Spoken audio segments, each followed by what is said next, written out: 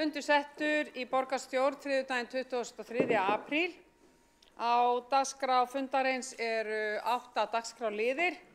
Er að ræða hefðbundinn fund borgarstjórnar þar sem við gerum ráð fyrir efnislegri umfjöllun tillögur 1–6 til það bil 18.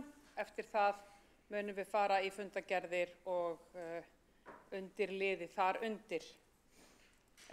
Við erum þá með fyrsta mál á dagskrá sem umræða stöðu löggæslumála í Reykjavík að beiðni borgarfulltrúa Samfylkingar, Framsóknar, Pírata og Viðreisnar og fyrstur á mælendaskrá borgarstjóri Einar Þorsteinsson. Gjörðu svo vel. Forseti, kæra borgarstjórn, nú sjáum við hvort við fáum glærur hér upp á skjá.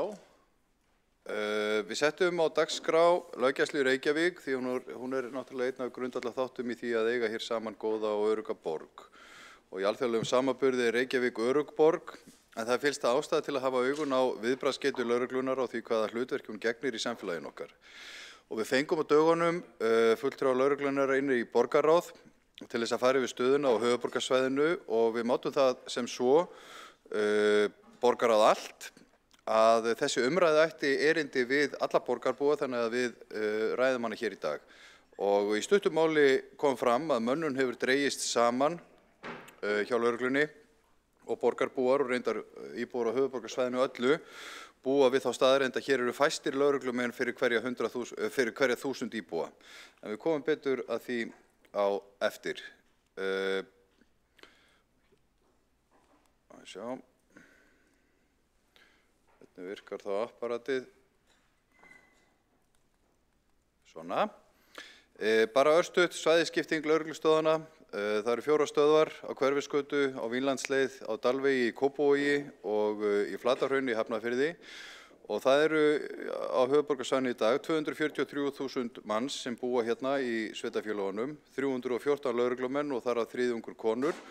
Það eru 105 starfsmenn í borgaralegum störfum og 40 lögreglunemar í starfsnámi. Og ég veit, það eru miklar upplýsingar á þessari glæru hérna, en ég skal summera hana aðeins fyrir ykkur. Ef við skoðum þróun í fjölda starfsmanna lögreglunar í landinu öllu, þá sjáum við að hlutfall þeirra lögreglumanna sem starfa á höfuðborgarsvæðinu hefur dregist mjög saman. Árið 2007 voru í landinu öllu 683 lögreglumenn og þar af voru 339 á höfuðborgarsvæðinu, eða helmingur allra lögreglumanna. Síðan þá hefur þetta hlutfall lækkað stöðugt og í dag starfa 760 lögreglumenn í landinu en aðeins 297 í Reykjavík, eða 39%. Og þetta alvarlegt að því að frá því að árinu 2007 hefur íbúum í Reykjavík fjölgað úr 116.000 í rétt tæplega 140.000 og á höfuðborgarsvæðinu öllu bjuggu árið 2007 195.000 manns en í dag 243.000. Og Íslendingar voru núna áramótin tæplega 390.000 og hér á höfuðborgarsvæðinu búa 63% landsmanna. En eins og á glærunni sést þá aðeins 39% lögreglumanna hér. Og ef við pörum þetta við hverja 1000 íbúa þá 1,2 lögreglumenn á hverja 1000 íbúa hér á höfuðborgarsvæðinu á meðan aðrir landshlutar eru með frá því upp í 1,8 upp í 3,2 lögreglumenn á hverja 1000 íbúa. Og ég ætla ekki að halda því fram að þessi svæði, þessi landshlutar séu með of mikla mönnun þvert á móti, landfræðilegar aðstæður og aðrar staðbundnar skýringar eiga klárlega við, álag vegna ferðaþjónustu sem hefur víða aukist stórlega á undanförnum árum skýrir eflaust eitthvað af þessari þróun, en þá má ekki gleyma að nær allir ferðamenn sem koma til landsins koma til Reykjavíkur líka og inn á höfuðborgarsvæðið. Og hver þyrfti fjölgunin að vera? Ef við ætlum bara að koma okkur upp á par við aðra landshluta. Hér eru við með 297 lögreglumenn eða 1,2 á hverja 1000. Ef við ætlum að fara upp í 2 á hverja 1000, þá þyrfti að bæta við 0,8 og það eru 228 lögreglumenn sem að fylgdu því. Og við förum hérna á glæruna fyrir áðan, þá þá sjáum við að við erum í 1,2. Ef við varum í 2 lögreglumönnum, þá erum við með sömu mönnun og norðvestur, norðaustur, austur og suðurland. Og þetta sýnir bara hvað það er mikil undirmönnun, að það vanti 228 lögreglumenn hér á höfuðborgarsvæði til þess að við komumst á par við þá landshluta sem við erum að gætum borið okkur saman við. Og í alþjóðlegum samanburði þá er á hverja 100.000 íbúa í ýmsum Evrópulöndum hér meðaltal og þar eru við næst lægst á eftir Finnum. Og ef við förum aðeins yfir verkefnin, þetta eru 27% umferðarlagabrot, 10% hegningarlagabrot og svo eru önnur verkefni, önnur brot fátíðari, en helmingurinn af tíma lögreglunar fer í ýmiss konar svona umsýslu sem í önnur verkefni, bara köttur fastur upp í tré, stuðningur við andlega veikt fólk, mótmæli, ýmiss konar verkefni sem að lögreglan þarf að sinna. Ef við skoðum hér þróun hegningarlagabrota, þá er staðan svo að fjöldinn hefur ekki aukist sérstaklega á höfuðborgarsvæðinu og við erum svona í sirka 10 ára meðaltalinu og hlutfall hegningarlagabrota á höfuðborgarsvæðinu af heildarfjölda brota, þá eru engar sérstakar sveiflur í því, en þarna sjáum við hins vegar að 75% allra hegningarlagabrota á landinu er hér á höfuðborgarsvæðinu og ég minni aftur að 39% lögregluliðsins er hér. Nú, ofbeldisbrot, þeim hefur hins vegar fjölgað dálítið undanfarinn áratug og er aðeins yfir 10 ára meðaltali og alvarlegum ofbeldisbrotum hefur fjölgað nokkuð líka og síðustu 2 ár eru við með 2 stafa tölu þegar kemur að manndrápi eða tilraun til manndráps og það eru 1122 líkamsárásir og 242 stórfelldar líkamsárásir og þær hafa ekki verið fleiri síðasta áratug. Við skoðum bara aðeins kortið, þetta er svona hitakort af því hvar tilkynningar ólæti eða slagsmál, þetta kemur svo sem kannski ekki á óvart, þetta er hér bundið við næturlífið í miðborginni og brotin eru flest eftir miðnætti. Og þjófnaður og innbrot, þá sjáum við þessar glærur hér og hitakort af því. Þetta eru öll innbrot á höfuðborgarsvæðinu og við brjótum þetta niður, innbrot á heimili, þá lítur þetta svona út, innbrot í fyrirtæki og stofnanir, svipað og ökutæki. Stóra myndin er eins og þessi að flest brot eru á höfuðborgarsvæðinu, 75%, þau eru framin í Reykjavík, ekki hinum sveitarfélögunum. Þannig að þess vegna er mikilvægt að ræða þetta hér í sölum borgarstjórnar. Nú, aðeins það sem er jákvætt að gerast er það að lögreglan hefur verið að gera betur í því að sinna rannsóknum kynferðisbrota. Það er á grundvelli aðgerðaráætlunar fyrir árin 23 til 25. Þá kom inn aukið fjármagn til þess að stytta málshraða, auka gæði rannsókna, samræma verklag og fleira. Og þá náðist að fækka opnum rannsóknum úr 397 í 180 á mjög stuttum tíma og umfangið hins vegar af glæpastarfsemi í landinu er umtalsvert, það er að segja málin eru stór. Hér eru við með dæmi 100 kíló af hörðum fíkniefnum sem er að verðmæti margra milljarða og svo erum við með til rannsóknar hér í landinu alvarlegt mannsalsmál sem við bíðum eftir að fá niðurstöðu í. Og síðan er það birtingarmynd áhættunar og þróun mála. Það eru bara allt það sem nágrannalöndin eru með, vopnalagabrot, barnaníðsmál, fjármunabrot og peningaþvætti og fíkniefnamál, en líka síðan alvarleg ofbeldisbrot og gengjamyndun, vopnaburður, hefndaraðgerðir og uppgjör. Og við höfum séð fréttir af þessum hnífstungumálum og auknum vopnaburði og þetta er eitthvað sem við þurfum að taka alvarlega. Og í samtölum við lögregluna þá hafa þau verið að leggja áherslu á það að fá meira fjármagn til þess að sinna samfélagslöggæslu sem hefur verið þróuð hér á landi undanfarin ár en bara í mjög smáum skala. Nálgunin gengur út á að byggja upp jákvæð tengsl við hverfin, leggja áherslu á fyrirbyggjandi aðgerðir, grípa inn í áhættuhegðun og vinna með nærsamfélaginu. Þetta svona löggan sem að þið þekktuð í gamla daga, sem að var Siggi lögga eða sem að var hægt að leita til. Og fólk og ungmenni treystu gjarnan. Og markmiðið að auka öryggistilfinningu í samfélaginu, sýnileika og aðgengi að lögreglu og þetta svona þetta mjúka vald, að ná til barna eða ungmenna sem að finnst þau vera útilokuð af samfélaginu og vinna í þéttu samstarfi við stofnanir eins og barnavernd, félagsþjónustuna, skóla og sveitarfélög. Og í dag eru 2,5 stöðugildi í samfélagslöggæslu og í Stokkhólmi þar sem að íslenskt lögreglufólk var á dögunum í svipastóru svæði og Reykjavík og höfuðborgarsvæði. Þá voru 35 samfélagslögur í fullu starfi við þetta og ég held að hér séu tækifærin að byggja upp traust og ég held að við í borgarstjórn ættum að hvetja Alþingi og dómsmálaráðherra til þess að styðja við aukinn fjárstuðning til þess að manna þessar stöður. Takk fyrir. Borgarstjóri hefur lokið máli sínu og tekur þá til máls Aðalsteinn Haukur Sverrisson. Gjörðu svo vel.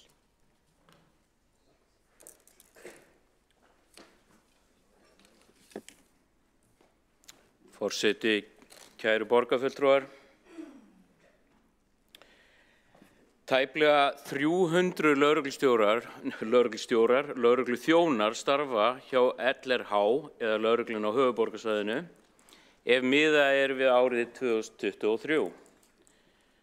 Það þýðir að hjá LRH starfi 1 lögregluþjónn á hverja 820 íbúa höfuðborgarsvæðisins, cirka. Það sláandi. Frá árinu 2000 til dagsins í dag hefur Ísland farið úr því að vera með flesta lögregluþjóna per höfðatölu á Norðurlöndunum í þá fæstu. En hér sprengjan. Á hverjum tíma sólarhringsins á höfuðborgarsvæðinu eru 10 lögreglubílar sem sinna almennum útköllum eða 20 lögregluþjónar. Stundum færri. 20. Það samsvarar til þess að 1 lögregluþjónn á almennri útkallsvakt fyrir hverja rúmlega 12.000 íbúa á höfuðborgarsvæðinu hverju sinni. Maður á bara erfitt með að segja þetta upphátt.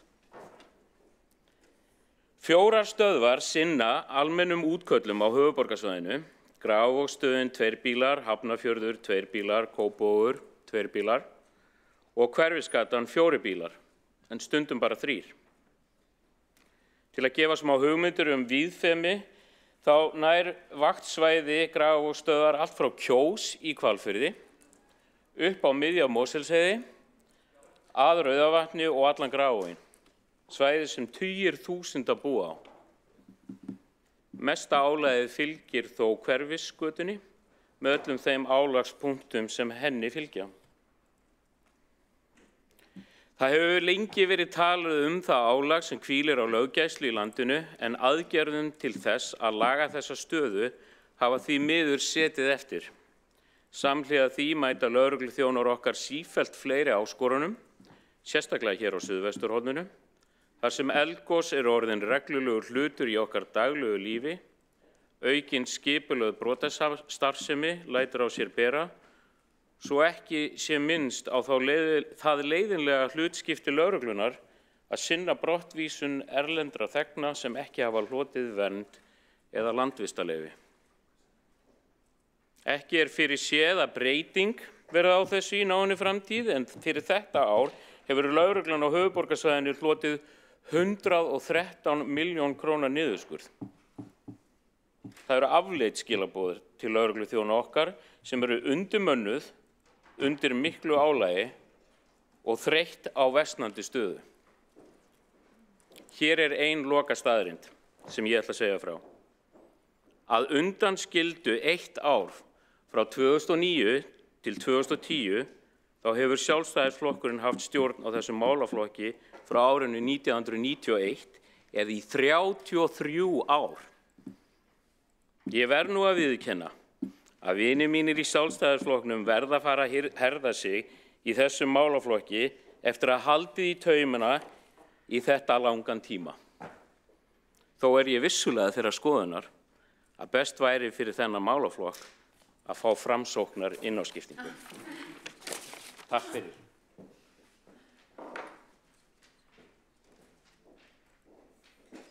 Borgarfulltrúinn hefur lokið máli sínu og einn hefur óskað eftir að koma í andsvar. Það Sandra Hlíf og Karis. Gjörðu svo vel.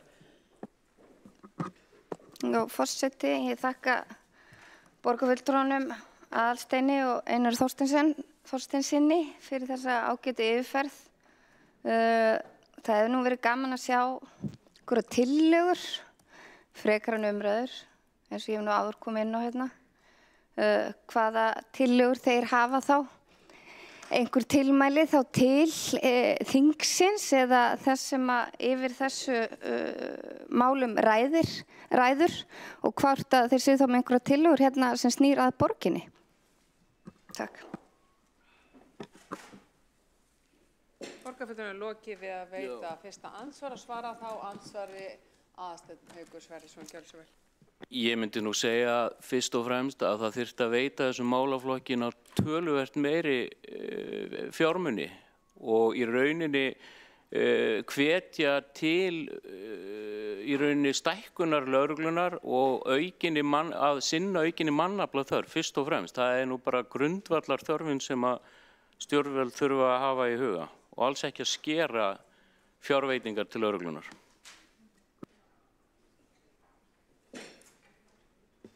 Borgarfulltrúinn hefur lokið við að svara andsvari og forseti minnir á að ávarpa forseta í upphafi andsvars líka, en ég geri þá ráð fyrir því að það sé andsvar númer 2. Gjörðu svo vel, Sandra Hlíf.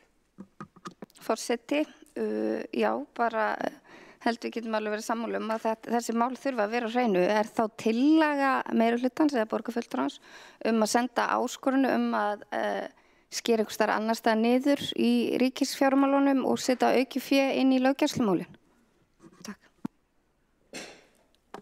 Borgarfulltrúinn hefur lokið við að veita ansvar og svara þá ansvari Aðalsteinn Haukur Sverrisson. Ég held að forgangur sé klárlega sá að við þurfum að hafa löggæslu landsins í algjörum forgrunni og að það sé til nóg af verkefnum til þess að hliðra til við það að veita löggæslu landsins það þau aðföng sem þau þurfa til þess að stunda sína grunnþjónustu. Takk fyrir. Borgarfulltrúinn lokið við að svara andsvar öðru sinni og þá andsvarinn lokið undir þessari ræðu. Næst tekur til máls Sara Björg Sigurðardóttir. Gjörðu svo vel.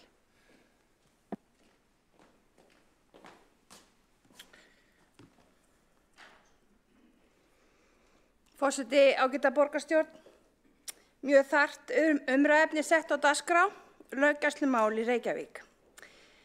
Eitt verkefni stjórnvalda að tryggja öryggi borgaranna. Gæta þess að handhafa framkvæmdarvaldsins, lögreglan, hafi nægt bolmagn til að annast skyldur, verkefni þegar reglur samfélagsins eru brotnar af þegnum.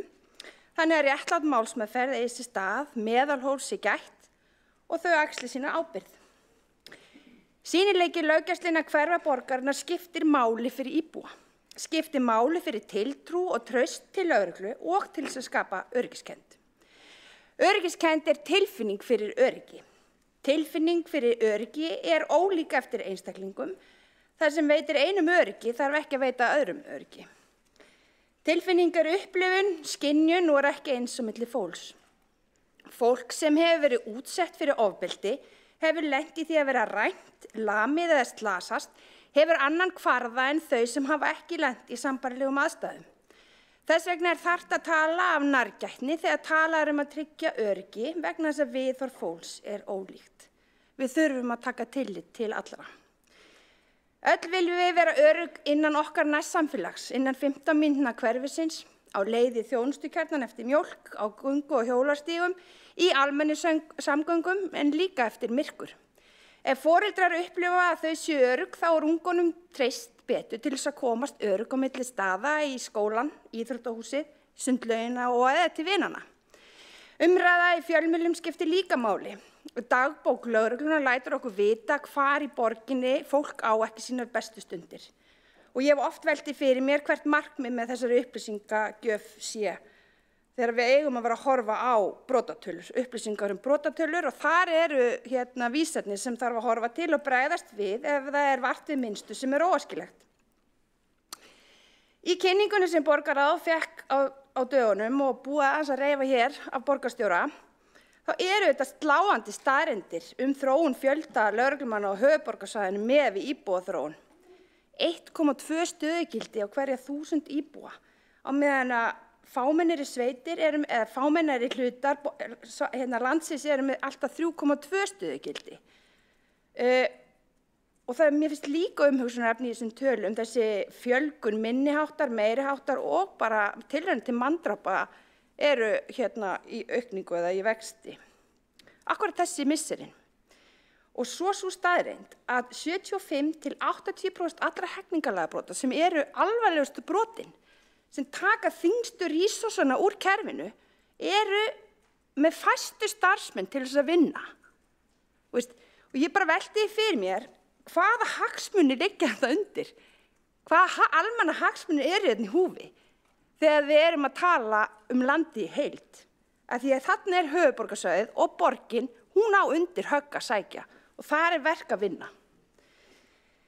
Forseti, ágæta borgarstjórn, ég skrifaði grein á dögunum sem vakti mikil viðbrögð, metnaðarleysi í Mjódd. Mörg setti sig í samband við mig eftir á og lýstu sambærilegri tilfinningu, upplifun og ég hafði greint frá. Skorti á öryggiskennd, skorti á metnaði fyrir umhverfi Mjóddar. Ruslveggjakrot, sígarettur og brotnir gluggar látnir viðgangast. Saga sem eldri vinkona sem ég hitti reglulega í sundlauginni, hún situr í mér. Hún hafði gert sér ferð í Mjóddina til þess að taka út pening í hraðbanka en hætti snarlega við þar sem hópur einstaklinga var fyrir framan bankan. Því nýlega hafði verið ráðist á eldri konu og hún rænd hábjartan dag. Þetta ekki samfélag sem ég vil búa í. Þetta ekki hluti sem við eigum að láta viðgangast. Fréttir af líkamsárásum, slagsmálum, aðsúgur veittur og saklausu fólki jafnvel hábjartan dag, það rænt flíkum, símum eða jafnvel hjóli, vekur fólk til umhugsunar innan hverfisins.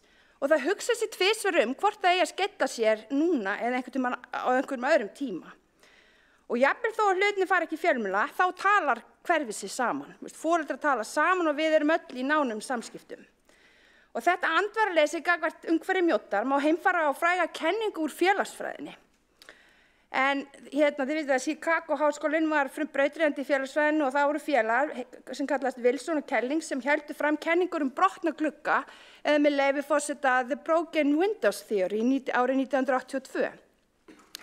Þeir félagar héldu fram að fylgni væri milli óreglu og skorts eða skorts og aga með leyfi forseta á ensku disorder eða virðingu fyrir umhverfi og tíðni glæpa í nærsamfélögum. Það að segja að samfélagið lét svæði afskiptalaust og ekki væri gripið inn í.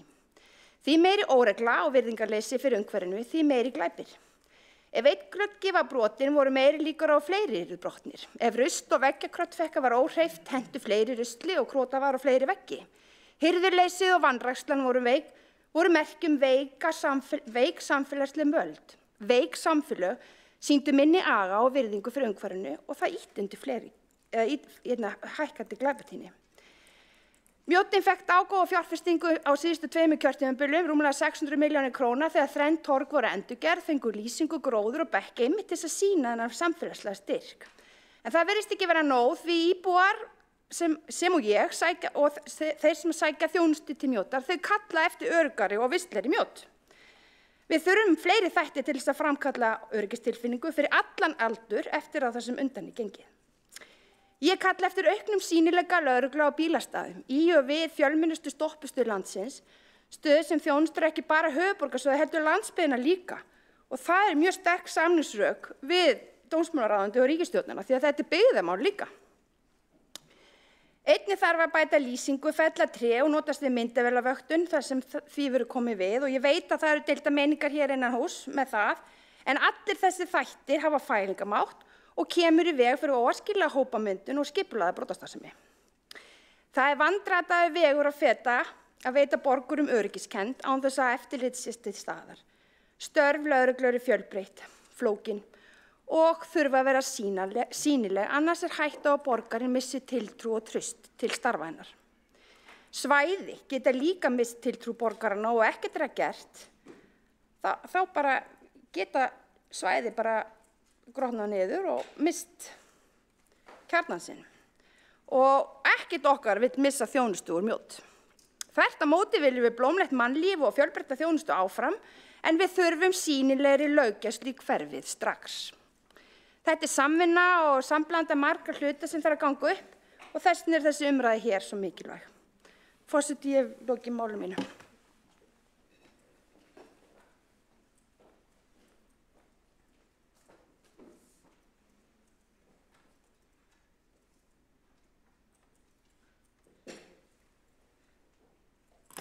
Borgarfulltrúinn hefur lokið máli sínu og tekur þá til máls Heiða Björg Hilmisdóttir. Gjörðu svo vel.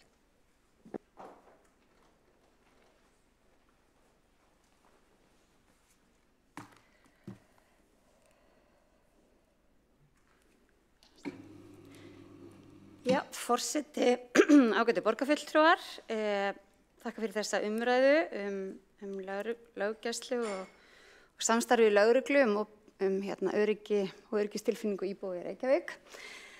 Við erum auðvitað heppin með lögregluna á höfuðborgarsvæðinu hér. Lögregla umdæmið okkar er leiðandi á landsvísu í þróun löggæslu starfa og rannsókn sakamála og svona samstarfs við samfélagið.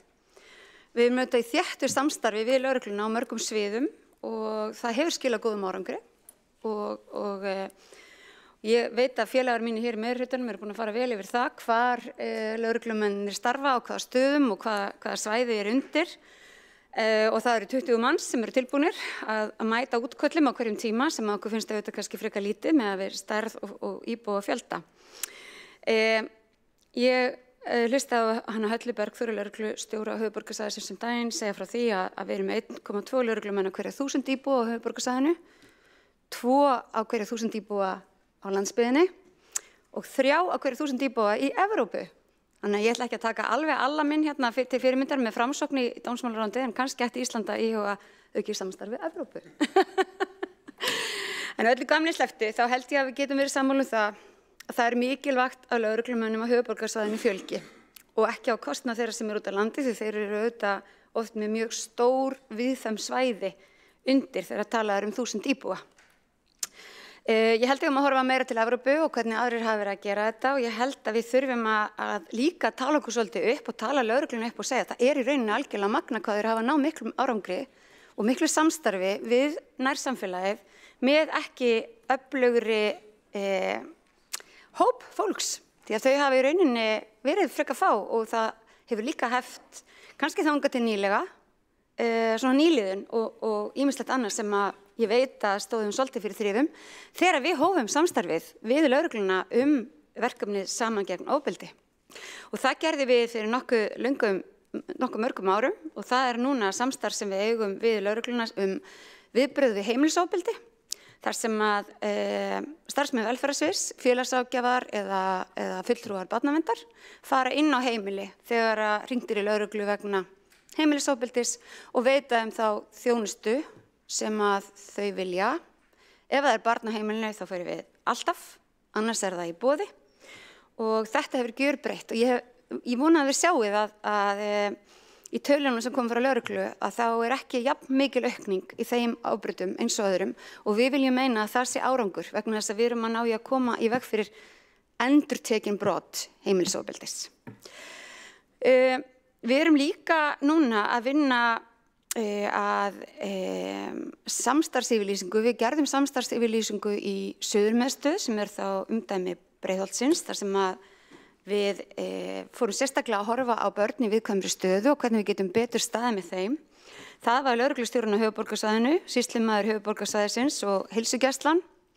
Það voru auðvitað miðstöðin sem kom þar sterkt inn, barnaverndin og framhaldsskólarnir í Reykjavík. Þessir aðilar hafa núna verið að þróa aðeins þetta verklag og nú á næstu dögum, við kynntum það 17. apríl í velferðarráði, munum við skrifa undir, borgarstjóri mun skrifa undir fyrir okkur, það við ætlum að færa þetta verklag yfir á alla borgina. Þá erum við með alla sem eru í nær umhverfi barna í samtali og vinna saman. Og þetta líka ekki bara það við séum að við erum ekki bara að hugsa börn í viðkvæmri stöðu því að þau eru þetta kannski þau sem eru í mestri hættu sjálf, en við erum líka bara að hugsa að stuðla farsæld barna, auka þessa öryggistilfinningu sem svo mikilvæg og við sáum í könnunum daginn að 7% barna gengu með hníf. Það eru auðvitað alveg ótrúlegt. Það voru framhaldsskóla aldur. Eiginlega enginn þeirra blessunlega hafði notað hnífinn. En þetta einhver upplifun barna óöryggi sem við þurfum að ávarpa og við þurfum að sýna að samfélagið okkar sem betur fer ekki þannig að þú þurfir að vígbúast á hverjum degi þegar þú ferð út af heimilinu þínu. Þannig að við erum líka að hugsa það, að auka tiltrú til samfélagsins, tiltrú til þess umhverfis sem í kringum þig, að það séu aðilar sem þú getur talað við og að lögreglan sé vinur þinn en ekki óvinur. Og það gerum við vonandi með þessu. Það skýr vilji og ég held að allir aðilar hafi séð þarna að þetta hefur skilað sér. Og ég held að geti alveg spurt skólastjóran í FB eða skólameistaran í Fjölbrautaskólanum Breiðholti eða hverfisstjóran okkar og fleiri aðila. Og ég hlakka til að við tökum þetta áfram og vonast til þess að við getum gert þetta með svipuðum hætti og við höfum gert með samangefnu ofbeldi. Það eru mánaðarlegir fundir, það er þétt samtal. Og ef það kemur eitthvað upp á, ef einhverju ferlar eru óskýrir, ef við sjáum einhverja breytingar, þá hægt að bregðast við. Við gerum það til dæmis í samangefnu ofbeldi með að bera saman tölfræði Reykjavíkurborgar sem við gefum út mánaðarlega heimilisofbeldi og viðbrögð og tölfræði lögreglunar. Maður sér ýmislegt út af þeim gögnum sem verið að safna, stundum þurfum við ekki endilega að safna mjög mörgum fleiri gögnum, við þurfum bara að vinna með þau gögn sem eru og bregðast við. Mér langar líka að nefna annað verkefni sem við höfum unnið að með lögreglunni sem hefur verið mjög farsælt og það verkefnið sem var í rauninni þegar við stofnum ofbeldisvarnanefnd í Reykjavík og á fyrsta fundi og ætluðum að gera aðgerðaáætlun og það ákvað við í rauninni að gera ekki aðgerðaáætlun heldur vinna því að hér myndi verða stofnuð þjónustumiðstöð fyrir þolendur ofbeldis. Og við vorum bara með eitt verkefni aðgerðaáætlun. Það var að finna húsnæði og mynda einhvers konar samráðsvettvang þar sem þeir sem eru að þjónusta fólk sem verður fyrir ofbeldi gæti unnið saman á. Þannig að fólk þyrfti ekki að hugsa, hvernig ofbeldi var því fyrir, til hvaða samtaka á ég nú að leita, þetta var nú kynferðisofbeldi en samt líka heimilisofbeldi á ég þá að fara, það væri bara einn staður.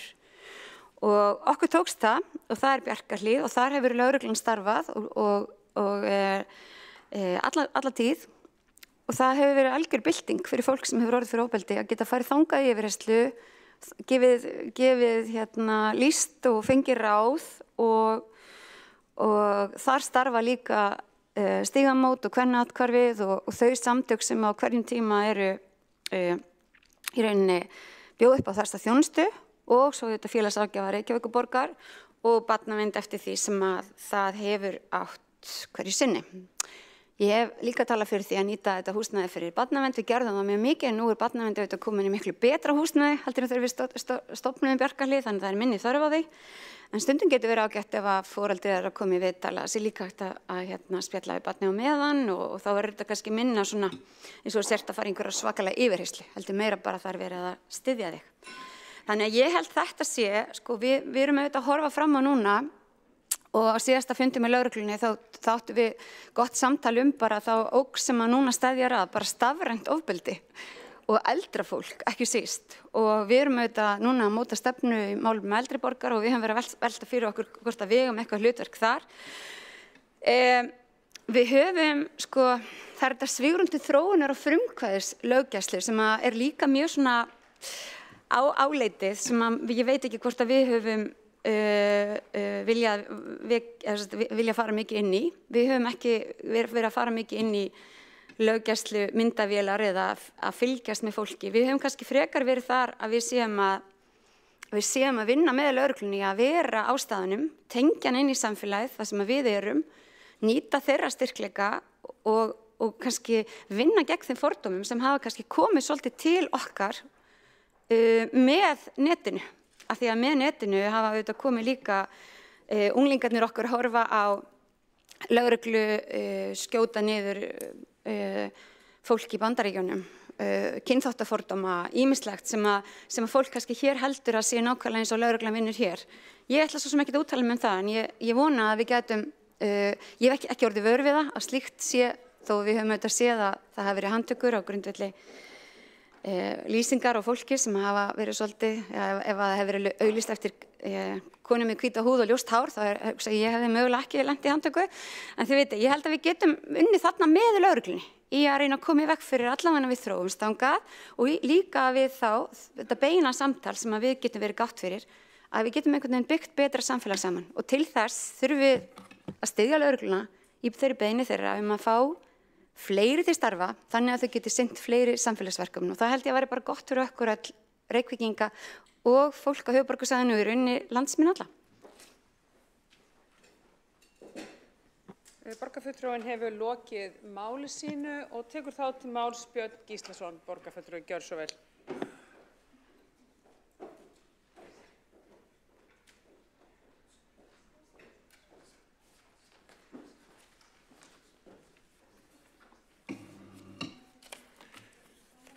Já, forseti, ágæta borgarstjórn, þetta held ég að sé, þetta ákaflega þörf umræða sem hér fer fram núna og það ekki gott að við séum í svona hlutfalli sem svona daburt hjá okkur gagnvart landsbyggðinni í varðandi lögreglumenn á per íbúa og ég held að þetta hafi niðurskurðurinn var nú mestur í þessu á sínum tíma, held ég, í kjölfar hrunsins eins og í svo mörgu sem þá var og það rétt sem að kom fram hjá Aðalsteini Hauk Sverrissyni borgarfulltrúa að við erum búin að vera lengi stjórn saman, Framsóknarflokkur og Sjálfstæðisflokkur og það ekkert, ég segi það ekki, þetta má vera betra allt saman, við þurfum endilega að laga þetta. Þetta engan veginn og gott. Nú í löggæslumálum, sko auðvitað flest brot eru framin hér á höfuðborgarsvæðinu, það bara að vita það og mest að gera hjá lögreglunni, það ekki spurning og hér eru náttúrulega mikið að ferðamönnum á hverjum tíma, þetta breyst svo mikið og það þurfa allir að finna fyrir þessu öryggi eins og sagt með því að sjá lögreglumenn sem að sjást alla á gangi eins og var hér áður í miðborg Reykjavíkur og það hefur bara mikið svona gildi öryggis. Nú það sem ég langaði nú að nefna líka að það eins og borgarstjóri kom inn á þann, það með hverfislögguna eitthvað þvílíkt, maður man eftir þessu, þetta var nú heldur fyrir hrun, sem var lögregla í hverju hverfi og þeir hefðu aðsetur í skólum og þjónustumiðstöðum og voru í mjög góðum tengslum við þess aðila og reyndar íþróttafélag líka, ég þekki það dálítið, þar sem ég var þarna í þessu mínu hverfi og ég fullyrði það að sko, þetta var það gott að löggæslumaðurinn í hverfinu, hann þekkti unglingana og börnin og vissi svona hvar staðirnir voru sem voru svona kannski krakkar hópuðust á og hann fylgdist með og gerði alveg öruggt mál að hann gerði margt gott þarna og jafnvel kom í veg fyrir það að einhverjir fóru á svona einhverja verri vegu í sínu lífi af þessum börnum. Og þannig að ég held að þetta eitt af þessu samfélagsmálum sem bráðnauðsynlegt að koma í gegn. Þetta eitthvað það besta sem hefur gerst í þessu og það náttúrulega ömurlegt að vita að það sé bara 2,5 eða 2,5 stöðugildi í þessu miðað við 10 og eitthvað í Svíþjóð ekki og alveg margfalt meira. Við verðum að hafa þetta og það per hverfi að mér skilst. Og við verðum að bæta þetta og kannski getum við komið eitthvað að þessu með einhverjum hætti. Allan að skaffa aðstöðu, svo það sé ekki annað meira en það. Og svo náttúrulega eitt að við sem betur fer að þá held ég að landsmenn beri mikið traust til lögreglunnar. Það hefur komið fram í öllum könnunum og þeir vilja henni vel. En ég held að það sé nú aðalega, ég misti nú aðeins kynningafund í borgarráði, þannig að en eins og ég svo sem veit sjálfur, það er margt sem við getum kannski bætt í okkur og það er hluta þessu öllu saman. Og viðbragðsaðilar hafa mikið talað um það. Það er náttúrulega, þetta viðbragð þeirra er oft mjög dapurt á ákveðnum tíma sólarhrings hérna á þessum álagstímum og það á jafnt við lögreglu og slökkvilið og sjúkralið og því um líkt. En ég held að við verðum að passa okkur á því. Við sinnum nú líka öryggisgæslu fyrir hönd borgaranna hérna, borgarstjórn eða Reykjavíkurborg og við þurfum að passa upp á þetta sé allt saman í lagi. Og ég held að við ættum fyrst kannski að skoða okkur líka. Ég held að það sé mjög gott að gera það. Og borgarstjóri situr nú sem formaður í stjórn slökkviliðsins meðal annars. Þannig að ég held að við þurfum að skoða þetta allt saman og endilega gera lögreglunni kleift að vera hjá okkur og vera með svona samfélagslögreglu eins og við komum fram að sé nauðsynleg og ég tek alveg heils hugar undir það og bara þakka fyrir þessa umræðu.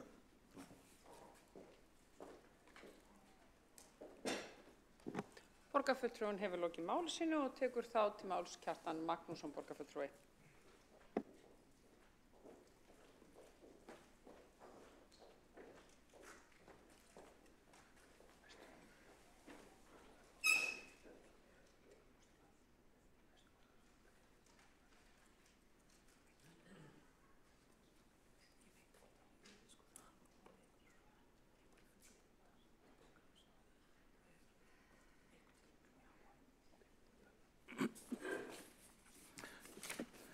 Forseti, góðir borgarfulltrúar, það er að sjálfsögðu mjög þarft málefni sem hér til umræðu og get tekið undir það sem ýmsir hafa sagt hérna. Það nauðsynlegt að styrkja þennan málaflokk, styrkja löggæslumál. Þetta auðvitað ein af frumskildum hins opinbera og það auðvitað stöðugt til umræðu hvort að því sé sinnt vel og sýnist mörgum svona ýmislegt í þeim efnum. Nú, ég held svona þegar á heildina sé litið þá eigum við mjög gott lögreglulið í Reykjavík og það stendur sig vel. Hins vegar hefur verið bent á þetta að það séu ófáir lögregluþjónar á vakt og geti því illa brugðist við ef mikið að gera til dæmis helgar og það má til sanns vegar færa.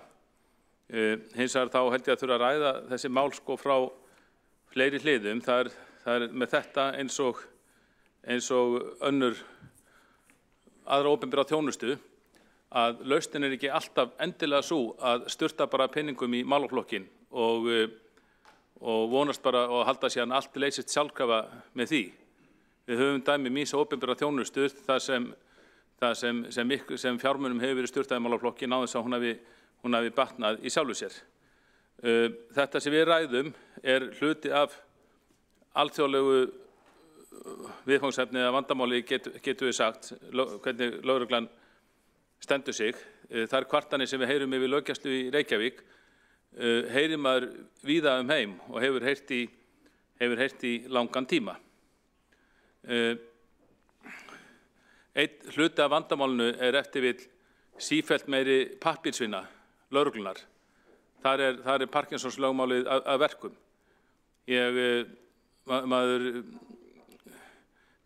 Maður kynnti svolítið löggæslunni í Reykjavík þegar maður las endurminningar fyrrverandi lögreglustjóra sem starfaði á stríðsárunum. Þá sá maður að það var mjög algengt að þeir sem voru teknir fyrir afbrot, til dæmis á föstudags eða laugardagskvöldi í Reykjavík sem var mjög algengt, þeir voru leiddir fyrir dómara daginn eftir. Dómarinn var þá bara á helgavakt og menn voru bara leiddir til dómarans. Þetta var allt í fersku minni lögregluþjónunum sem tóku þá, skýrslan fylgdi með og það var mjög oft kveðin upp dómur á staðnum fyrir minniháttar brot sem voru oft kallaðar brennivínssektir. Nú heyrir maður að þessi alls konar mál geti velst í kerfinu, mánuðum jafnvel árum saman. Mörg að falli niður vegna þess að saksóknarinn bara telli sig ekki hafa tíma eða nennið ekki að rétta sækja menn til saka fyrir smá afbrot. Og því miður þá hefur maður heyrt sögur af því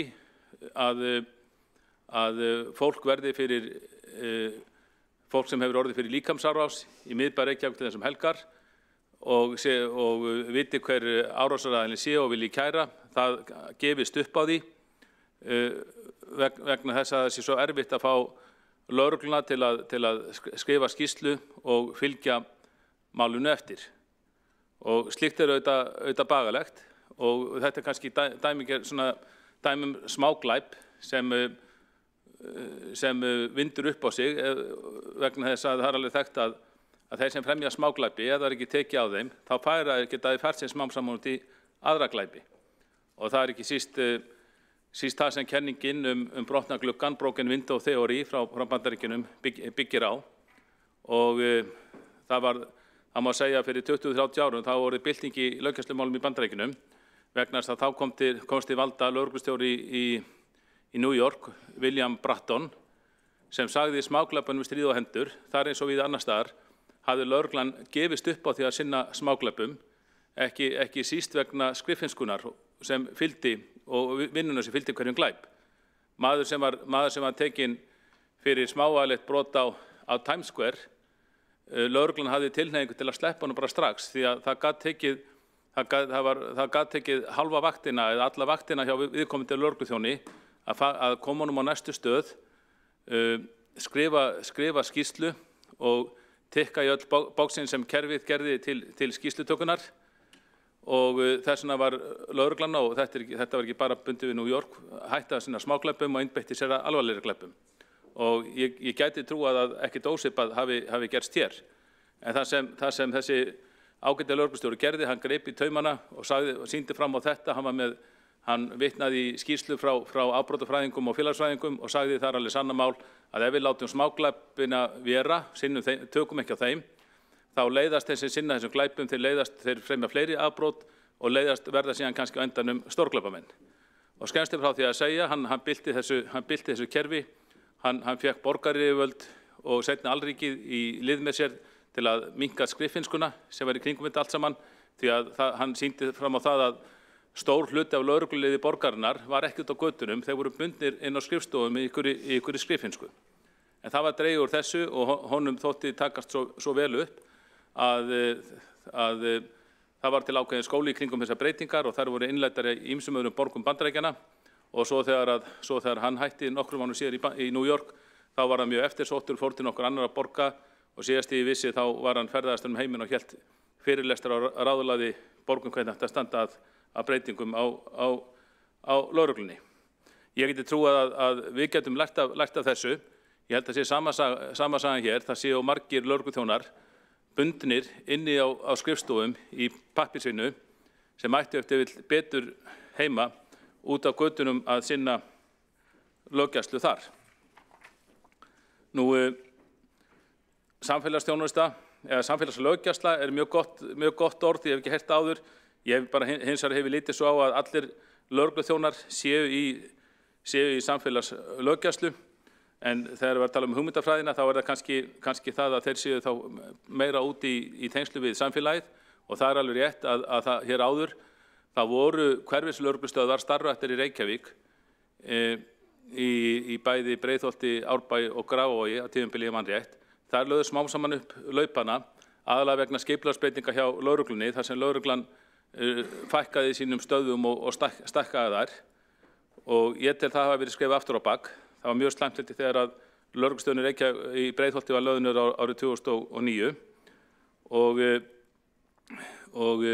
það var að frumkvæði lögreglunar og nú borgin laðinni til húsnæði og það var alveg sanna mál að þeir hefðu lögregluþjónarnir sem unnu þar, þeir voru í mjög góðum tengslum við hverfið, upplýstu einmitt marga minniháttar glæpi og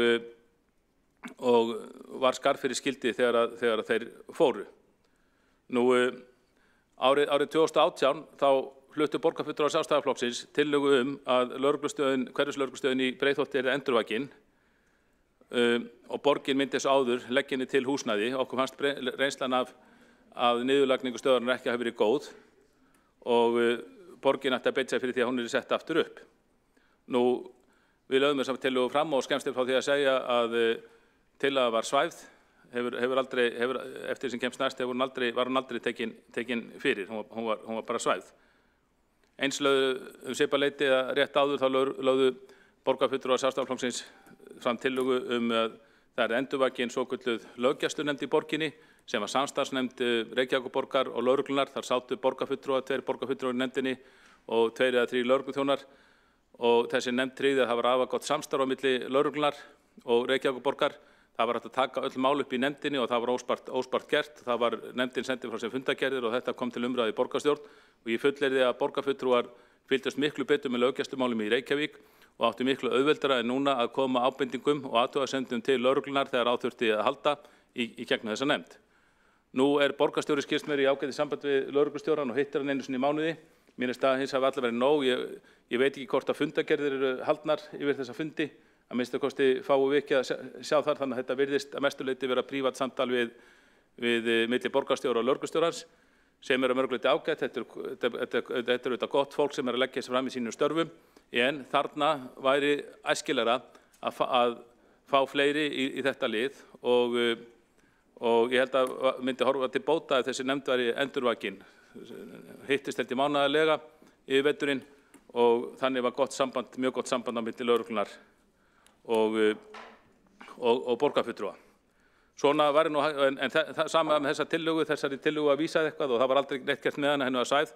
Þannig að það hefur í sjálfu sér ekki vantað tillögur frá borgarfulltrúum Sjálfstæðisflokksins í þessum málum og þær eru auðvitað til hér í fundargerðum en menn vilja vekja þær á djúpum svefni til þess að í því skyni að bæta löggæsluna í borginni sem við erum öll sammála það heyrist mér að þurfi að bæta. Borgarfulltrúinn hefur lokið máli sínu, 2 hafa óskað eftir að koma upp í andsvar, það er borgarstjóri og Magnús Davíð. Gjörðu svo vel, borgarstjóri. Þakka þér, forseti.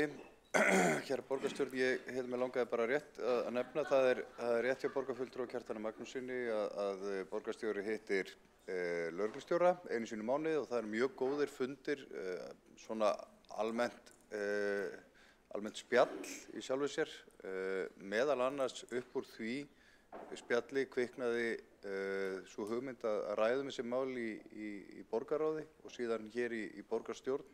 Það er þessi nefnd sem að borgarfulltrúinn minnist á, samstarfsnefnd lögreglumál sem var hér áður fyrr. Nú erum við náttúrulega með mannréttindar- og ofbeldisvarnaráð þar sem að lögreglan kemur inn og kynnir það sem að borgarfulltrúar vilja heyra, þannig að sá vettvangur er til staðar en það er að gera að hann sé fókuseraður og gagnlegur.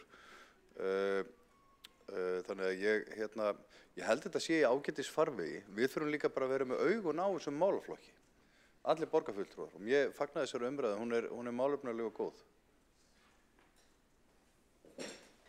Borgarstjóri hefur lokið við að veita andsvar og svara þá andsvari Kjartan Magnússon. Gjörðu svo vel. Forseti, góði borgarfulltrúar, ég er hjartanlega sammála borgarstjórum það að við eigum að vera með augun á þessum málaflokki og betur sjá augu en auga. Þess vegna er sannfærður það að ef við myndum hanna eitthvað ferli til þess að hleypa borgarfulltrúum betur á þessu mikilvæga málaflokki, þá var þetta til bóta.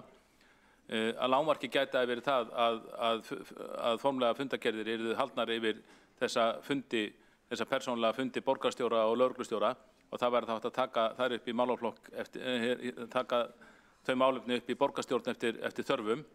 En ennþá betra væri ég vegna þess að ég hef reynslu af þessari löggæslunefnd og satt sjálfur í henni á tímabili að ennþá betra væri held ég að skoða að setja eitthvað slíka nefnd á laggirnar á nýju. Ég held að þetta hafi verið launalaus nefnd og kostaði ekki mikið og einn fundur í mánuði í veturinn.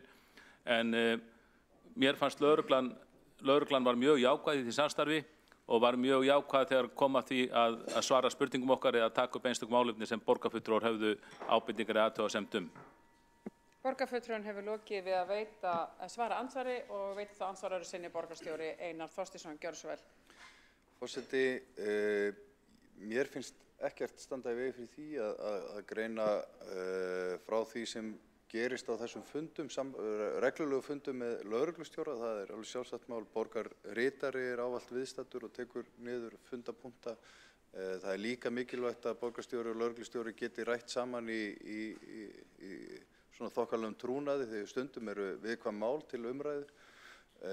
Ég held við ættum að hafa lágan þröskuld á því að ræða þessi mál, sérstaklega í borgarráði, en svo erum við náttúrulega með heilt ráð sem heitir Mannréttinda- og ofbeldisvarnaráð, þar sem að þessi mál eru til sífelldrar umfjöllunar. Þannig að ég held við ættum ekki að stofna nýja nefnd eða endurvekja þá gömlu.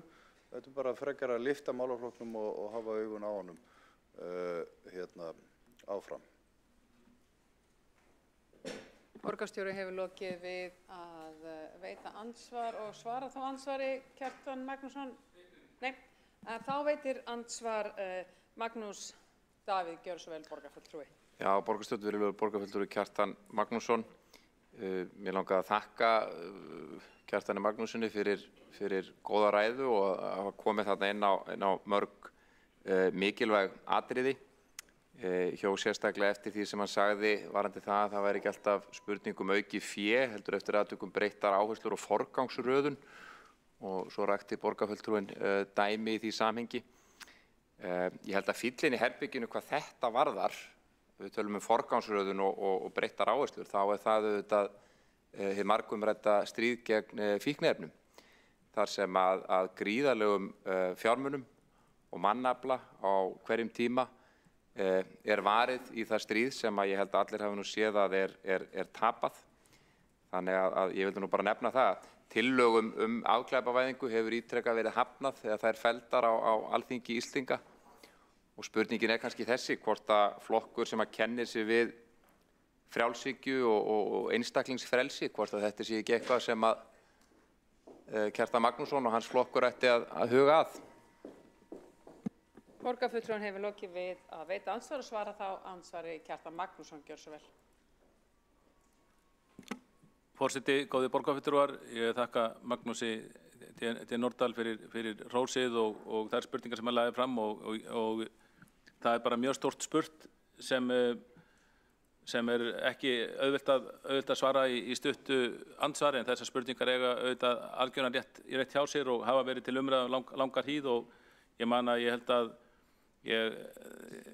ég hafi verið formaður Heimdallar fyrir mjög mörgum árum þegar þessi umræða var fyrst tekin upp í Sjálfstæðisflokknum á grundvelli þess félags og olli mikilli hneyslun sumra, en dropinn holar steininn og þetta hefur verið í umræðunni síðan, og ég svona býst trygga við því með það sem maður heyrir að ég geti trúað að langflestir, jafnvel þrátt fyrir atkvæðagreiðslu á Alþingi, þá trúi minnstakosti helmingur ef ekki meirihluti þjóðarinnar og jafnvel þingmanna líka á að afglæpavæðing skili meiri árangri heldur en sífellt hert tök lögreglan á þjóðfélaginu sem fylgir þessum fíkniefnavanda.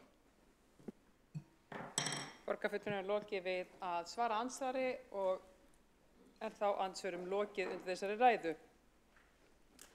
Tekur þá til máls Andrea Jóhanna Helgadóttir, borgarfulltrúi, gjörðu svo vel.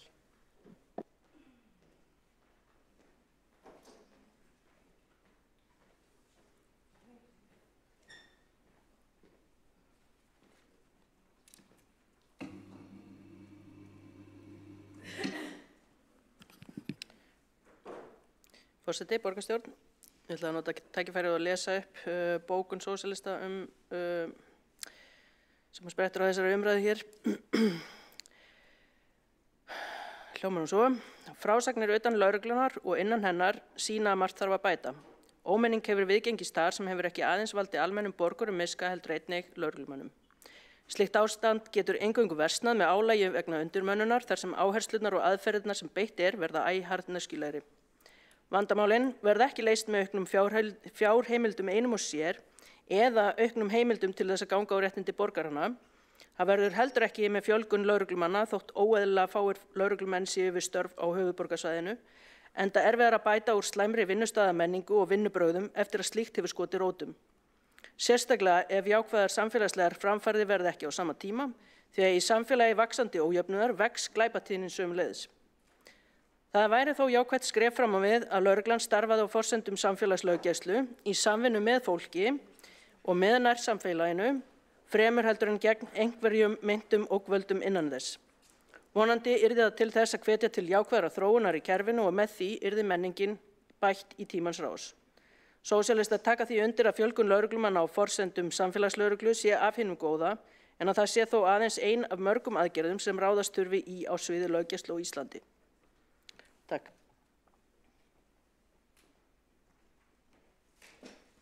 Borgarfulltrúi hefur lokið máli sínu. Forseti minnir á að ætíð þegar lesið upp á bein að þá mikilvægt að vísa í það að sé gert með leyfi forseta. Ekkert mál. Þá tekur til máls Alexandra Brím.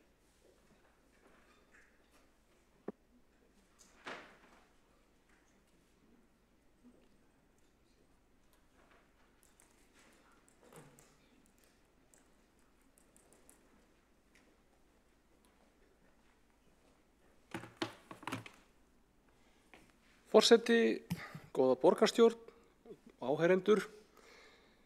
Nú ég ekki út af fyrir sig fylgjandi aukinni löggæslu, en ég mjög fylgjandi betri löggæslu.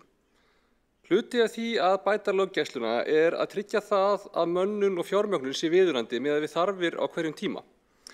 Lögreglan þarf að hafa tíma til að sinna því sem henni falið að sinna, íbúum fjölgar, gestum fjölgar, glæpamenn færa sig upp á skaftið og beita harkalegri aðferðum. Betri löggæsla þýðir ekki alltaf að mæta aukinni hörku af aukinni hörku. Lögreglufólk á ekki að þurfa að vera á sífelldum hlaupum milli útkalla eins og staðan í dag. Lögreglan þarf að hafa þá stefnu að sinna samfélagslöggæslu, hverfislöggæslu og þarf þá líka að hafa tíman, fjármagnið og mönnunina sem þarf til þess að geta gert það vel. Og svo það sem skiptir máli í þessu líka að endurhugsa forgangsröðunina í hvernig sú mönnun og hvernig þessi tími sem að lögreglan hefur notuð.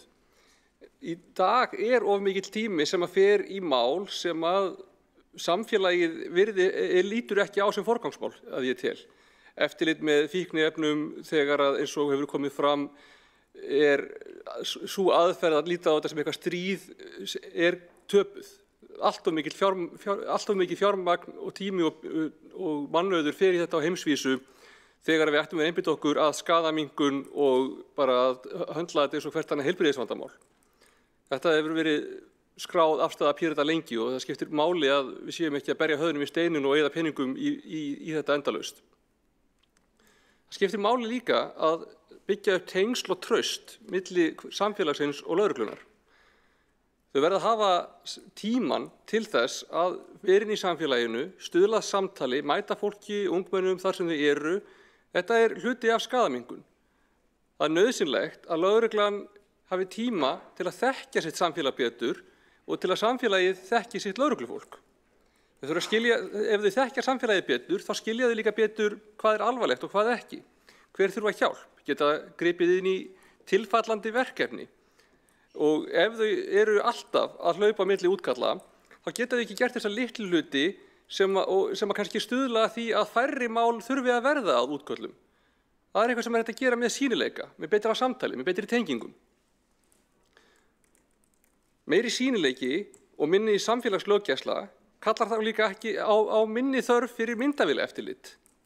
Og ef fólk hefur tíma til að kynna samfélaginu og vera hluta af því, ef fólk hefur minni tíma til að kynna samfélaginu, hefur ekki tíma til að vera hluti af því, ef að eina sem lögreglan getur gert að hlaupa milli útkalla, þá fylgir því streita, óöryggi og það alveg skiljanlegt að lögreglumenn og lögreglukonur upplifi sig þá í meiri hættu.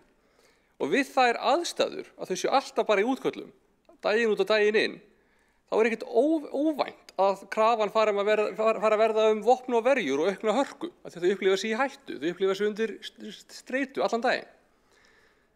Það akkúrat ekki það sem að löggæslan á að vera. Ég þekki þetta ágætlega, ég á náskylda ættingja í lögreglunni, þekki þau vel, þetta gott fólk, en aðstæðurnar sem við búum til með undirmönnun og sífellt meiri verkefnum eru hættulegar og verða til þess að það myndast gjá milli íbúanna og lögreglunar. Ég vil búa í samfélagi þar sem lögreglan hluti af því, hluti af hverfinu. Við viljum hverfislöggu sem þekkir fólkið og hvern krók og kima. Og þó ég ætla ekki kannski að fara út í öll fjölskyldusambönd, þá ætla ég að nefna gott dæmi samfélagslöggun á Íslandi. Það Sæmi Rokk, frændi minn, sem var lögreglustjóri út á Nesi til margra áratuga. Og hann stundaði þetta þannig að hann var alltaf í hverfinu. Hann þekkti strákana og stelpurnar og ég kynntist reyndar sumum þeirra sjálf seinna og heyrði frá þeim hvernig þau upplifðu hann. Og þau sögðu einmitt að þau þekktu hann, þau báru virðingu fyrir honum og þau hlustuðu á hann þegar hann sagði þeim að eitthvað væri hættulegt eða bannað. Það voru óþekkir krakkar og þó þau væru vandræðakemsar og gerðu alls konar, þá báru þau samt virðingu fyrir honum þegar þau upplifðu að þau hefðu farið yfir strikið hjá honum. Hann hafði tíma til þess að fara á morgnana og standa við gangbrautina við skólan og til að vera á flakki bæjarfélagið og kynnast í, fá sér kaffi á kaffihúsum og bara spjalla við fólk. Ég veit ekki hvort að hann myndi hafa tíma til þess ef hann væri lögreglumaður í dag. Hvort að krakkarnir myndi eitthvað þekkja hann sérstaklega, væri hann ekki bara einhver lögga. Það er hættan. Ég vil ekki vopnvæða lögregluna. Ég vil ekki forvirka rannsóknarheimildir.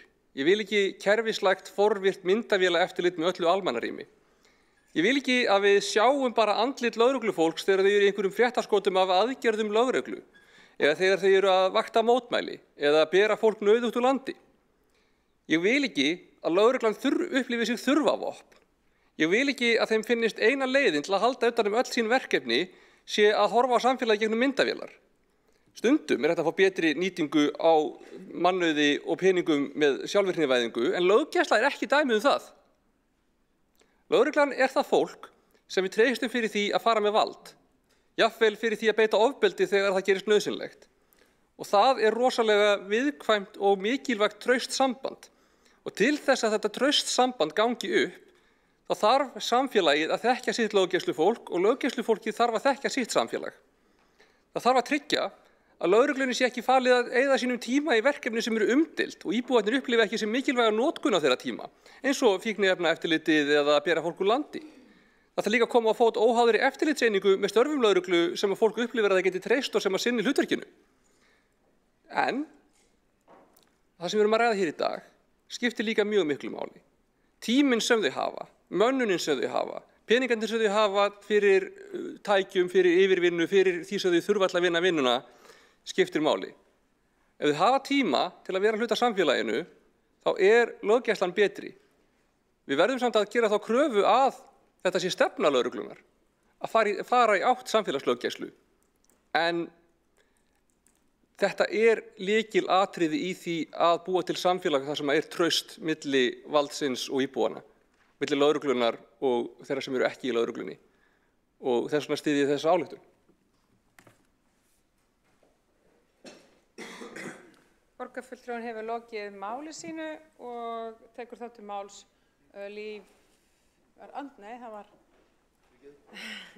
Líf Magnúsdóttir, borgarfulltrúi.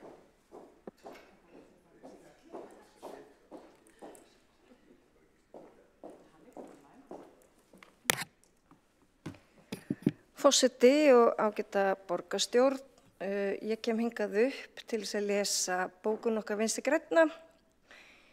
Með leyfi forseta sem hefst svo. Traust, velmönnuð og menntuð lögregla eru mikilvægir innviðir hvers samfélags. Vandi og viðfangsefni lögreglunar í dag er af fjölbreyttum toga. Í hröðum samfélagsbreytingum hefur starfsumhverfi lögreglunar tekið miklum breytingum á stuttum tíma. Aukin harka í undirheimum, aukning ofbeldisbrota og vopnaburðar, netglæpir, mansal og skipulögð brotastarfsemi eru dæmi viðfangsefni sem leggjast þungt á herðar lögreglunar og við reiðum okkur á að hún leysi. Svo það megi verða þarf Alþingi að tryggja nægilegt fjármagn til almennrar löggæslu enda leiða vanfjármagnaðar stofnanir af sér undirmönnun, fækkun í stéttinni, veikindi og kulnun sem að lokum bitnar á öryggi landsmanna. Eins þarf að leggja áherslu á að fá menntaða lögregluþjóna til starfa og treysta þannig og efla undirstöðu lögreglunámsins með auknu fjármagni til kennslu og rannsókna og inntöku nemenda með fjölbreytta reynslu, menntun og bakgrunn. Til að borgarstjórn hafi raunveruleg áhrif á gang mála ætti borgarstjóra og formanni borgarráðs að vera í lófa lagið að biðja fund með allsherjar- og menntamálanefnd og benda á ofangreinda þætti sem vert að leggja áherslu á svo tryggja megi öryggi og þjónustu við Reykvíkinga og íbúa höfuðborgarsvæðisins.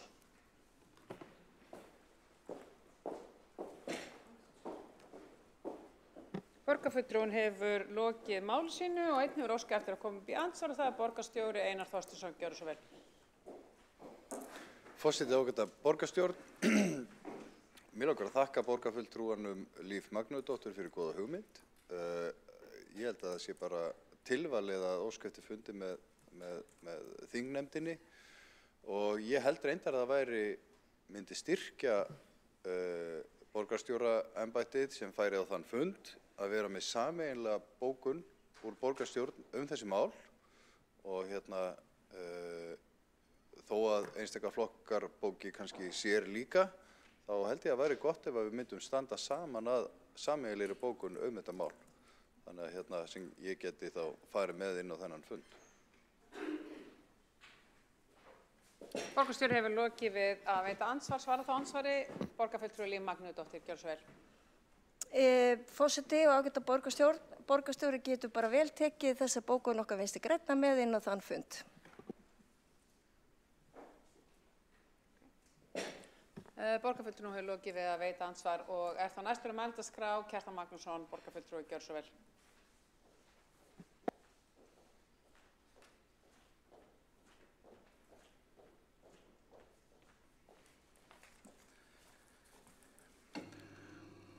Forseti, góðir borgarfulltrúar, bara nokkur atriði þessari umræðu sem ég vildi ítreka. Fyrst vil ég segja að bara varðandi ágæta ræðu Alexander Bím borgarfulltrúa að mér fannst hún hitta naglann á höfuð þegar hún talaði fyrirmynda samfélagslöggu Sæma Rokk. Sammála því, ég heyrði þá sögu einhvern tímann að hann hefði verið kallaður í vilt partí út á Svetlandinesi þar sem nágrannar höfðu mjög kvartað yfir háaða og það var allt vitlaust þegar hann kom og graðfesta tónlist græjurnar þandar á fullt og allir að dansa og hann bara skellti sér inn í lögreglubúningnum og skellti sér í dansinn og dansaði heilt lag með krökkunum og sem náttúrulega voru mjög undrandi á því en tóku því vel og svo bara það laginu lauk þá bara bað hann krakkan í góðu að lækka í músíkinni sem þau urðu að sjálfsögðu við og ekki kvarta meira og eftir þetta átt hann að sjálfsögðu í þeim hvert bein. Þetta er þetta gott dæmi og svona skilst mér að samfélagslögurnar eða hverfalögurnar okkar í Breiðholti hafi meira eða minna verið. Nóg það. Borgarstjóri vísaði það ekki þörf á að endurvekja gömlu góðu löggæslunefndina en vísaði í mannréttinda og lýðræðis- og mannréttindaráð eða ofbeldisráð eða hvað sem heitir og vísaði til þess að það hefði tekið við þessu hlutverki og þar ættu að vera umræðu þessi mál. Já, mannréttinda- og ofbeldisvarnaráð heitir þetta. En ég skrifaði nú grein það í upphafi kjördæmabilsins. Það kom einmitt fram í tengslu við umræðu ofbeldisglæpi í miðborginni. Þá var það sama, það var vísað í þetta ráð að það hefði tekið yfir umræðuna, en þá var ekki hjá því komist að benda það hér í borgarstjórn að einmitt að þessu kjörtímabili hefðu samskipti borgarfulltrúa og lögreglunnar snarminnkað í samanburði við fyrra kjörtímabil. En á síðasta kjörtímabili þá fór sérstök ofbeldisvarnanefnd með samskipti við lögregluna undir forsæti Heiðu Bjargar Pálmadóttur ef ég man rétt og ég heyrði af því að það hefði tekist einstaklega góð samvinna milli þessara aðila og lögreglustjóri hefði sjálfur sótt næstum alla fundi nefndarinnar. En í upphafi kjörtímabilsins, þegar það var komið í stað, þá var það upplýst bara undir árslok 2022 að lögreglustjóri hefði aldrei komið á fund hins nýja mannréttinda- og ofbeldisvarnaráðs en fulltrúi hans þó einu sinni, samkvæmt fundargerðum. Og ráðið hafði þó haldið 7 funda á kjörtímabilinu og það var reyndar ekki fyrr en í lok október sem ráðið samþykkti að lögreglan fengi fastan áheyrnarfulltrúa. Þannig að því miður stóðst það ekki að í þessum mannréttinda- og ofbeldisvarnaráði færi fram stöðugt samtal milli borgarfulltrúanna og lögreglunnar. Staðreyndin var sú að samskipti þessara aðila hafa minnkað þrátt fyrir stóryrði vinstri meirihlutans í borgarstjórn að þau hefðu aukist. Það var bara einfaldlega ekki rétt. Eitthvað var að hjá verkstjórninni og mér skilst að þetta hafi ekki breyst mikið. Mér skilst að fulltrúi lögreglunnar hann komi sjaldan inn á fundi þessar ágætu nefndar. Hann kom í endrum og sinnum, en sé alls ekki fastur fulltrúi, og það er auðvitað mikill munur á því að fulltrúi lögreglunnar kom í endrum og sinnum, og þess að hafa sérstakan nefnd þar sem fulltrúar borgarinnar sitja öðrum megin og fulltrúar lögreglunnar sitja hinum megin. Og ég get vitnað það því ég satt í nefndinni að lögreglan mætti á alla fundi og sinnti erindum sem komu, það voru oft erindi sem komu bara upp í þessum sal sem voru síðan sett inn í nefndina, og yfirstjórn lögreglan á þeim tíma sinnti þessum erindum mjög vel, veitti allar upplýsingar og mörg dæmi að hún tæki fyrir mál sem borgarfulltrúar beindu til hennar.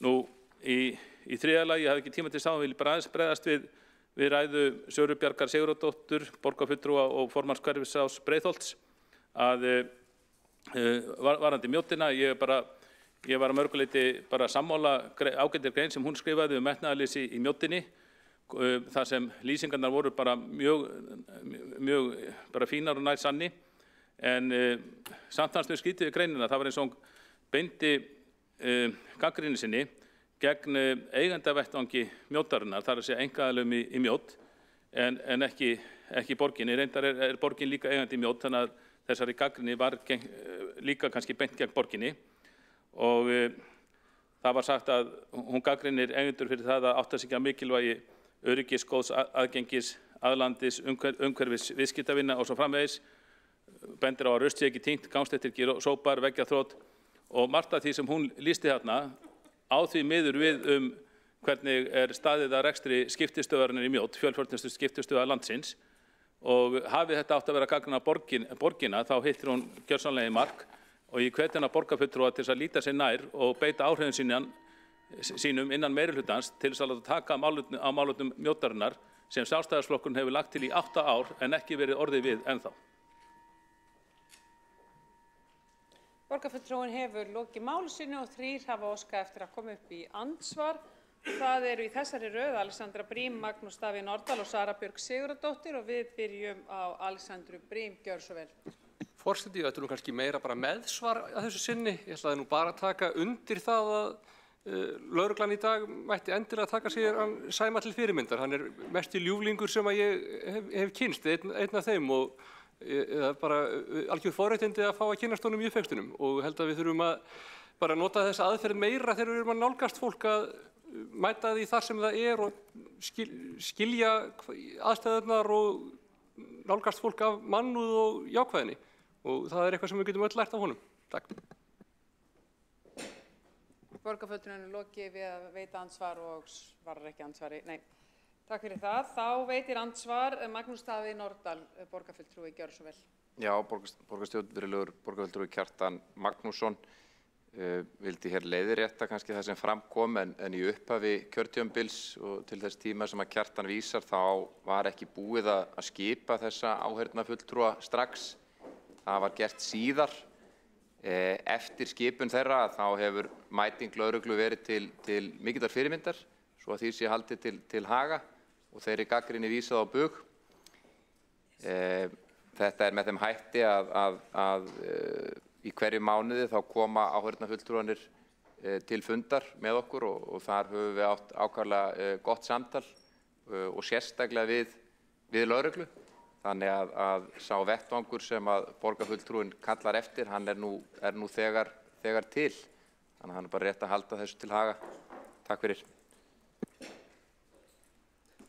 Borgarfulltrúinn er lokið við að veita andsvar og svara, þá ansvari Kjartan Magnússon. Gjör svo vel.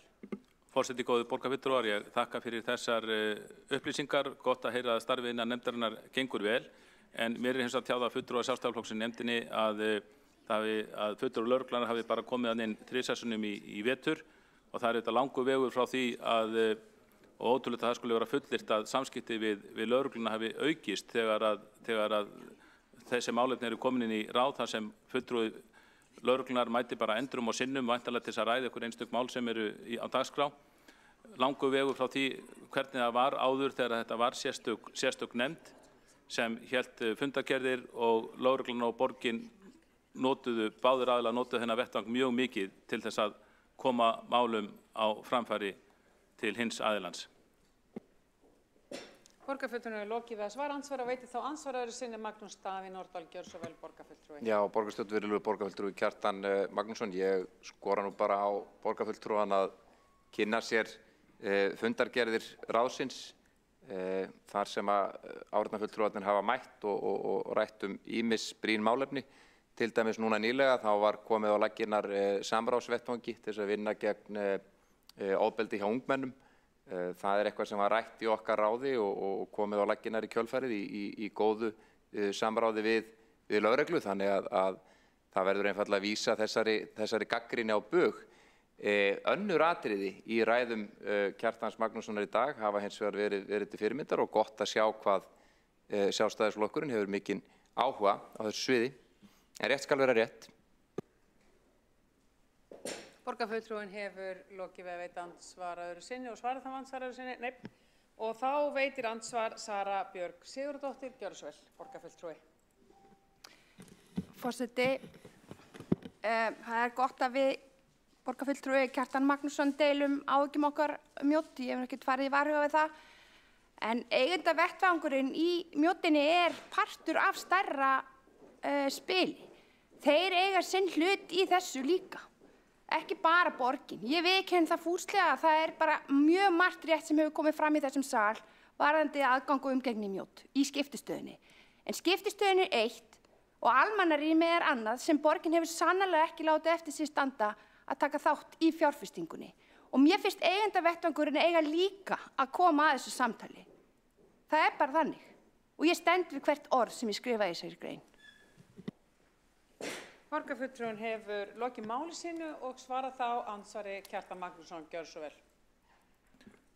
Já, forseti, góði borgarfulltrúar, það þakka fyrir andsvarið og greinin mjög harðorð, bersögul, en svo fannst manni svo verið að beina þessu gegn eigendavettvanginum. Ég held að það hefði verið frekar ástæðis að beina þessum athugasemdum að borginni, en það alveg rétt að þetta samstarfsverkefni og auðvitað þurfa þeir í eigendavettvangum að leggja sig fram líka, en ég hef oft komið í Mjóddina og fylgist svolítið með málum þar og ég verð nú svona að segja að ég kom nú reynda bara fyrir nokkrum dögum í Mjóddina og þá sá ég að það var eitthvað byrjað að laga, eitthvað byrjað að lagfæra, þannig að þetta lítur betur út núna en það hefur gert oft áður. En ég verð að segja svona, gegnum tíðina þá hefur mér fundist það sem undir bara göngugötunni Mjódd, það voru eigendurnir sem beittu sig fyrir það var byggt yfir hana og þar þó húsvörður sem ber ábyrgð á því og mér hefur sýnst, þegar ég hef borið þetta saman, hefur mér sýnst bara verið yfirleitt betur þrifið innan hús að minnsta kosti hjá þessu fasteignafélagi heldur í borginni og þessar svona ákveðna húsumsjón hafa vantað í skiptistöðinni sem þó hefur verið til staðar í göngugötunni. Borgarfulltrúinn hefur lokið við að svara andsvari og veitir þá andsvar öðru sinni Sara Björg Sigurðardóttir, borgarfulltrúi. Forseti, það rétt, borgarfulltrúi Kjartan Magnússon. Bara vikunni eftir að umfjöllunin fór í gang, að þá sá ég þá bara tók eigendavettvangur sem saman og hann sópaði og hann smúlaði stéttirnar sem aðgengi inn að göngugötunni. Þannig að ég sá að menn tóku þetta til sín líka, af því það, þetta margsnúið og við öll berum þarna ábyrgð á, ekki bara einn aðili. Það þannig. Þannig að þetta samfélag okkar allra. Þess vegna var ég að ávarpa fast eigendavettvanginn, af því það mjög skrítið að aðilar sem sérhæfa sig í fjárfestingu, leigu og atvinnuhúsnæði, hafa hag og hagsmuni af því að leigja út rými fyrir í þjónustu að það sé ekki betur umgjörð heldur en þetta. Þannig að þetta var bara brýning á að gera betur í þágu okkar allra. Takk.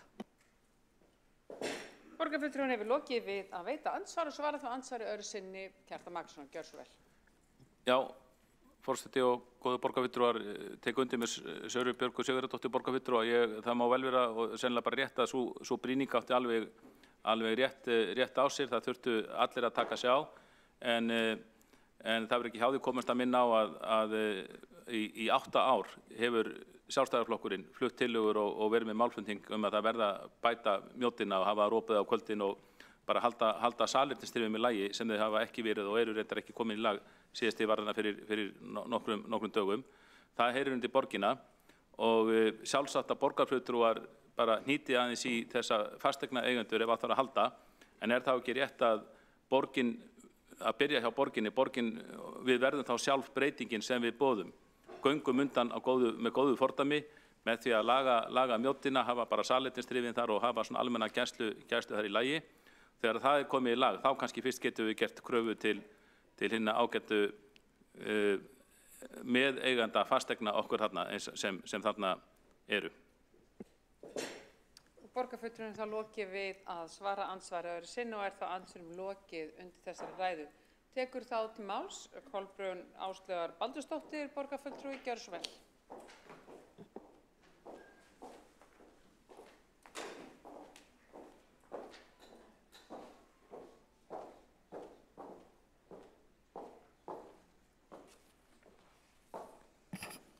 Forseti, ágæta borgarstjórn, það er búið að vera áhugavert að fylgjast með umræðinni og þetta er sannlega þörf umræða og mikilvægt að við tjáum skoðanir okkar hana. Mér hefði þó fundist mikilvægt að ræða einmitt þetta mál á sameiginlegum fundi með alþingismönnum. Því að þar liggur jú valdið, lögregluvaldið. Borgin hefur það ekki, hefur ekki þessar heimildir en við viljum auðvitað vera í góðu samstarfi við lögregluna. Má ég biðja þögn hérna í salnum?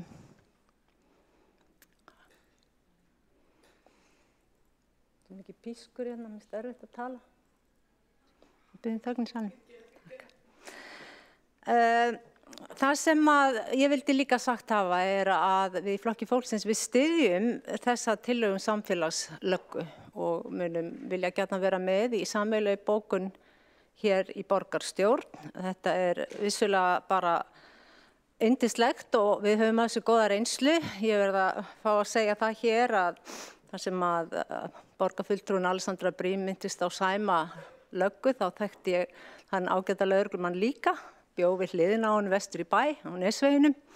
Hann reyndar ekki við Nesvegin en ég gat hort yfir til Sæma löggu og fannst hann alltaf flottur og langflottastur var hann náttúrulega í dansinum.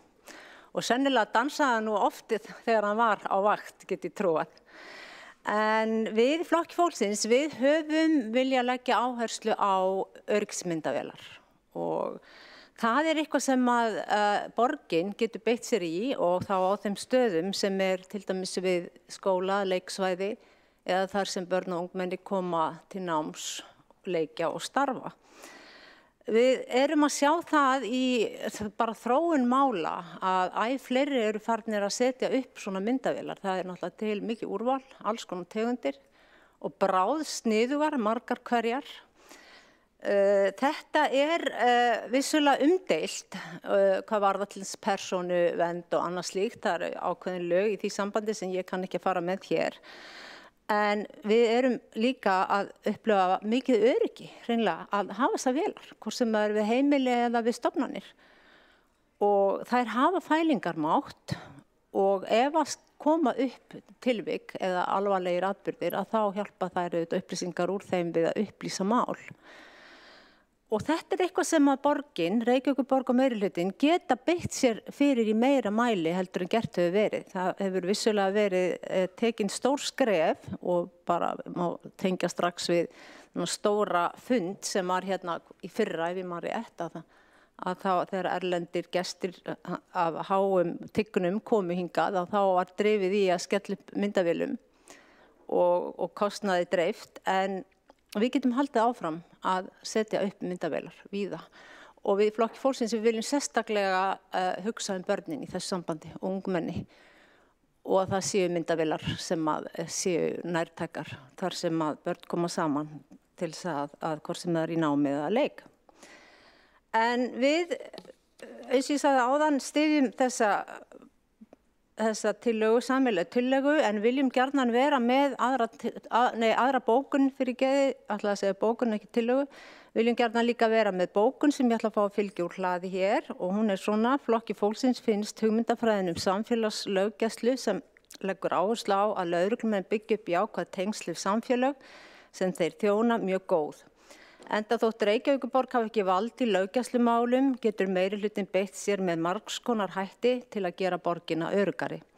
Flokkur fólksins hefur ítrekað bókað mikilvægi þess að setja upp öryggismyndavélar, til dæmis við leiksvæði barna og þar sem börn koma saman til náms og leikja. Borgarfulltrúar Flokks fólksins umhugað börnin í borginni. Öryggismyndavélar í raun það eina sem bæði hefur fælingarmátt og hjálpar til við að upplýsa mál. Íbúaráðin mörg hver sama sinnis. Hins vegar strandar á stefnumörkun til framtíðar eftirlitsmyndavélar í borginni. Borgarráð samþykkti tillögu borgarstjóra á fundi sínu 19. október 2023 að fela þjónustu- og nýsköpunarsviði ábyrgð á utanumhald og eftirlit með rafrænni vöktun öryggismyndavéla sem settar upp á vegum Reykjavíkurborgar. Fulltrúi Flokks fólksins hefur nokkar áhyggjur af því að þetta eigi eftir að taka mörg misseri, jafnvel ár. Hvorki til stefna né heildstæðar verklagsreglur innan Reykjavíkurborgar hvernig standa skuli að ákvörðun uppsetningu og rekstur öryggismyndavéla eins og segir í svari borgarritara málið.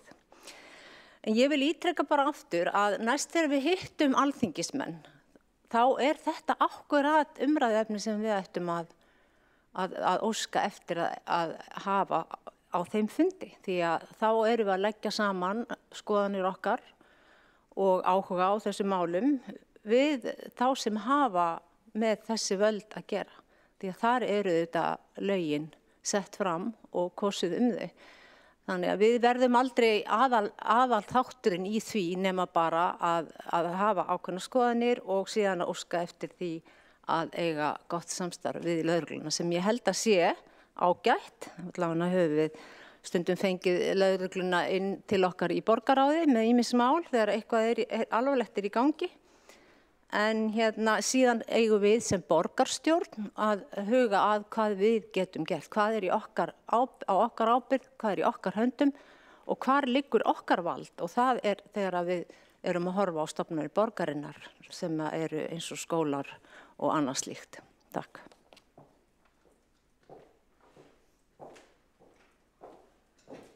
Borgarfulltrúi lokið máli sínu og einn hefur óskað eftir að koma upp í andsvar. Það Alexandra Brím, gjörðu svo vel. Forseti, já, ég vildi kannski bara halda þið til haga að það er gott að við ruglumst ekki á þessu tvennu. Það annars vegar samkomulag borgarinnar við ríkið og við lögregluna myndavélaeftirlit í almannarými. Akkurat núna hefur því samkomulagi verið sagt upp og eru viðræður í gangi að koma því aftur á með ákveðnum úrbótum. En svo hins vegar erum við að tala myndavélar beinlínis á starfsstöðvum borgarinnar, bara þá í skólum eða á skólalóðum eða í þjónustukjörnum eða í ráðhúsinu eða bara vinnurýmum á vegum borgarinnar.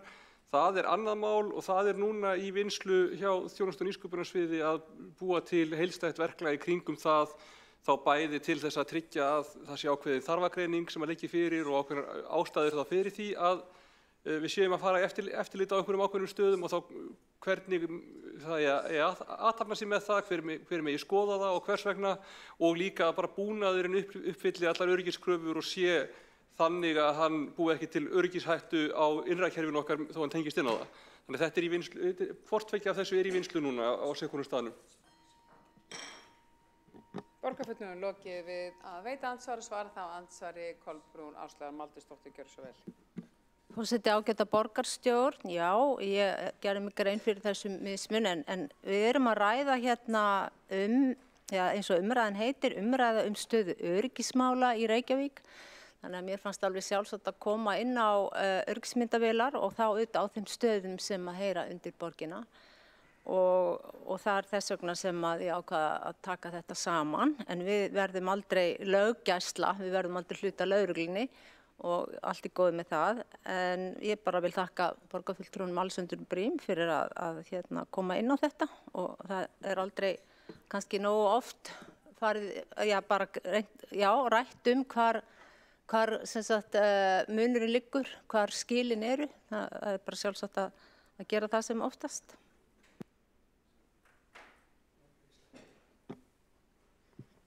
Það borgarfulltrúin hefur lokið við að svara andsvari og tekur þá til máls borgarfulltrúi Andrea Jóhanna Helgadóttir, gjörðu svo vel.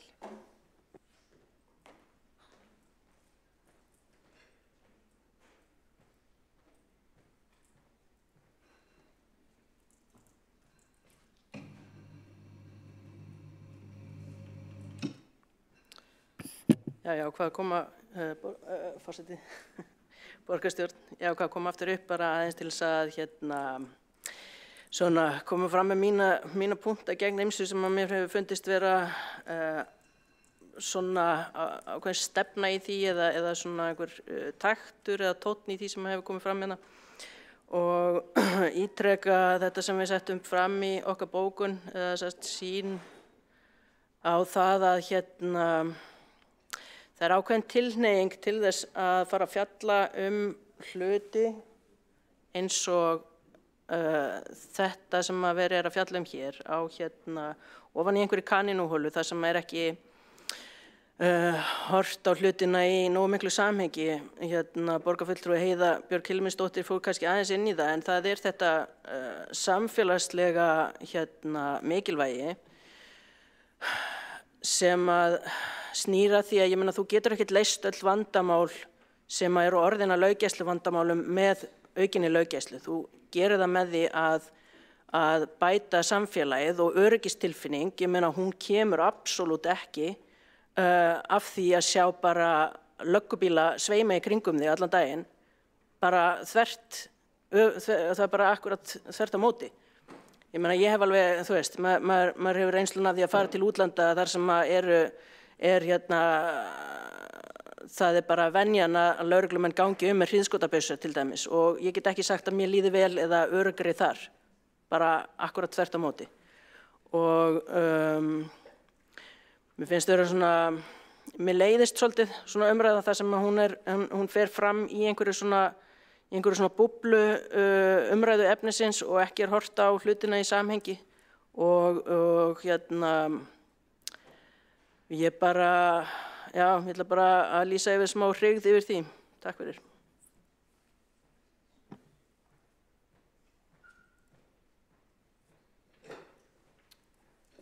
Borgarfulltrúinn hefur lokið máli sínu. Það er komið að lokum þessara umræðu hér í dag og Einar Þorsteinsson, borgarstjóri, mun loka umræðunni. Gjörðu svo vel, borgarstjóri.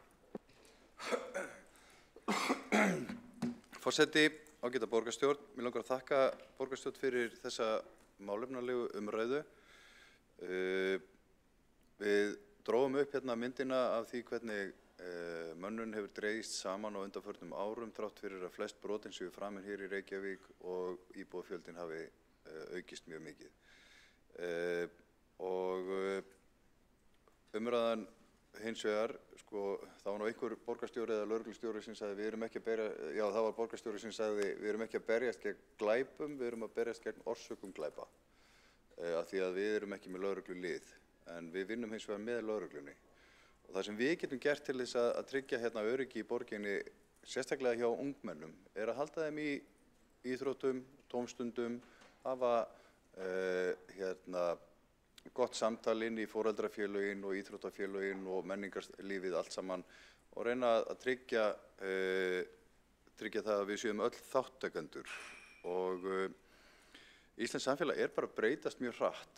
Við erum með hærra hlutfall barna af erlendum uppruna og það er mikilvægt að fræða þau lögregluna á Íslandi og hvernig hún vinnur.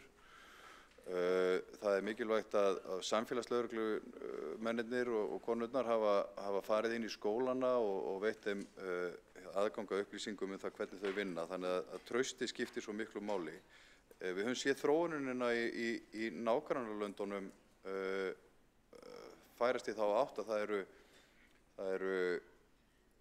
18, 19, 20 til 25 ára gamlir brotamenn sem eru í skipulagðri glæpastarfsemi að höfða til 12, 13, 14 ára barna að láta þau fremja fyrir sig glæpi.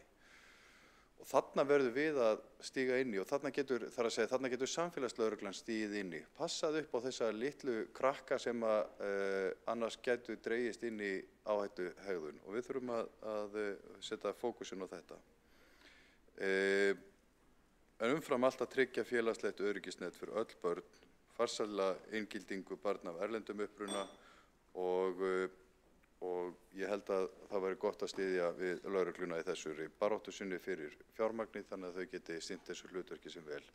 Það er svona að leggja til þessa bókun hér og við í meirihlutanum og flokki fólksins að mér skilst og ég les hér með leyfi forseta Við styðjum heilsugur hugmyndafræði samfélagslöggæslu sem leggur áherslu á að lögreglumenn byggja upp jákvæð tengsl við samfélög sem þeir þjóna. Markmið samfélagslöggæslu að vinna með borgurum og draga þannig úr glæpatíðni. Með samfélagslöggæslu lögð áhersla á fyrirbyggjandi aðgerðir eins og samstarf, sameiginlega lausn vandamála og samfélagsþátttöku, öfugt við hefðbundnar viðbragðsaðgerðir lögreglu. Samfélagslögregla vinnur með barnavernd, félagsþjónustu og menntastofnunum og tegir sig til barna og fólks sem finnst það útilokað frá samfélaginu. Þegar afar góð reynsla af samfélagslögreglu í borginni, samfélagsmiðuð löggæsla eflir einnig umburðarlyndi og víðsýni innan lögreglunar og styður með því við traust jaðarsettra hópa á lögreglunni.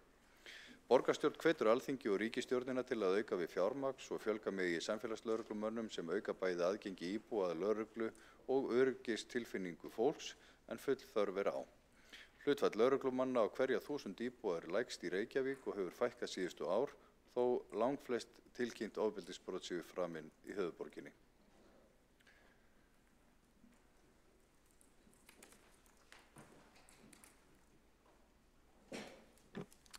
Borgarstjóri hefur þá lokið máli sínu og umræða afsakið, það var eitt andsvar. Það var Sandra Hlíf og Karis afsakið. Hafið óskað eftir að koma upp í andsvar. Gjörðu svo vel. Takk, forseti. Ég bara svo sem kem aftur inn á það sem að ég var að ræða áðan. Þú veist, fín umræða hjá borgarfulltrúanum Einari Þorsteinssyni að skella upp glærukynningu sem reyndar frá lögreglunni. En ég hefði nú kannski viljað sjá líka bara einhverja umræðu því að nú aðgerðaráætlun Reykjavíkurborgar gegn ofbeldi þar sem eru upptaldar 54 aðgerðir. Þannig að ég spyr borgarfulltrúan hvernig það hefur gengið, hver staðan á þeirri aðgerðaráætlun því nú lýkur henni 2024. Og hvernig Reykjavíkurborg, það sem í hennar valdi, hefur lagt sitt lóð af vogarskálarnar í baráttu gegn ofbeldi. Borgarfulltrúinn hefur lokið við að veita andsvar en forseti verður að gera athugasemdir við það að vísa í borgarfulltrúann Einar Þorsteinsson hér í þessum sal í dag hann borgarstjóri og mikilvægt að hann sé ávarpaður þannig í öllum sínum tilvitnunum. En gjörðu svo vel að svara andsvari borgarstjóri. Þakka þér forseti. Ég tek það ekki næri mér að vera ávarpaður borgarfulltrúi, ég það líka, en þetta allt í góðu lagi. Ég held að það sé bara efni í annan fund að ræða sérstaklega aðgerðir borgarinnar í ofbeldisvarnarmálum og heldur þetta að undirbúa það vel og fara yfir það hvernig okkur gengur. Ég ekki með nákvæman stöðu á þeirri áætlun eins og sakir standa, en fús til þess að veita upplýsingur það á næsta fundi, við setjum það bara á dagskrá. En hér erum við að ræða stöðu löggæslumála og það alveg rétt, eins og ég vísaði til í ræðu mín, að þetta eru tölur frá lögreglunni og mér þótti þær bara eiga erindi við almenning og borgarstjórn alla og eiga umræðu það. Borgarstjóri hefur lokið við að svara ansvari. Veitir þá ansvarið sinni Sandra Hlíf og Karis. Gjörðu svo vel. Já, forseti. Já, ég bara bendi á að þessi glærukynning opinber fyrir alla sem að vilja kynna sér hana inn á fundargerðum borgarráðs.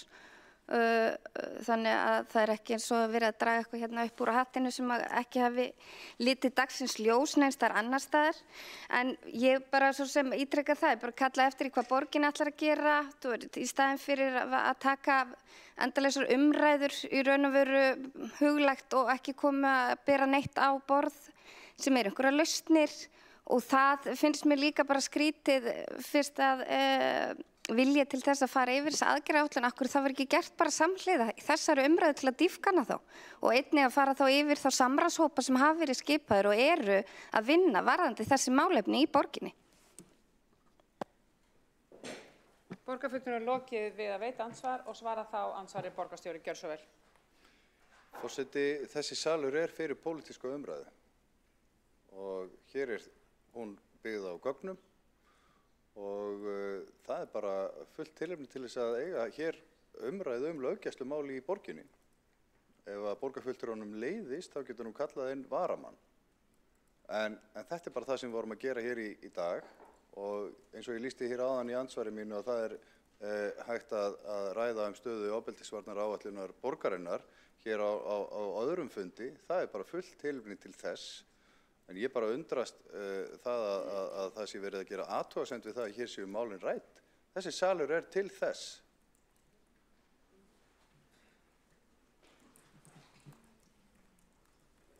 Borgarstjóri hefur lokið máli sínu, andsvörum lokið undir þessari ræðu og þá umræðu stöðu löggæslu í Reykjavík að beiðni borgarfulltrúa Samfylkingar, Framsóknar, Pírata og Viðreisnar lokið í dag.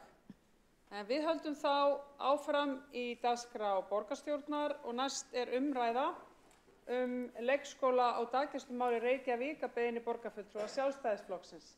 Og frummælandi oddviti Sjálfstæðisflokksins Hildur Björnsdóttir. Gjörðu svo vel.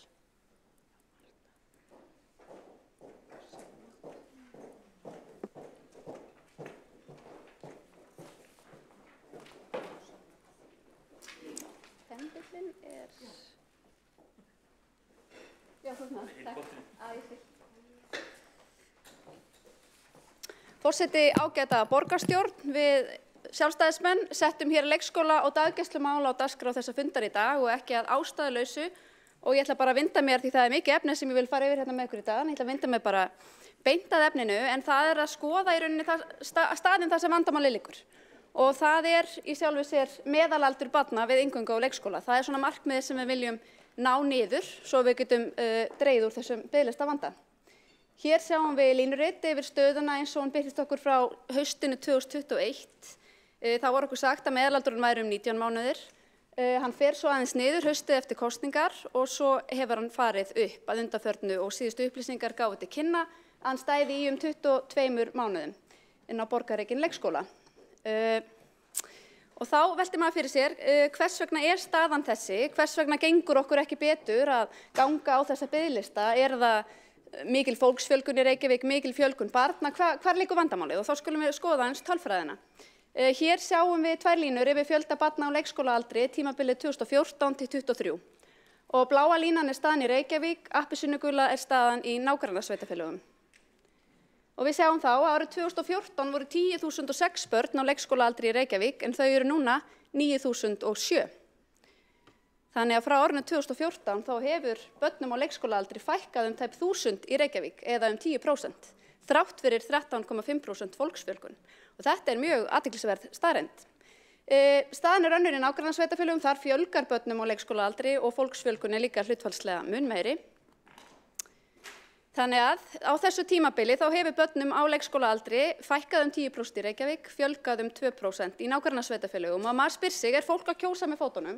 Hvers vegna fjölskyldufólki eða börnum á leikskólaaldri að fækka svo mjög í Reykjavík en fjölga í nágrannasveitarfélögum? Það mögulega þjónustan eða skortur á þjónustu? Þá skulum við skoða einmitt þjónustuna og ef við skoðum núna tölur yfir fjölda barna hjá dagforeldrum í Reykjavík frá 2014 til ársins í ár, að þá árið 2014 voru yfir 900 börn hjá dagforeldrum í Reykjavík en þau eru komin niður í 420. Þannig að þetta 46% fækkun barna hjá dagforeldrum. Og ef við skoðum svo stöðu leikskólana þá erum við hérna með bláu línuna, hún sýnir borgarreknu leikskólana, bleika sýnir sjálfstætt starfandi leikskólana og svo erum við með sameinaða leik- og grunnskóla, það appelsínugula línan. Og við sjáum hvernig dregið hefur úr plássum á leikskólum borgarinnar en aðeins gefið í sjálfstætt starfandi leikskólunum. Og hérna skoðum við aðeins betur línuna sem sýnir okkur borgarreknu leikskólana og ég vil reynda að benda á að ég kannski full sanngjörn hér í dag vegna þess að við sjáum að línan fer aðeins upp árið 2022 en þarna hef ég ekki tekið inn þau 363 pláss sem eru vannýtt vegna myglu og viðhaldsvanda í leikskólunum. Þannig að línan ætti að halda áfram að fara niður. Þannig að við sjáum að þessu tímabili sem við erum að skoða þá fækkar plássum á borgarreknum leikskólum rúm 12%. Þetta eru 735 leikskólapláss sem detta út úr leikskólakerfinu í Reykjavík frá árinu 2014. Hérna höfum við tekið saman heildarfjölda leikskólaplássa, borgarrekna, sjálfstætt starfandi og sameinaða leik- og grunnskóla og aftur ekki ég með inni þau 363 pláss sem eru vannýtt vegna viðhaldsvanda þannig að línan ætti að fara þarna meira niður. Þannig að við sjáum að plássum á leikskólum þau fækkar 474 á tímabilinu. Þannig að sjálfstætt starfandi leikskólarnir eru aðeins aðeins að laga myndina og til allrar hamingju ekki myndum að vilja vita hvernig staðan í leikskólamálum væri ef hér nyti ekki við sjálfstætt starfandi leikskóla. Þannig ef við tökum þetta saman, allt leikskólakerfið og allt daggæslukerfið í Reykjavík, þá sjáum við hvernig fjöldi plássa hefur þróast yfir þetta tímabil. Og aftur, ekki eru inni plássin sem vantar vegna viðhaldsvanda. Þannig að leik- og daggæslurýmum í Reykjavík, þau fara úr 8.106 rýmum í 7.168. Það samsvarar 940 leik- og daggæsluplássum í Reykjavík sem hefur fækkað frá árinu 2014. Og ef ég tek inn plássin sem ekki eru nothæf núna og frá árinu 2022 vegna myglu og viðhaldsvanda, þá væru þau 1300 plássin sem fækkunin frá árinu 2014. Og hérna skoðum við þetta bara í samhengi við þróun barnafjöldans og það er mjög merkilegt að sjá í rauninni maður hefði haldið að þegar börnum á leikskólaaldri fækkar 1000 yfir nær 10 ára tímabil, þá hefði maður haldið að bara leikskólavandinn myndi einhvern veginn leysast í sjálfu sér, en þetta virðist vera heimatilbúið vandamál vegna þess að á sama tíma og börnum fækkar og þá fækkar einhvern veginn plássum nokkurn veginn með samsvarandi hætti. Og hvað leiðir þetta af sér? Þetta hefur auðvitað leitt af sér brottflutning fjölskyldufólks úr Reykjavík. Og hér sjáum við kannski svolítið skrítið línurit, en það sem þetta er að sýna okkur er breyting á fjölda barna í árgangnum 1 árs og 2 ára yfir ákveðið tímabil. Og þetta er að segja okkur að á ári hverju þá flytji foreldrar tæplega 3% af barna að 2 ára aldri frá Reykjavík. Aftur, fólk er væntanlega að kjósa með fótunum. Og hérna aftur sjáum við línuritið sem við sáum í upphafi, hvernig fækkar í þessum hópi í Reykjavík en fjölgar í nágranna sveitarfélögum og væntanlega er þá fólk að flytja í sveitarfélögin hér í kring, þar sem leikskólaþjónusta er betri og lífsgæði mælast jafnframt betri, samkvæmt ánægjumælingum Gallup. Þannig að já, eins og ég sagði áðan, þá fækkaði börnum í þessum leikskólaárgöngum því sem nemur nákvæmlega 999 börnum og þetta samsvarar 14 leikskólum. Og þannig hvers vegna hefur staða biðlista ekki lagast yfir þetta tímabil þegar það fækkar svona svakalega í barnahópnum? Nú, það er einmitt vegna þess að leik- og daggæslurýmum hefur fækkað 940 sem samsvarar 13 leikskólum. Þannig að vandinn er nokkurn veginn heimatilbúinn. Leikskólareiknirinn var kynntur á dögunum og ég vil fagna honum. Það var mikið framfaraskref og það er ákveðið gagnsæismál að foreldrar geti kynnt sér stöðu biðlista. Og hann sýnir okkur að í haust losni 1160 leikskólapláss í Reykjavík vegna þess að börn flytjast yfir í grunnskóla. Og þá veltir maður fyrir sér, hér eru svona tölur sem ég ætla ekki að eyða miklum tíma í, en börn undir 2 ára aldri í Reykjavík eru 3046 og ef við skoðum börn undir 3 ára aldri þá eru þau tæplega 4700 og ég nefni þennan hóp vegna þess að þetta er svona einhverju leyti, ekki allur, en einhverju leyti þessi hópur sem býður eftir leikskólaplássi. Á dögunum fengum við svar við fyrirspurn stöðu biðlista eftir leikskólaplássi í Reykjavík og þar kom fram að þegar allt er talið og líka börn sem eru á sjálfstætt starfandi leikskólum sem bíða eftir flutningi í borgarreikin leikskóla, þá eru 1600 börn að bíða eftir plássi í leikskólum borgarinnar. Þetta eru bara þau börn sem eru orðin 12 mánaða í apríl og þannig í hverju mánuði bætist við þennan biðlista og hann verður orðin mun lengri í haust þegar loksins fer að koma að inntöku. Þannig að staðan er svo að fólk bíður og bíður og við í Sjálfstæðisflokknum höfum nú reynt að hugsa í lausnum og við fögnum nú þeirri lausn sem var kynnt fyrir ekki svo lengur síðan að foreldrar barna hjá dagforeldrum 18 mánaða eldri greiði sama gjald og leikskóla. Við lögðum þessa tillögu fram að minnstakosti árlega allt síðasta kjörtímabil og fögnum því að hún hefur loks komist í gegn og best væri auðvitað ef að þetta fyrirkomulag myndi gilda alveg frá 12 mánaða aldri. Við höfum lagt til biðlistabætur eða heimgreiðslur, við höfum lagt til daggæslu á vinnustöðum og við höfum meira að segja lagt til risastóra kerfisbreytingu sem felur í sér að grunnskólakerfinu verði hliðrað. Og af hverju erum við að leggja til þessar lausnir? Vegna þess að vandamálið eru auðvitað mjög víðfeðmt og snerti marga, til dæmis mætti vísa til þess hve mikill kostnaður foreldra er af þessum leikskólavanda.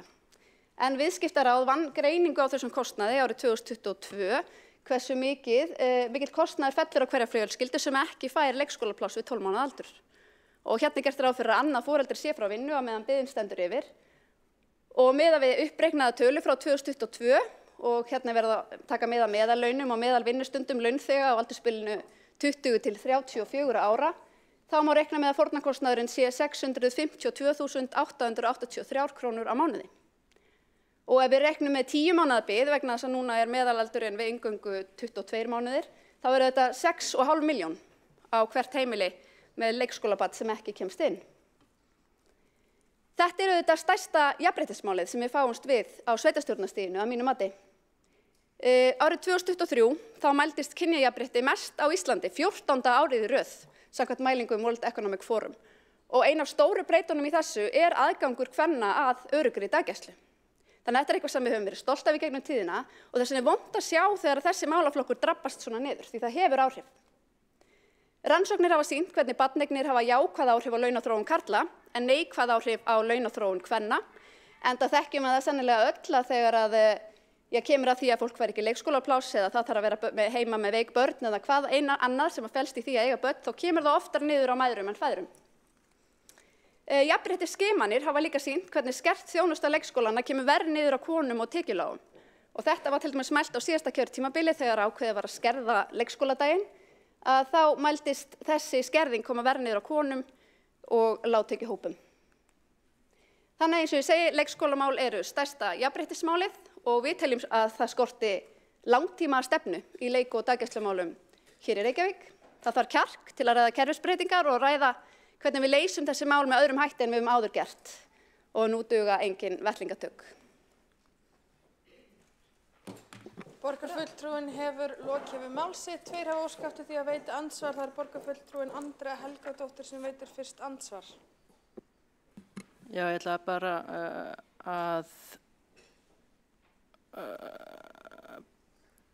að gagnrýna þessa kaninhólu sem ég myndist á áðan. Mér finnst það spes að setja flótta barnafólks úr sveitarfélaginu upp sem afleiðingu leikskólaplássa. Ekki ætla að fara að hlaupa til varna fyrir meiri hlutan hérna, en hann sé mun fremur afleiðing af húsnæðisstefnu flokksins sem borgarfulltrúi Hildur Björnsdóttir er hluti af. Borgarfulltrúinn hefur lokið við það að veita andsvar. Svarar þá andsvarið borgarfulltrúinn Hildur Björnsdóttir. Forseti, ágæta borgarstjórn. Það er ágætt að minnast þess sem kom fram einmitt í ræðu minni að fólksfjölgun yfir tímabili frá 2014 í Reykjavík var 13,5% en 22,5% í nágrannasveitarfélögum. Þannig að fólksfjölgun er mun meiri þar. En það sem ég var sérstaklega að skoða þarna var hópurinn sem er með börn á leikskólaaldri. Og honum virðist fækka töluvert í Reykjavík en fjölga í nágrannasveitarfélögum og þar birtist okkur svona sú vísbending að fólk með börn á þessum aldri þau eru að velja að búa annar staðar vegna þess að þjónustan er betri. En ég er algjörlega sammála borgarfulltrúunum í því að fólk er líka að flýja sveitarfélagið vegna húsnæðisvanda. Þannig að það er í mörg horn að líta. Borgarfulltrúinn hefur lokið við það að svara andsvari. Veitir þá andsvar öðru sinni borgarfulltrúinn Andrea Helgadóttir. Já, það er önnur breyta inni í þessu máli og það er breytan sem fylgir því að barnafólk er yfirleitt með lægri tekjur heldur en þeir sem eru komnir með eldri börn eða eru barnlausir. Borgarfulltrúinn hefur lokið við það að veita andsvar öðru sinni. Forseti minnir borgarfulltrúa að ávarpa forseta við upphaf andsvara. Næst þess að veita andsvar er borgarfulltrúinn Alessandra Brím. Forseti, já, ég vildi í rauninni bara spyrja borgarfulltrúan Hildi Björnsdóttur tveggja spurninga út í gögnin sem að borgarfulltrúin deildi með okkur, bara upp á að eiga skýrara samtal.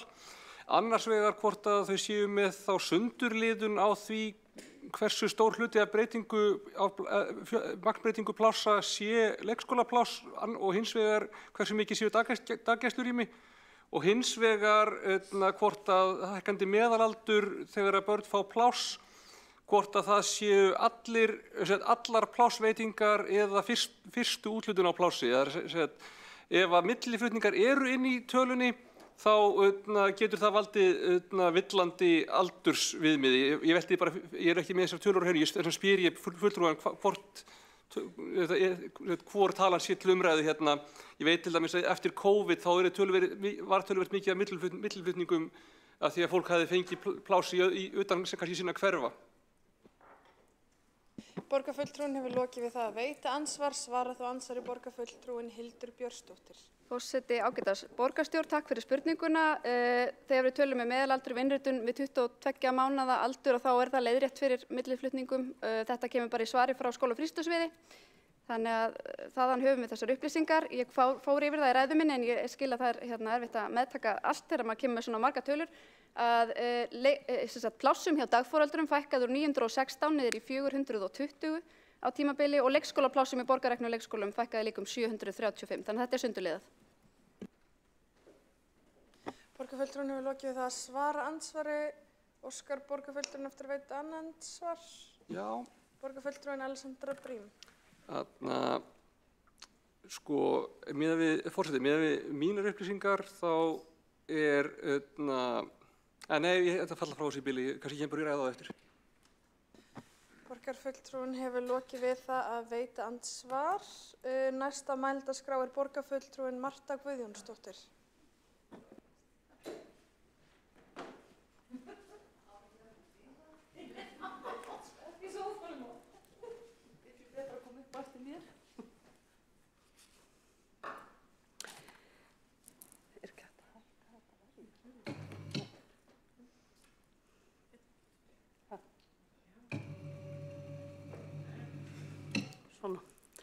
Forseti, ágætu borgarfulltrúar, eitt helsta kosningalofar borgarstjórnar meirihlutans vorið 2022 fólst í því að eyða biðlista inn á leikskóla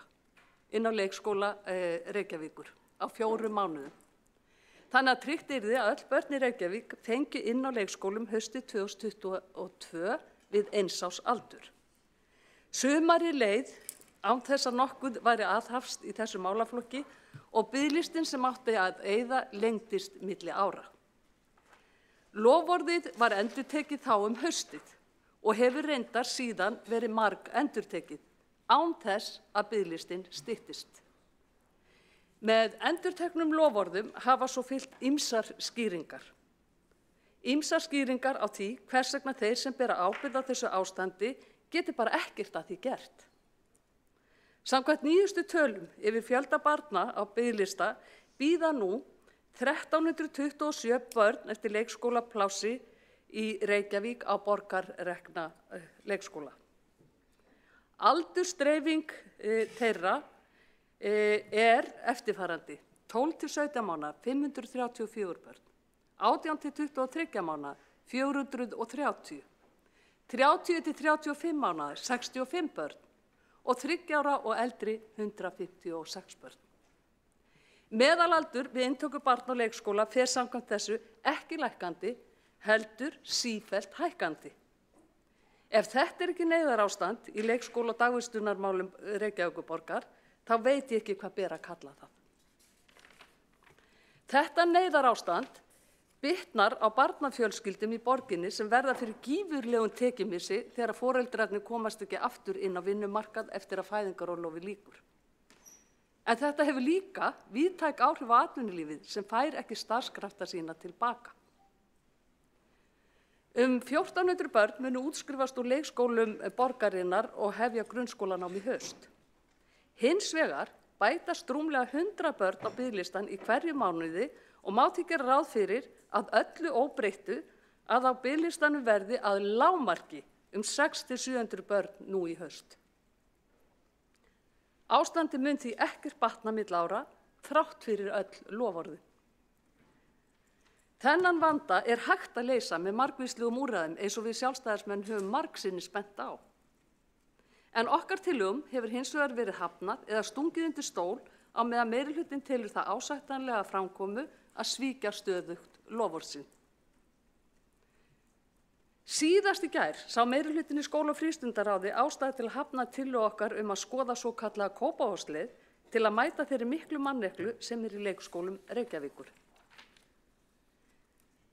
Það gerði meirihlutinn þrátt fyrir að þjónustan í sumum leikskólum borgarinnar hefur verið skert, senda hefur þurft börnin fyrir heim og jafnvel skerða vist þeirra heilan dag.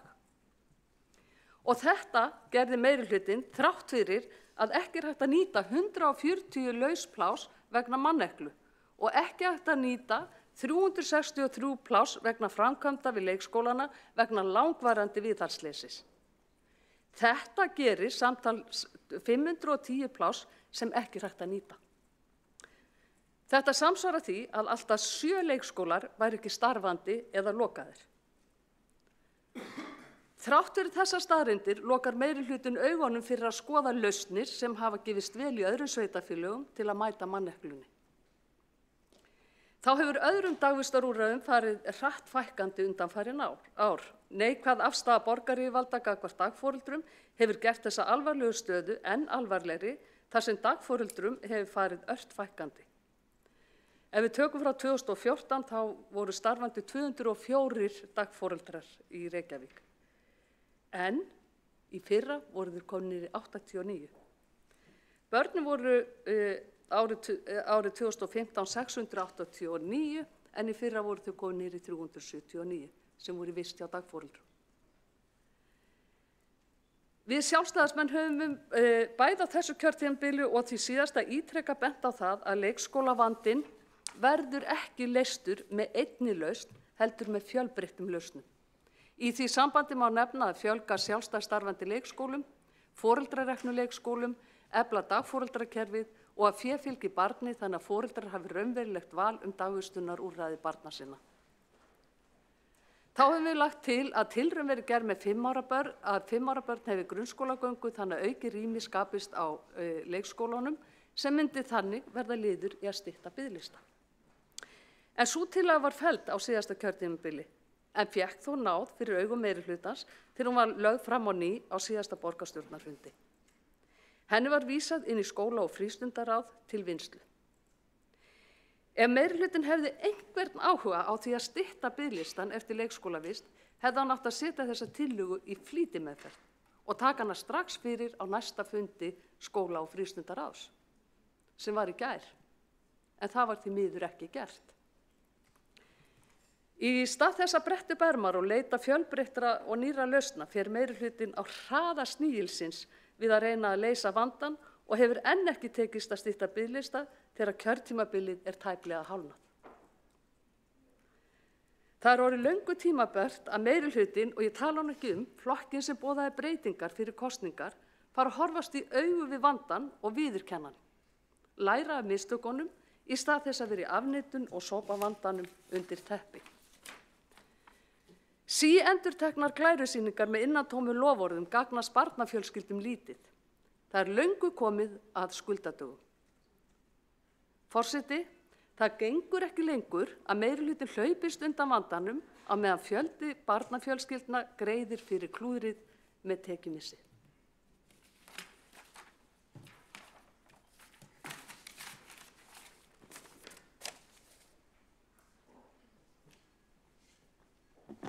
Borgarfulltrúinn hefur lokið við mál sitt. Næsta mælendaskrá er borgarfulltrúin Sanna Magdalena Mörtudóttir.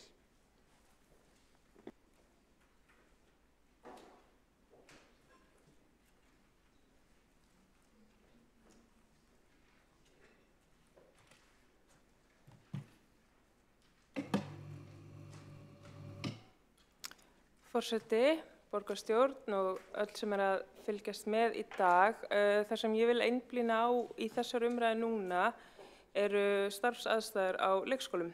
Auðvitað þurfum við að skoða þann grunn sem við byggjum á og skoða hvaða sem og þarf að bæta þar til að tryggja að starfsfólki líði vel inn á leikskólanum, til þess að tryggja að börnum líði vel inn á leikskólanum og það sé ekki svona þættir sem að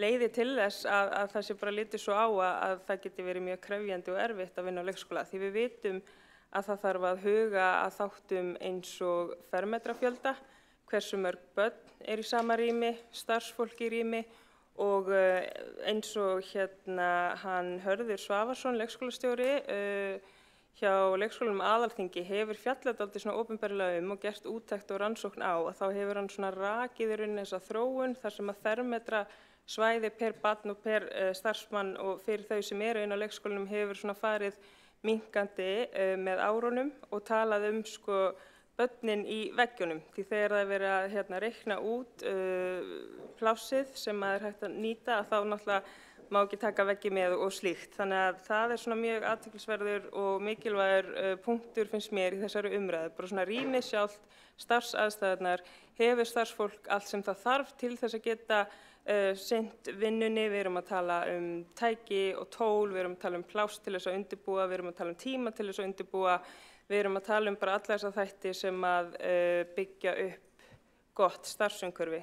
og eins og hefur komið fram að þá eru vondar starfsaðstæður og álag í starfi svona helstu ástæður þess að hlutfall svona starfsmanna leikskóla sem er í veikindaleyfi, svona þær tölur eru að fara upp. Þannig að auðvitað, þú veist, er það þessi grunnur sem við þurfum að skoða þegar við erum að skoða leikskólamálin í heild sinni og mér finnst gríðarlega mikilvægt að koma inn á það.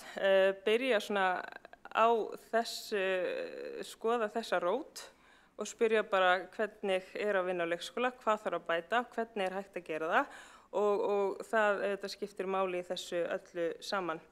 Það var talað hérna Kópavogsleiðina sem er væntanlega sú tillaga sem var útfærð í Kópavogi þar sem 6 tímar af leikskólanum eru gjaldfrjálsir og eftir það síðan greitt fyrir dvöl á leikskóla.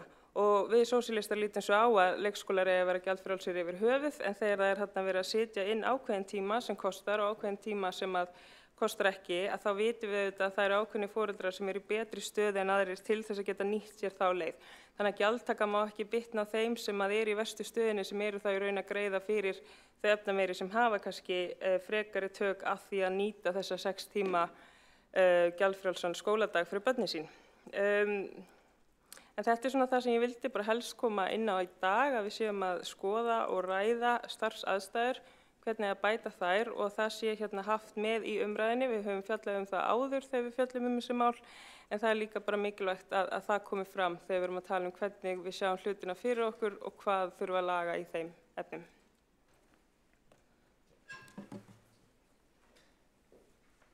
Borgarfulltrúinn hefur lokið við mál sitt, einn hefur óskað eftir því að veita andsvar, borgarfulltrúinn Marta Guðjónsdóttir. Forseti, ágætu borgarfulltrúar Sanna Magdalena Mörtudóttir kom inn á Kópavogsleiðina. Ég held að gæti einhvers misskilnings hjá sósíalistum hvað varðar þá hugmyndafræði sem að þar er stunduð, varðandi þá leið sem að Kópavogur er að fara. Þetta er einmitt tekjutengd leið, einmitt til þess að skapa jöfnuð, þannig að þeir sem að þurfa á fleiri tíma halda en 6 tímum gjaldfrjálsum, þeir borga þá miðað við tekjur, þannig að það á ekki að bitna á þeim sem eru tekjulagri. Borgarfulltrúinn hefur lokið við það að veita andsvar, lokið við að svara andsvari, veitir þá andsvar öðru sinni borgarfulltrúinn Sanna Magdalena Mörtudóttir. Forseti, borgarstjórn, einmitt, gjald er tekjutengt, það er allt frá, minni mig, 50% afsláttur veittur eftir því að þú ert með lægstu tekjurnar í þessum tekjustiga sem að Kópavogsbær setti fram og svo niður í 10% afslátt ef ég er að minna þetta rétt. Þannig að ef að þú hefur tök á því að vera með barnið þitt í 6 tíma á dag í leikskóla, þá ertu ekki að greiða fyrir það. Ef að barnið þarf að vera 8 tíma á leikskóla, þá ertu farin að greiða fyrir það. Þannig að við sjáum strax bara annan mun hver er að greiða og hver ekki. Þannig að þetta hefur auðvitað áhrif á tekjulægstu sem eru þá líklegast að greiða meira til leikskólans og eins og ég sé þetta þá ýtir svona undir ójöfnuð. Já, eins og hefur líka komið fram bara varðandi gagnrýnisraddir þeirra sem hafa verið að fjalla þessi mál og birtingarmyndir hennar þarna í Kópavogsbæ. Borgarfulltrúinn hefur lokið við það að veita andsvar öðru sinni, svara þó andsvar öðru sinni borgarfulltrúinn Marta Guðjónsdóttir. Forseti, ágætu borgarfulltrúar, enn gætir misskilnings hjá sósíalistum, fulltrúum sósíalistaflokksins hér í borgarstjórn á þessari leið vegna þess að þetta er sveigjanlegt kerfi, þetta er tekjutengt kerfi og þetta tryggir betur þjónustu við börnin þannig að það þurfi ekki að senda þau heim fyrir á daginn eða loka deildum eins og hefur gerst hér í Reykjavík og ég held að það sé mikilvægt að hafa þá staðreynd í huga. En enn og aftur, í stað þess að fá 6 klukkustunda gjaldfrjálsar, þá get ég ekki séð annað en að það sé verið að koma þá til móts við tekjulága og það er ekki verið að tala að foreldrar þurfi kannski að nýta alla dagana einhverja auka tíma, það er val það og það er sveigjanleiki í kerfinu. Borgarfulltrúinn hefur lokið við að svara andsvar öðru sinni og telst á andsvörum undir þessari ræðu lokið. Næst á mælendaskrá er borgarfulltrúinn Kolbrún. Þú áttir ræðuna? Já. Afsakið þetta, fór aðeins fram að sér, svarar andsvar öðru sinni borgarfulltrúinn Sanna Magdalena Mörtudóttir. Forseti, ég er ekki að sjá hvernig þetta tryggir betri þjónustu ef að foreldrar sem þurfa að vera með börnin sín lengur en 6 klukkustundir eru farin að greiða meira fyrir þjónustu en þau sem hafa tök á því að vera með börnin sín 6 klukkutíma gjaldfrjálst. Þetta er svona, það þarf að skoða þetta út frá efnahagslegum vinkli og ég sé ekki að þetta sé eitthvað að bæta hlutina í þeim efnum.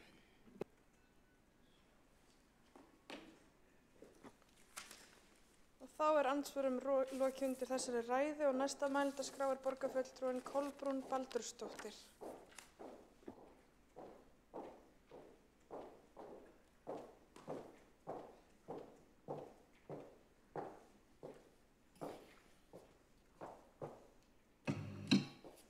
Forseti, ágæta borgarstjórn. Já, ég vil þakka fyrir að þetta mál skuli vera hér í borgarstjórn í dag og ég ætla nú ekki að fara djúpt ofan í einhverja tölur en það held ég að flutningsflokkurinn, sjálfstæðisflokkurinn hafi gert það ágætlega, farið yfir tölurnar. En þetta ástand er hreinlega bara algjörlega óásættanlegt og óþolandi og það mótmælir því enginn, ekki einsinni meirihlutin, en einn í meirihlutanum. Fyrst þegar þessar hugmyndir ævintýraborgir komu, færanlegar einingar, að þá auðvitað fylltust við svona von og trú að kannski myndi nást fyrir endan á þessu vandræða ástandi. En síðan er einhvern veginn bara ekkert að lagast. Hlutinir eru, ég er ekki að segja þessi endilega versna, en þessi biðlisti og hversu gríðarlega mörg börn eru að bíða eftir plássi er bara, ég held ég næstum í sögulegu hámarki. Ég veit ekki eiginlega sko, auðvitað hefur verið mikil fjölgun, en við hefum auðvitað mátt líka búast við því. Við vitum alveg núna síðustu ár að það er mikill flutningur til landsins af erlendu fólki sem er að koma hér að setja stað og sækja hæli og annað slíkt. Þannig að það hefði ekki átt að koma neitt á óvart. En vandinn hefur aldrei verið eins átakanlegur og hann er núna og þetta er ekki bara eitt heldur margt.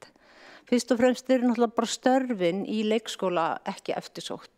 Það er alveg sama hvernig á það hefur verið litið og reynt að laga að launin, þau eru ekki góð, þetta eru lág laun, þetta er mikið álag, víða er þetta ekki góðar starfsaðstæður og þegar að hvert leikskólahúsnæði var mengað af myglu og raka sem búið að koma upp núna allavega frá því ég kom í borgarstjórn frá 2018, þá hefur hverju ári nokkuð mörg húsnæði sem að eru dæmd þurfa að fara í viðhald og með tilheyrandi flækjustígi og vandræðum. Og það er ekki til að laða heldur starfsfólk að fara að vinna mögulega á stað sem er myglaður eða með rakavandamál. En hvað fór úrskeiðis með brúum bilið? Ég hef einhvern veginn aldrei fengið almennilega bara niðurstöðu í því. Þetta verkefni, þetta var gríðarlega hrósað mikið og notað sem kosningaloforð og kosningaspil, brúa bilið og öll þessi börn átt að komast inn á leikskóla, ungbarnaleikskóla, en síðan bara hefur einhvern veginn ekkert af þessu gengið almennilega eftir. Mistókst þetta verkefni einhvern veginn eða það væri mjög bara forvitnilegt að vita hvað nákvæmlega skeið eða var þetta bara svona van áætlanir upp til hópa. En allavega þarf að taka sig á í þessu og við þurfum að finna einhverja lausnir og við höfum hérna öll sömul meira og minna verið að koma með einhverja lausnir, alls konar lausnir og það er þessi mönnunarvandi, það er að reyna að fá starfsfólk til þess að koma að vinna á leikskólanum meira heldur en búið er að vera. Það vantar mjög mikið að starfsfólki í mörg stöðugildi. Og síðan þarf þetta að drífa í að laga húsnæði, þessi húsnæði sem eru mygluð og með raka og byggja kannski líka bara þá leikskóla sem búið er að lofa plássum í. Það koma reglulega til okkar bréf frá foreldrum. Við vitum það öll þegar að foreldrar eru að skrifa okkur að það er að fá bréf heim að barnið er að sé búið að fá leikskólapláss en það er síðan kannski ekki búið að byggja leikskóla. Þetta er alveg ótrúlegt. Ég held að þetta sé bara ekki til neinstaðar upplýsingar svona lagað að fá pláss í einhverju húsnæði sem ekki hefur risið. Þetta er auðvitað stór merkilegt. Við þekkjum þessi bréf frá örvæntingafullum foreldrum. Og það jafnvel alveg í 20 mánaða gömul börn sem hafa fengið pláss í leikskóla sem ekki til. Og þetta veldur gríðarlegri streitu og kvíða hjá foreldrum. Og einhvern veginn virðist þetta ganga betur í flestum öðrum sveitarfélögum heldur en hér í Reykjavík, en hér fyrir löngu komið á þolmörkum, en það mættu hér foreldrar með börn sín síðastliðið haust eins og við munum, og spurningin er hvernig verður þetta núna í haust? Verður þetta áfram sami vandinn? En við, Flokkur fólksins, hefur lagt fram sínar hugmyndir til þess að koma með einhverja lausnir og við lögðustu svo sem öll á eitt hérna í fyrra og settum í pók ýmsar hugmyndir að lausnum. Við töluðum fyrir þessum styrkjum, eins og við munið kannski, eða heimgreiðslum eða hvað sem átti nú að kalla það. Það hefur einhvern veginn ekki fengið hlotið náð fyrir augum meiri hlutans og kannski er þetta flókið, ég skal ekki segja, en ég held bara því fleiri valmöguleikar sem foreldrar hafa, jafnvel þó við séu misjafnir, að þá sé það bara betra að geta valið og þetta styrkjakerfi gæti mögulega hentað einhverjum foreldrum sem að eiga tök á því að vera heima fyrstu missirinn og þá þetta spurningum mánalega greiðslur og það síðan bara útfærslu atriði hvort við séum að tala mögulega bara það sem samsvarar kostnaði á leikskólaplássi. En þetta er allavega ein hugmyndin og svo það dagforeldrakerfi því að frá 2018 og 2019 að þá eins og við munum að þá átti brúin bilið að vera bara dottið inn og farið að virka og það var farið að reyta úr stéttinni dagforeldrana. Þeir voru miður sín yfir framkomi borgarinnar í garð stéttarinnar sem borgin nánast útrýmdi dagforeldrastéttinni. Núna þarf að fara að peppa hana svolítið upp aftur og það er búið að vera að reyna að hjálpa eitthvað til þar en bara í svo litlu mæli. Að dagforeldrar hafa sagt mér að þetta sé eiginlega hlægilegt. Þessi styrkir sem þeir hafa fengið aukalega eða upphæðir einhverjar greiðslur eru hvorki fugl né fiskur. Þannig að það þarf að gera betur þarna. Dagforeldrar munu alltaf held ég verða stétt sem við þurfum á að halda. Kannski mismiklu mæli ef þetta brúin bilið einhvern tíma klárast og ævintýraborgir og þetta verði allt saman tilbúið. En þetta er virkilega stétt sem að við sem erum komin hérna á hæsta aldurinn munum vel eftir jafnvel. Þannig að og hefur heldur betur bjargað okkur hérna með barnagæslu. En fjölmargar fjölskyldur eru bara einfaldlega búin að nýta öll úrræði sín og það eru vissulega einhverjar fjölskyldur sem eru svo heppnar að eiga ömmur og mömmur og afa barnana og frændsyskin og fjölskyldu, stóra fjölskyldu, en það eru aldeilis ekki allar fjölskyldur. Fjölskyldur eru utan á landi eða erlendis frá og hafa ekki þennan stuðning sem er svo mikilvægur með þegar að vandamál er með leikskólaplási. Nú ég þekki þetta eigin raun, það líður eiginlega varla svo vika að leikskóli einhverja barnabarnana minna hringja í foreldrana og biðja að barni verði sótt. Því að það sé vandi mönnun, það sé mannekla. Stundum það þegar að komið með barnið, að það er bara sagt, heyrðu, þú bara að fara með það aftur, okkur vantar fólk. Eða klukkutíma seinna, þegar fólk komið til vinnu, að þá, heyrðu, við náðum ekki að manna daginn, getur komið að sækja barnið. Ég veit líka dæmi þess að foreldrar sem komið barn sitt og fengu þessi viðbrögð, sögðu bara, gjör svo vel, því miður, við getum ekki farið aftur heim með barnið, við þurfum að fara hérna á mikilvæga fund eða hvað það var og fóru. Og stuttu síðar kom skeyti við komum til leikskóla þar sem að það var ákveðið að hafa þennan dag opinn en ekki lokaðan að það hefði náðst að redda mönnuninni. Þetta var mjög drastískt en hvað á fólk að gera? Það er mögulega á leiðinni á einhvern stað í sinni vinnu eða vinnutengt sem það getur ekki sagt bara, heyrðu, ég þarf að vera heima hjá barninu mínu, það vantar mönnun á leikskólan. Og þetta er bara, kannski ef allir foreldrar myndi gera þetta bara, nei, gjör svo vel, hér er barnið, ég þarf að fara. Og þá er forvitilegt að vita hvað verður gert. En mér langar aðeins að ræða eina tillögu sem Flokkur fólksins lagði fram núna ekki alls fyrir löngu. Hún varðar svona jafnræði þegar að foreldrar neyðast til þess að vista barn sitt í einkareknum leikskóla vegna þess að það færi ekki inn í borgarreknum. Og þá lögðum við til að borgarar samþykkja hækka niðurgreiðslur Reykjavíkurborgar hjá einkareknum ungbarnaleikskólum þegar barn er 18 mánaða aldri í þeim tilvikum.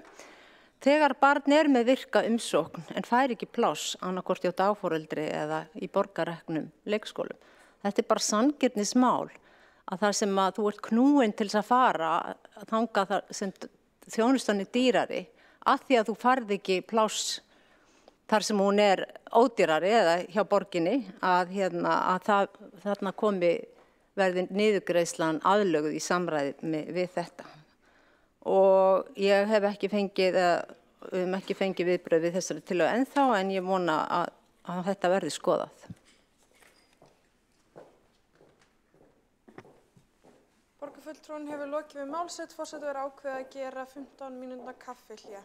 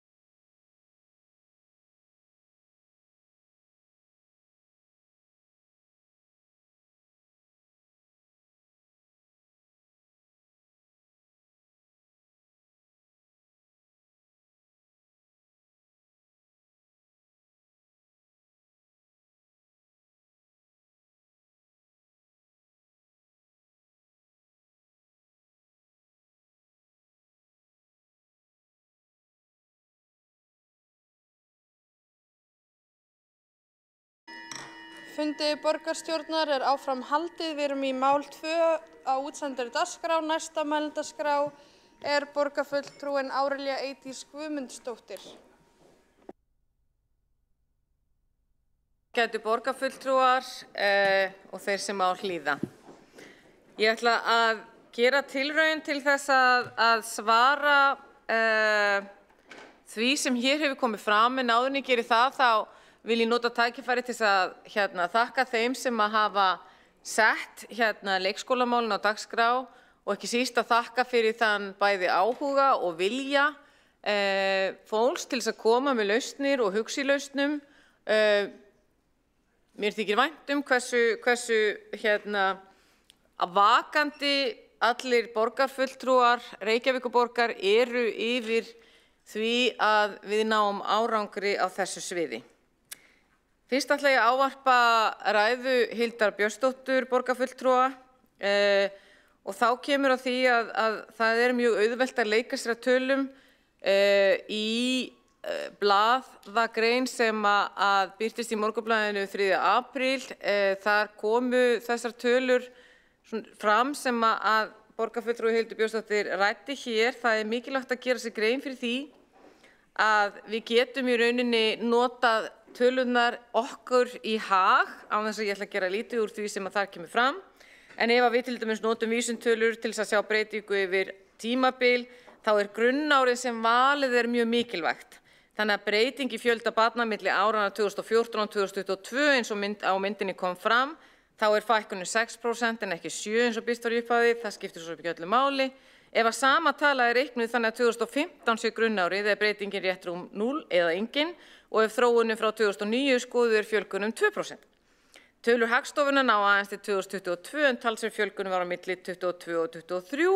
Þannig að þegar horft til þeirra talna sem sviðið hefur gefið út, sem við sjálf gefum út, má finna á heimasíðu borgarinnar, þá má sjá að breytinga milli ársins 2009 til 2023, þá fjölgunin 8,5%. Það réttast að horfa á fjöldan á grafi og finna þetta þannig út. Það í rauninni mikilvægast í þessu samhengi stærð árganga í Reykjavík. Og þess vegna verðum við að setja þetta í samhengi þannig að þegar við horfum á þjónustuþörf í leik- og grunnskólum og frístundastarfi okkar almennt, að þá þarf að horfa á stærð fæðinga árgangana. 2021 árgangurinn næstum jafn stór og 2009 árgangurinn. 2017 árgangurinn minnsti árgangur í þjónustunni sem hefur hjá okkur, 2018 ekki mikið stærri og meðal árgangurinn 1571 barn. Þetta útskýrir af hverju tölfræðin liggur með þeim hætti sem að kom fram. Áður en ég svara svo seinni hluta í ræðu borgarfulltrúar Hildar Björnsdóttur sem að snýst almennt hvar við erum stödd núna, þá langar mig að snúa mér að ræðu Mörtu Guðjónsdóttur borgarfulltrúa og þar megin inntakið í hennar ræðu var sem sagt að við værum að hafna fjölbreyttum leiðum. Ég mun fara betur yfir það af hverju það að mínu mati ekki rétt, en það sem að skiptir kannski mestu máli að skóla- og frístundaráðsfulltrúar Sjálfstæðisflokksins lögðu í gær fram á ráðsfundi hjá okkur tillögu það að við tækjum upp svokallaða Kópavogsleið og það kom ágætlega fram af hverju við erum ekki að gera það í einni skipan í umræðum sem áttu sér stað á milli Mörtu Guðjónsdóttur borgarfulltrúa og Sönnu Magdalenu borgarfulltrúa hér á eftir, þar sem að þessi leið sem að núna hefur verið reynd í ár sem hefur sýnt margar góðar. Það ýmislegt gott í þessari leið en það mjög margt sem við þurfum að læra betur af. Ég minni á það að Kópavogur með 19 leikskóla sem þeir reka sjálfur og 2 einkarekna á meðan við erum með 70 borgarrekna og 20 sjálfstætt starfandi. Kópavogur í rauninni rúm 20% af okkar kerfi. Og þegar við ætlum að tala svona stóra kerfisbreytingu þá verðum við að hafa í huga með hvaða hætti skynsamlegt að fara í hana. Þá talaði Sanna Magdalena, borgarfulltrúi Sanna Magdalena Mörtudóttir starfsaðstæður og þá vil ég gjarnan fara hér yfir tvennt sem að skiptir miklu máli. Síðan á árunum 2018 til 2020 var starfsumhverfi barna og fullorðinna, við verðum alltaf að hafa börnin með, í leikskólanum bætt töluvert. Rekstrarleyfum, þar segja leikskólaplássum, var fækkað 7% á tímabilinu, mest árið 2018. Svo rýmra yrði bæði börn og starfsfólk. Það er rétt sem komið fram að það hefur mikið verið gagnrýnt, sérstaklega stéttarfélagi leikskólakennara, að plássið hafi farið minnkandi í leikskólanum. Þannig að fjöldi stöðugilda per barn hefur verið aukinn í átt og þétt sem og undirbúningstími starfsfólks til að tryggja faglegt starf. Þetta var bæði gert í tengslum við kjarasamninga en jafnframt í tengslum við fagumhverfi og Reykjavíkurborg gekk lengra af því að það voru hafðir að hagsmuni og velferð barnanna að leiðarljósi. Í ræðum bæði borgarfulltrúa Mörtu Guðjónsdóttur og borgarfulltrúa Hildur Björnsdóttir var talað dagforeldra og það er mjög mikilvægt áður en ég fer yfir það hvað við höfum verið að gera sér grein fyrir því að dagforeldrum fækkar ekki bara í Reykjavík, þeim fækkar á landsvísu. Þannig að þetta er ekki reykvíst vandamál, frekar heldur en að svokallaða leikskólavandi er reykvíst vandamál. Við erum bara einfaldlega með miklu stærra kerfi. Þá langar mig til að fara yfir í ræðu borgarfulltrúa Kolbrúnar Baldursdóttur sem að tala starfsaðstæður og slæm laun. Ég lét fyrir skömmu gera greiningu á byrjunarlaunum leikskólakennara versus viðskiptafræðingi og lögfræðingi við Reykjavíkurborg. Og leikskólakennari, þetta var í febrúar, leikskólakennari sem er ráðinn hjá okkur með 725.179. Leikskóla sérkennari með 740.375 krónur, fjármálaráðgjafi með 742.876.000 og lögfræðingur með 789.120. Þess ber að gæta að leikskólakennari í starfi sem er ráðinn hjá okkur fær greitt fyrir að borða með börnunum og þar af leiðandi frítt fæði meðfram. Þannig að svo mýta að leikskólakennarar séu illa borgaðir er einfaldlega ekki rétt. Hins vegar gæti ég alveg sem sérfræðingur á mínu sviði talað starfsþróun sem er eitthvað annað sem við getum talað betur Nú þá ætla ég að víkja að þegar ég hef farið yfir það sem kom fram í þeirrum ræðum að þá langar mig til að víkja að því hvað það er sem við erum að gera og höfum verið að gera á þessum vetri. Við erum með 2 stýrihópa í gangi sem brúum bilið og stýrihóp fyrir börn yngra heldur en 6 ára. Við erum búin að endurskoða verklag varðandi inntöku barna og innritun. Nú innritað í öll laus pláss sem til staðar og samkvæmt nýju verklagi lagt hjá öll börn séu búin að fá dagsetningu fyrir aðlögun í síðasta lagi í nóvember miðað við að hafa fengið boðun vistun vorið í stóru innritunni. Það er mikið verið lagt í það í vetur að bæta í varðandi mönnun. Við höfum sett af stað stuðning við leikskólastjóra, uppfært verklag og sett inn aukinn þunga í mannauðsmálum. Við erum búin að setja af stað tilraunaverkefni fyrir í frístund sem meðal annars er hugsað sem mótvægisaðgerð. Við erum að forgangsraða í rauninni má segja meiri hluti forgangsraði börnum en þess að við höfum ákveðið að við munum ekki spara varðandi það að bæta við plássum. Það er auðvitað þurfum við alltaf að huga að því hvernig allt saman rekið, það annað aldrei. Það hafa komið 7 dagforeldrar inn á forsendum bættrar aðstöðu og við erum alltaf að reyna að finna fleiri sem eru komið inn og það nær allir þeirri sem eru starfandi að hafa undirritað nýjan þjónustusamning.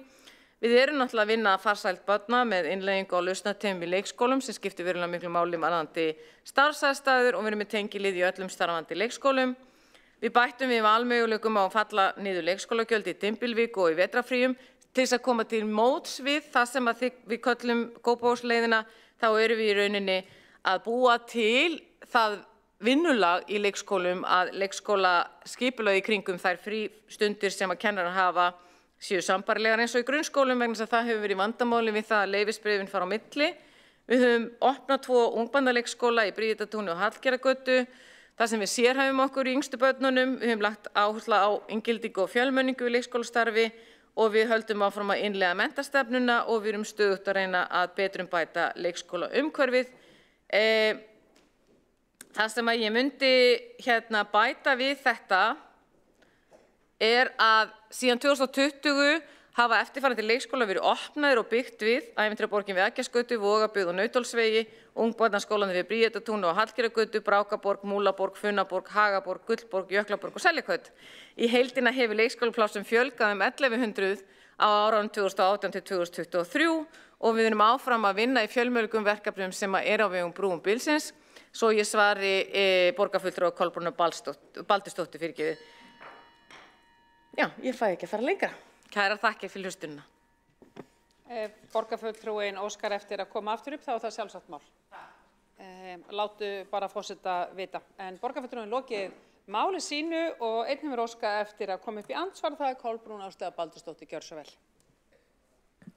Forseti, ágæta borgarstjórn, mér langar aðeins að koma inn á þessi launamál sem komu fram í viðbrögðum borgarfulltrúans Árelíu Eydísi Guðmundsdóttur. Og ég vil bara segja að við verðum að horfa auðvitað á launin í samhengi við margt annað. Það er ekki bara hægt að horfa á krónutöluna og segja kannski bara að starfsfólk leikskóla séu ágætlega launaðir. Við erum að horfa á starfsaðstæður og álag. Og álag í leikskólum er oft mjög mikið. Það er ákveðið áreiti eins og við vitum og eins dásamlegt og það er að vinna og vera með börnum að þá er mikið fjör. Og þetta þarf alltaf að horfa á í samhengi. Þannig að þó krónutalan sé kannski þokkaleg í einhverju samhengi eða miðað við eitthvað annað, þá er líka spurningin hvernig aðstæður eru, þrengsl, er þetta gamalt eða nýtt húsnæði og svo framvegis. Þannig að ég vil bara benda á þetta. Og ég óska líka ennþá eftir að heyra svolítið meira þetta með Brúum bilið á hverju gerðist það sem gerðist að ekki náða að klára það verkefni. Borgarfulltrúin lokið við að veita andsvar og svara þá ansvari Árelía Eydís Guðmundsdóttir, gjörðu svo vel. Virðulegi forseti, ágæti borgarfulltrúi Kolbrún Áslaugar Baldursdóttir. Það er alveg rétt hjá þér að við þurfum að horfa á fleiri þætti þegar við skoðum starfskjör og álag er mikið í leikskólum þessar mundir, það er rétt, en það verður líka að taka tillit til þess að það er nákvæmlega þess vegna sem við höfum farið í húsnæðis átak og erum að bæta húsnæði í flest öllum leikskólum sem að gerir það verkum og þetta hangir saman. Það er ekki hægt að taka þetta úr samhengi.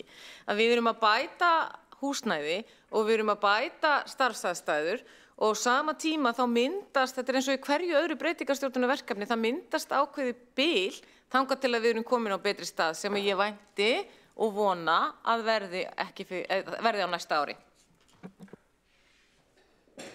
Borgarfulltrúin lokið við að svara andsvari og veiti þá ansvar öðru sinni. Kolbrún Ásta Baldursdóttir, gjörðu svo vel. Forseti, ágæta borgarstjórn. Nú get ég ekki varpað fram spurningu af því að þetta er seinni lotan í andsvörum en ég samt velti því upp og við skulum einhvern tímann taka þá umræðu hvort að búið sé að greina ástæður og orsakir manneklu. Hvað er það sem að veldur því að ekki næst að manna leikskóla? Þetta er eitthvað sem kannski við þurfum bara sérstaklega að leggjast yfir öll saman og átt okkur á. Og ef það er kannski möguleiki í launin og jafnvel eru starfsaðstæður ágætar í sumum leikskólum, að þá er þetta samt rótgróinn vandi sem ekki hefur náðst að leysa. Borgarfulltrúin hefur lokið við að veita ansvar öðru sinni og svarar þá ansvar öðru sinni Árelía Eydís Guðmundsdóttir. Virðulegi forseti, ágæti borgarfulltrúi Kolbrún Áslaugar Baldursdóttir. Þetta er svona það sem kallar á ensku, svo ég fái leyfi forseta til að quote $1 million question, quote lokið, gæstalöppu lokið. Þetta sama vandamál er á Landspítalanum. Þetta sama vandamál er innan ferðageirans að einhverju leyti. Og það sem að hefur gerst og við verðum þess vegna að taka tillit til þess að horfa á vinnumarkaðan allan, þetta á ekki eingöngu við leikskólana, þetta á alls ekki eingöngu við leikskólana í Reykjavík.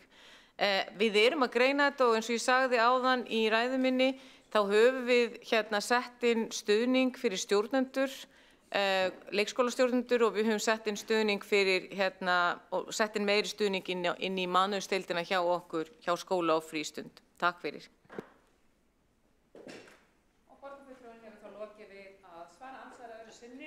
Ansvörum lokið undir þessari ræðu og tekur þá til máls Skúli Helgason, borgarfulltrúi, gjörðu svo vel.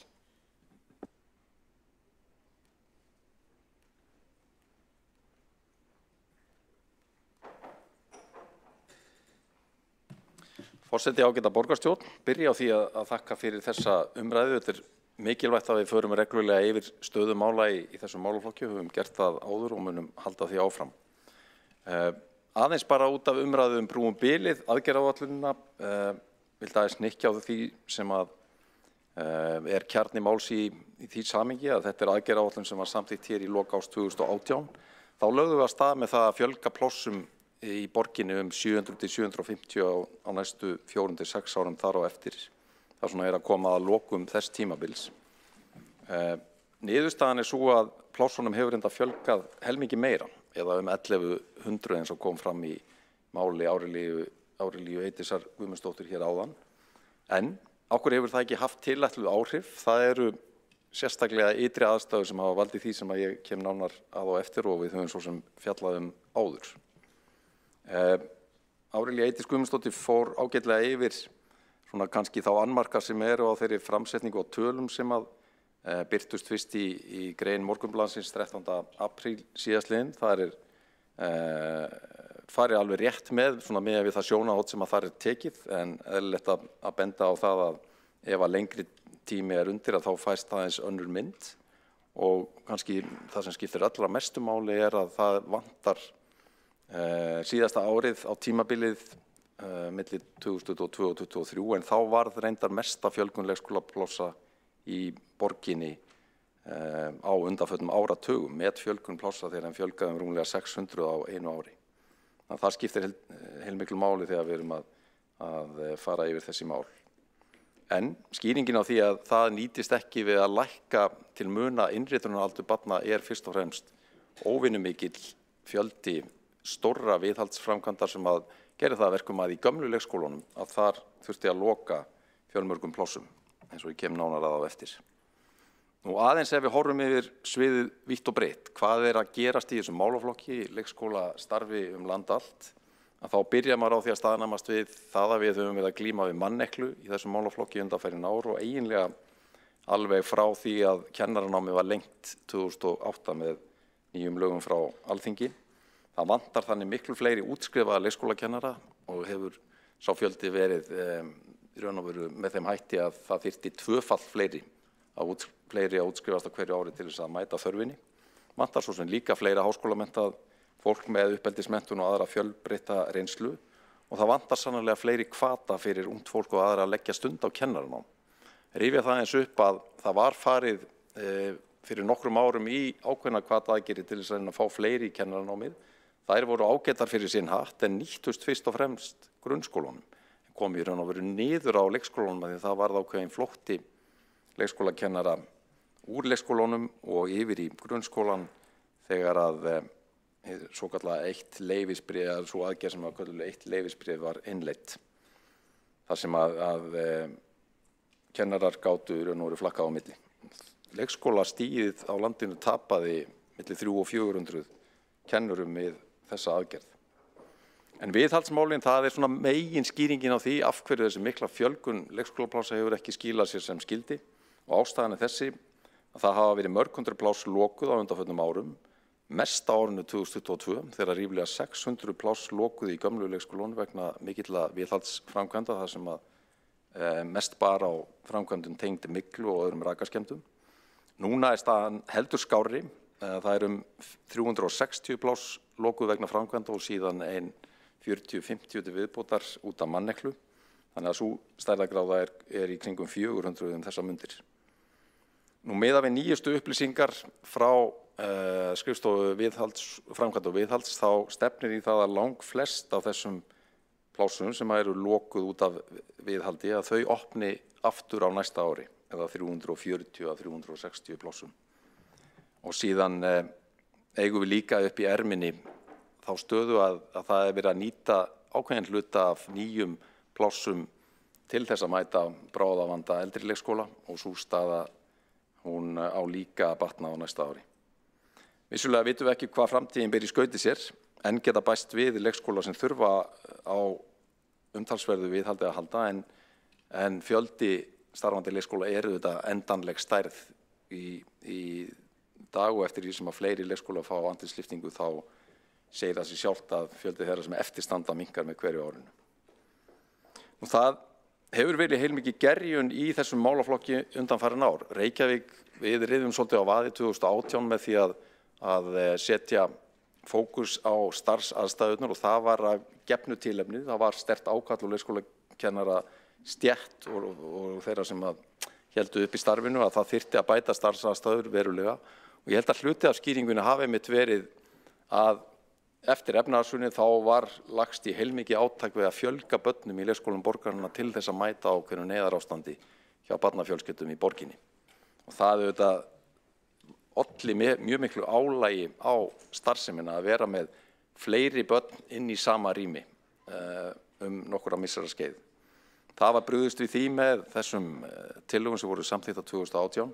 Þá var eins og hér hefur komið fram í umræðinni plássum í þessum gömlu leikskólum fækkað 7% og það þýddi auðvitað að það tók svolítinn tíma að vinna þá fækkun tilbaka. En við höfum alla tíð og á undanförnum árum hort mjög á þetta jafnvægi. Við þurfum að vera með jafnvægi á milli þess að bæta starfsumhverfið annars vegar og hins vegar að fjölga plássum og mæta þar af leiðandi þörfum barnafjölskyldna sem ekki eru komið með börn sín inn á leikskóla. Miklar umbætur á starfsumhverfinu voru samþykktar fyrir 5 árum. Það fjármagn, það hljópa á einum 4 milljörðum yfir tímabilið, það kjörtímabil og það fjármagn ennþá inni til þess að auka einmitt rými fyrir bæði börn og starfsfólk, fjölga starfsfólki, lengja undirbúningstíma, auka framlög til liðsheildarvinnu og faglegs starfs og alveg ljóst að þetta frumkvæði borgarinnar leiddi til þess að þessar umbætur þeir gengu út yfir allt sviðið því að þær urðu síðan hluti af kjarasamningum sem voru auðvitað innleiddir land allt. Ég nefndi það áðan að það hefur fjölga leikskólaplássum undir merkjum brúum bíli verkefnisins 1100. Framundan álíka fjölgun á næstu 2 árum. Rúmlega 1000 pláss sem munu bætast við á næstu 24 mánuðum eða svo. Aðeins til þess að mæta því sem hér hefur verið sagt, einhverjir halda kannski miða við þá framsetningu gagna sem hér hefur átt sér stað í umræðinni að það séu aðalega sjálfstætt í leikskólar sem eru að keyra þessa miklu fjölgun. En það ekki að þessum rúmlega 1100 plássum hafa tæplega 800 orðið til í borgarreknum leikskólum og 340 hjá sjálfstætt starfandi leikskólum. Það sem framundan á næstu 2 árum fjölgunin fyrst og fremst hjá borgarreknum leikskólum með við okkar upplýsingar en við erum sannarlega með opinn faðminn gagnvart því að stækka samninga við sjálfstætt starfandi leikskóla og höfum gert það alveg síðan þetta verkefni fór af stað. Það eru fjölmargt að gerast, það búið að setja upp einingar húsnæði við Vörðuskóla þar sem nýr leikskóli mun opna í haust. Við erum að skoða 2-3 kosti í Vesturbænum sem við vonumst til þess að taka endalega ákvörðun og velja á milli í vor. Það hefur verið að stækka leikskólana Stakkaborg, Hulduheima og Hlaðhamra, Klambra, það hefur verið að opna nýjan leikskóla stóran í Fossvogi á næsta ári, sömuleiðis í Laugardal, annan í Sólheimum, stækkun leikskólans Sæborgar við Ægisíðu, leikskólans Seljakots í Breiðholti, Funaborgar í Grafarvogi og Árborgar í Árbæ, svo ég nefni nokkur dæmi. Og síðan eru þetta stóru verkefnin okkar þar sem við erum að horfa á að vera með samrekin leik- og grunnskóla bæði í Vogabyggð og Skerjafirði og það eru ótrúlega spennandi tímar framundan í svona ákveðinni nýsköpun varðandi uppbyggingu þessara 2 skólastiga. Nú það eru 166 pláss að bætast við hjá sjálfstætt starfandi leikskóla flest á þessu ári hjá Félagsstofnun stúdenta, Hjallastefnunni og Sælukoti og síðan vil ég svona bara rétt í lokin hamra á því það eru ákveðnir hluti sem hægt væri að gera í þéttara samstarfi ríkis og sveitarfélaga. Það mikilvægt að setja inn sérstaka hvata til þess að ungt fólk fari í þessa menntun sem leikskólakennarar og kynna leikskólana sem fjölbreyttan spennandi starfsvettvang. Það hægt að horfa á fæðingarorlofið, að lengja það. Ég myndi telja að svona raunhæft skref væri að lengja það næst upp í 15 mánuði og síðan upp í 18 mánuði þar í kjölfarið. Það líka eðlilegt að við ræðum það hvort að leikskólinn eigi ekki að vera lögbundin þjónusta eða að leikskólastigið veri hluti af skólaskyldu í landinu og ríki komið þá inn með framlög sem að því nema. Og síðan rétt að ræða eins og hér hefur verið gert fjölbreyttar lausnir til þess að mæta þörfum foreldra með opnum leikskólum, foreldrareknum, meira samspil í leikskóla og grunnskóla og svo framvegis. Borgarfulltrúinn hefur lokið máli sínu og tekur þá til máls Andrea Jóhanna Helgadóttir, borgarfulltrúi.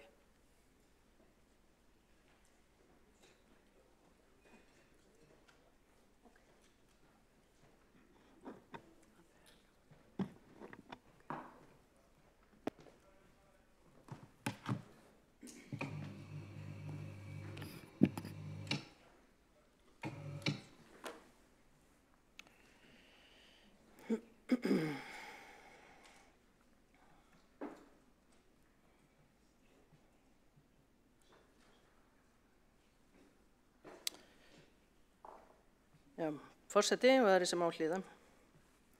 Mig langaði aðeins að svara málflutningi borgarfulltrúans Mörtu Guðjónsdóttur þegar hún talaði sveigjanleika í Kópavogsleiðinni. Það kerfi sem lætur einu greiðendurna til leikskólans vera þau sem ekki hafa möguleika á að stytta dvalartíma barna sinna í leikskólanum stóran hluta vinnudagsins. Það eru sjálfsögðu og mjög augljóslega lánlaunafólk sem sömuleiðis eru einstæðir foreldrar sem skipa þennan hóp. Það hefur komið mjög skýrt fram í rannsóknum að einstæðar mæður skrapa gjörsamlega botninn í hinu íslenska efnahagslega stígveldi. Þær skilja ekki börnin sín eftir í leikskólanum allan daginn vegna þess að þær velji það eða vil ekki fremur frá gæðastundir með sínum börnum. Þær óska þess heldur ekkert að eina lausnin verði að börnin að fá einhverja fyrirtækis barnagæslu, einhverja makk barnagæslu og þær eiga ekki að gjalda þess í menntun eða umönnun barna sinna þeirra veruleiki þýði að þær þurfa að vinna myrkran á milli. Borgarfulltrúinn ítrekaði sveigjanleika og það má ræða sveigjanleikann aðeins. Sveigjanleikin nefnilega engin í lífi einstæðra móður í láglaunastarfi, hann bara akkúrat engin. Þrátt fyrir einhverja tekjutengingu prinsippið samt þetta að einstæða móðurinn þarf enn og aftur að gjalda stöðu sinnar og borga með sér. Sveigjanleikin sveigðist ekki alla leið þangað. Barni gældu þess líka enn einu sinni að vera í sinni óheppilegu efnahagslegu stöðu á meðan börn forréttindahópanna græddu enn aðeins meiri gæði í sínum lífsgæðum. Börn foreldrar sem hafa efni á því að stytta síns miðnunda eða geta unnið að heiman, börn sem eiga tvenna foreldra umfram börn einstæðra foreldra. Svo það hljómar sérkennilega í mínum eyrum að kalla þetta sveigjanleiki, að maður sé ekki bara tekin efnahagslega af lífi. Það sveigjanlegur skilningur á orðinu sveigjanleiki. Við erum ekkert kjánar, við erum ekkert að misskilja neitt, við erum bara alveg fullkomlega meðvituð það hversu ótrúlega hrópandi óréttlæti felst í því að hygla þeim sem að búa þegar við forréttindi og skilja þá eftir sem að búa ekki við þá. Sérstaklega þegar að vera að flagga fána þess að þetta sé gert með hagsmuni barna sem leiðarljós og það eru bara ekki öll börnin með, sem voru bara skilin eftir aftur. Takk fyrir.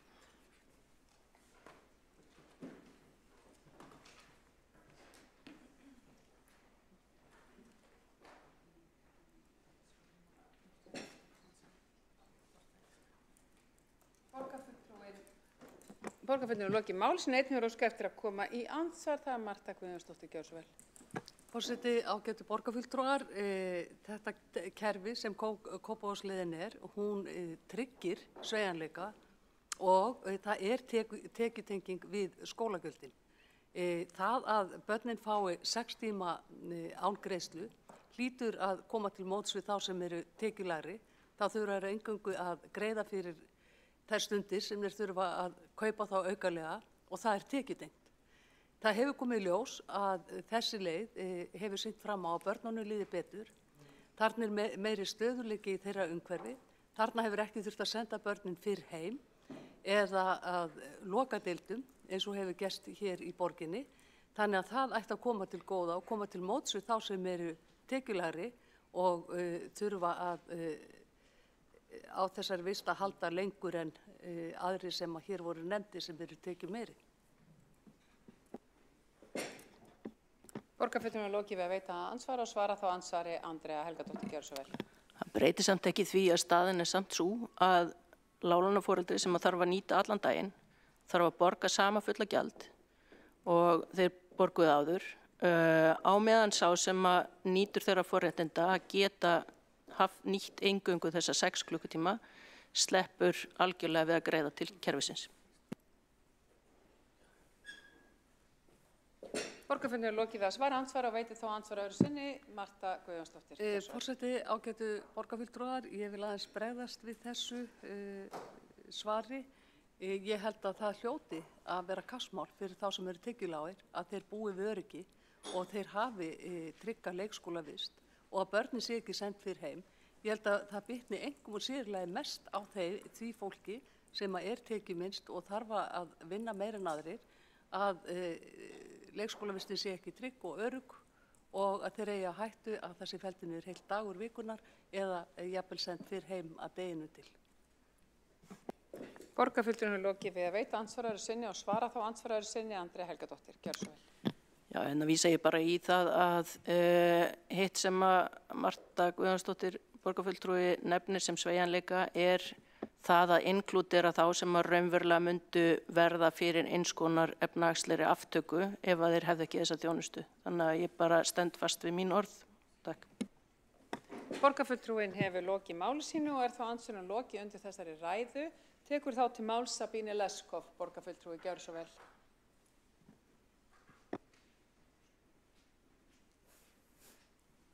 Forseti og borgarstjórn, Sjálfstæðisflokkurinn fær í dag stig fyrir mjög frumlega framsetningu, svo sem líka fyrir að vekja athygli á vissan hátt að gefa fólki rödd sem vantar þjónustu. Leikskólavandinn, biðlistar, þetta eru orð sem kveikja í og eru tiltölulega einfalt að skilja. En lausnir sem eru lausnir fyrir alla eru kannski ekki alveg svona einfalda. Okkar leiðin hefur verið að setja peningar í viðhald, nýbyggingar og bætt starfsumhverfi til að bjóða hærra þjónustustig, til að bjóða fleiri pláss fyrir fleiri börn og fjölskyldur. Það er langtímaverkefni, það er ótrúlega flókið og það má alveg færa hér rök og gagnrýna okkur fyrir að gera enn meira af öllu þessu.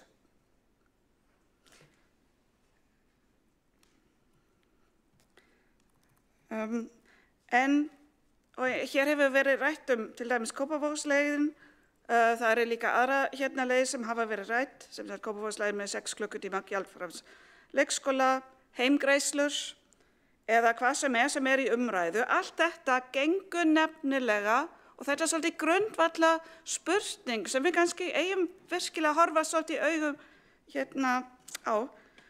Allt þetta gengur út á því að lækka þjónustustig, að leysa vandann með því að keyra niður eftirspurn og halda börnum heima. Þeir sem styðja slíka leiðir virðast samt ekki geta ákveðið sig hvort þetta sé gert vegna þess að það er svo vont fyrir ung börn að vera í leikskólum og það hafa einfaldlega ekki verið lagðar fram rannsóknir sem sýna það á ótvíræðan hátt. Eða hvort það er vegna þess til að spara pening og lækka álagið. Álagið á starfsfólk, á sviðin og við skulum vera heiðarlega líka á okkar kjörna fulltrúa því að það er ekki gaman að mæta þessum foreldrum og fá þessu viðtöl.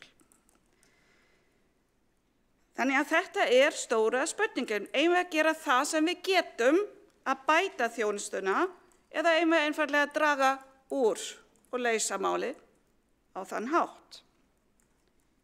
Mér langar líka að benda á og þetta er eitthvað sem má bara alls ekki týnast í þessari umræðu. Ánægja foreldra með leikskólastarfi er ár eftir ár yfir 90%.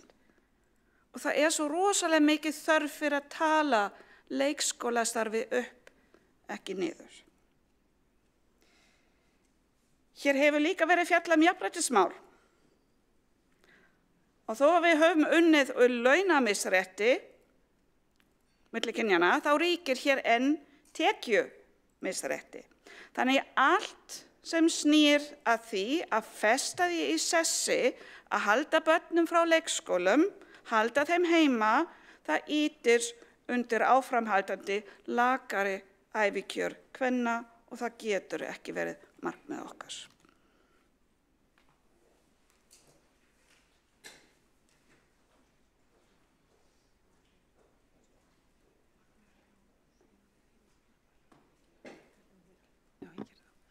Borgarfulltrúinn hefur lokið máli sínu og tekur þá til máls Magnea Jóhannsdóttir, borgarfulltrúi, gjörðu svo vel.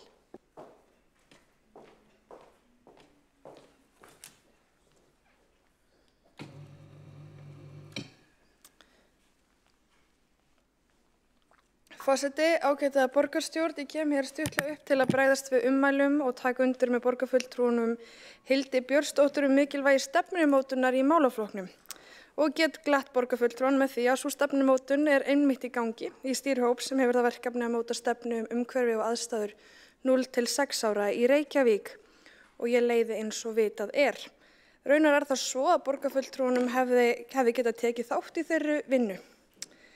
Sá hópur búinn að eiga í umfangsmiklu samráði við foreldra og hagsmunaaðila í gegnum samráðsvef Reykjavíkurborgar. Það var gagnlegt að fá skýr svör frá foreldrum hvað þau vilja að við gerum. Nú verið að óska eftir frekar upplýsingum og vinna með það tillögur sem þar komu fram í svörum frá foreldrum og hagsmunaaðilum. Þá stefnt á innra samráð við lykilstarfsfólk borgarinnar á næstu dögum til að draga fram sjónarmið hvernig megi að bæta þjónustu við 0 til 6 ára í Reykjavík. Og eins og borgarfulltrúum kunnugt verður haldið fyrsta borgaraþing Reykjavíkur 8. júní næstkomandi, þar sem fjalla verður leikskólamál og umönnun ungara barna og verður foreldrum ungara barna sérstaklega boðið að taka þátt og ég hvet borgarfulltrúa til að taka þátt á þeim fundi. Verkefni stýrihópsins viðfermt og nær ekki einungis til dagvistunar, heldur einnig til allra þjónustu við börn og þeirra fjölskyldur, hvort sem það varðar leikvelli eða velferðarþjónustu og áætlað að hópurinn skila af sér tillögum í byrjun næsta haust sem við getum svo tekið afstöðu til hér og ég vona að við í borgarstjórn getum sammælast þær tillögur sem þar verða lagðar fram og eiga að bæta þjónustu við aldurshópinn. Það lykilatriði að við náum árangri í þessum málaflokki, einkum fyrir jafnrétti eins og hér hefur verið bent á. Að lokum vil ég bæta við að ég fagna þeim skrefum sem hafa nú þegar verið tekin á þessu kjörtímabili, annars vegar aukna áherslu borgarinnar á eflingu dagforeldrakerfisins, meðal annars með stofnstyrkjum til nýrra dagforeldra og jöfnun á greiðslum foreldra barna 18 mánaða eldri í leikskólum og dagforeldrum. Það gefur auga leið að við þurfum að horfa til fjölbreyttra lausna þegar kemur því að brúa bilið á milli leikskóla og fæðingarorlofs. Og hins vegar vil ég nefna samning sem Reykjavíkurborg hefur gert við Memplay eða opna leikskólan sem nú starfræktur á 3 stöðum í borginni og foreldrar geta mætt þangað gjaldfrjálst með sín börn á meðan þau bíða eftir leikskólaplássi. En sá skóli fagnaði með 3 ára afmælinu sinni í dag og þar voru mætt 150 börn og fjölskyldur. Og gaman að fylgjast með því verkefni sem að dafna vel.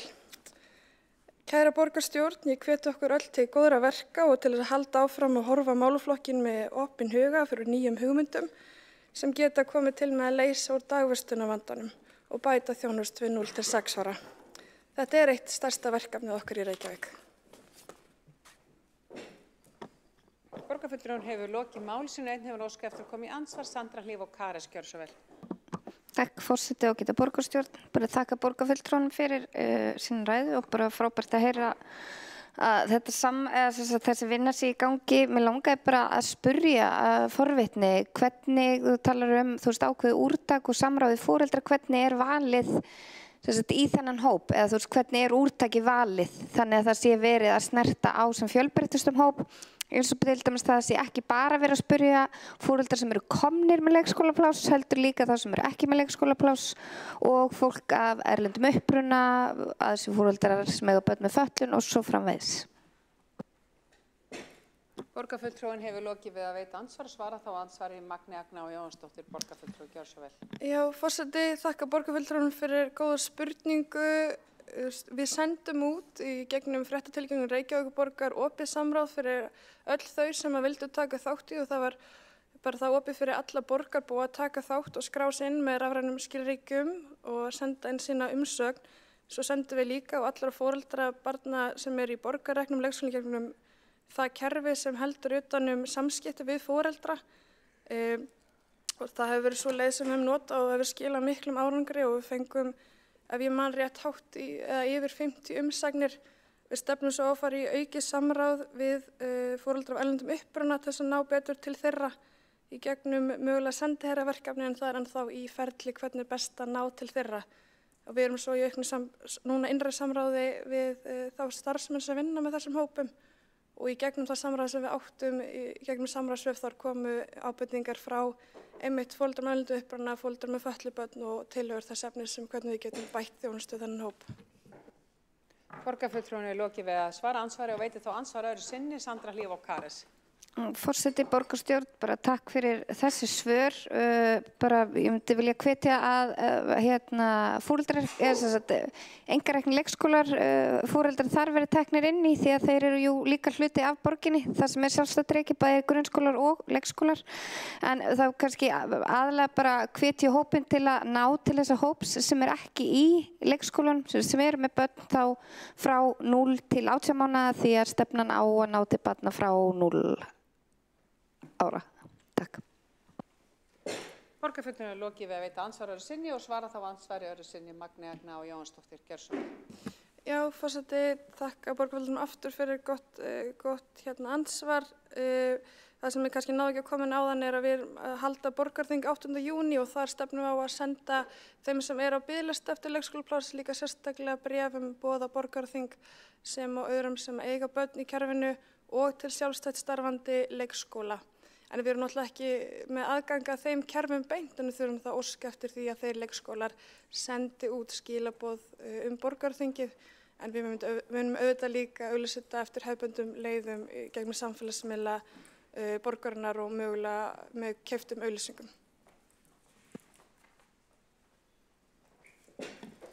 Borgarfulltrúinn hefur lokið við að svara andsvari öðru sinni og er þá andsvörum lokið undir þessari ræðu.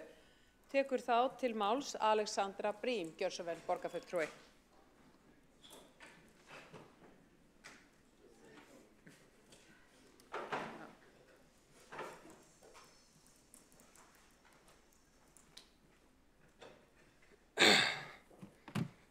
Forseti, ég ætla að byrja að minna á það að einhver virðist að skilja glósunum sem eftir hérna. En ég ætla ekki að hafa þetta neitt rosalega langt. Ég vildi kannski samt aðeins fara yfir það að það skiptir svolítið máli bara í hvaða samhengi við erum að skoða allar þessar tölur. Til dæmis skiptir í stærð árgangamáli. Við sjáum að árgangarnir 2008, 9, 10 eru allir rosalega stórir og í rauninni 2021 er árgangur sem fylgir fast á hælana á þeim og það er mætti ímynda sér að Íslendingar eigi það til að eignast börn þegar það eru áföll í hagkerfinu. Gæti jafnvel litið svo á að það sé eitthvað svoleiðis verið í gangi. En það var náttúrulega á þessum tíma brugðist við með því að fjölga plássum mjög mikið þegar þessir stóru árgangar er að koma inn á 2008, 9, 10 árgangarnir. Og þá kemur samt í rauninni á daginn að við erum komið með allt of mikið af börnum per starfsmann og allt of mikið af börnum per fermetr. Og það er eitthvað sem við vorum, sem er búið að vera að vinda niður og tókum sérstaklega ákvarðanir á síðasta kjörtímabili. Og það hefur bara, já, það er væntanlega það sem útskýrir fækkunina á plássum í kerfinu síðan, hvað var það, 2014. En á sama tíma er hægt að benda á það að ef við skoðum 2015 til 2024 þá er breytingin kringum 0% og fjölgun 2% frá 2009. Þannig að það er aðalega þessi stóri kúfur sem kemur eftir hrun sem fékk leikskólapláss sem hefur svo verið svolítið fækkað í kerfinu aftur síðan þá.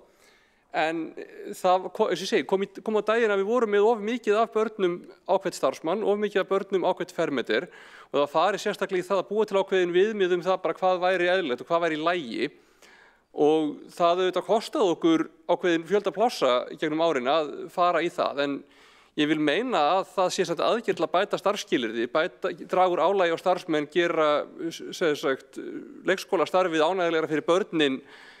Og það hefur gengið ágætlega að fjölga starfsfólki. Starfsfólki hefur fjölgað töluvert á þessu tímabili. Það er hægt að skoða gögnum það að fólk hefur áhuga. En ég vildi bara benda á að í fyrsta lagi þá miðast einhverju leyti við þessa stóru árganga og í öðru lagi þá bara þurfti svolítið að fara í það þegar þessi stóru árgangar voru í gangi að það þurfti að bregðast við með því að búa til einhverju viðmið hvað væri í lagi að bjóða börnum og starfsfólki upp á hvað varðar fjölda per starfsmann. Og ég held að við stöndum alveg við það, held ég, svona ef að til þess kemur að við viljum ekki færa okkur aftur í hináttina með það. Við vorum komin upp í alveg 3,5 jafnvel upp undir 4 börn per starfsmann sem auðvitað gengur ekki. eru núna nær 2,5 eða upp undir 3. Þannig að bara svona svo það sé tekið fram. Ég ætla samt bara að taka undir það að það er auðvitað bara frekar mikið ömurlegt hvað það hefur gengið illa að brúa þessi bil og þó að ég þreytist ekki á að minna á að ég líti ekki svo að ég hef verið með lofvor heldur bara ákveðna útskýringu á væntingum miðað við hvað við vorum búin að fjárfesta í á sínum tíma, þá er það alveg rétt að við byggum til væntingar sem var svo ekki hægt að standa við og mér þykir það bara leiðilegt og hefðum átt að passa okkur betur með það.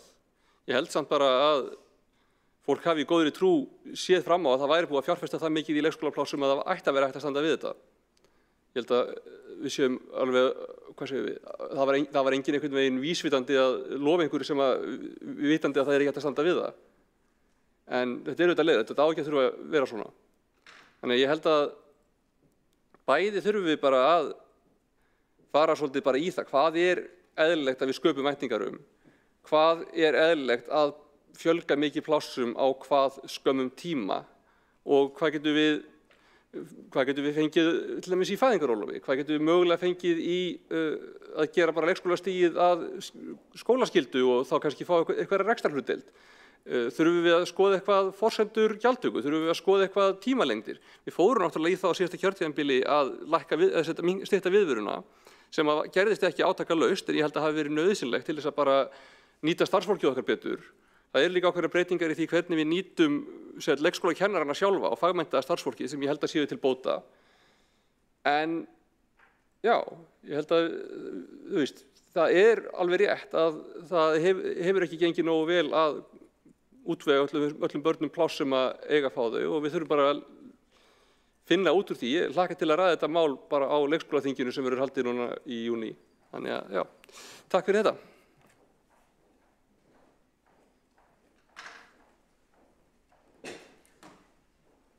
Borgarfulltrúinn hefur lokið máli sínu. Það komið að lokum þessarar umræðu og Hildur Björnsdóttir, oddviti og frumalandi Sjálfstæðisflokksins, loka umræðunni með sinni lokaræðu. Gjörðu svo vel.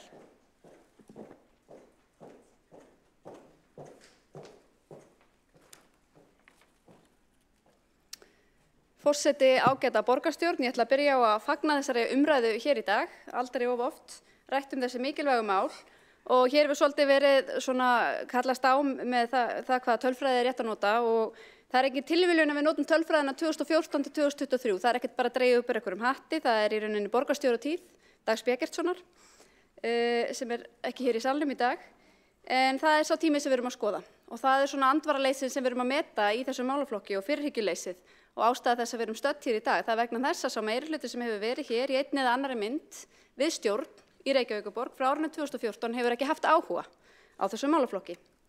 Eins og ég kom inn á áðan þá fækkar börnum á leikskólaaldri yfir þetta tiltekna tímabil 10% á meðan það fjölgar í nágrannasveitarfélögum og við lítum svo á að þarna sé fólk að kjósa með fótunum og elta sveitarfélög þar sem að þjónusta er betri og eins og framkom líka áðan húsnæðismarkaðurinn er viðráðanlegri.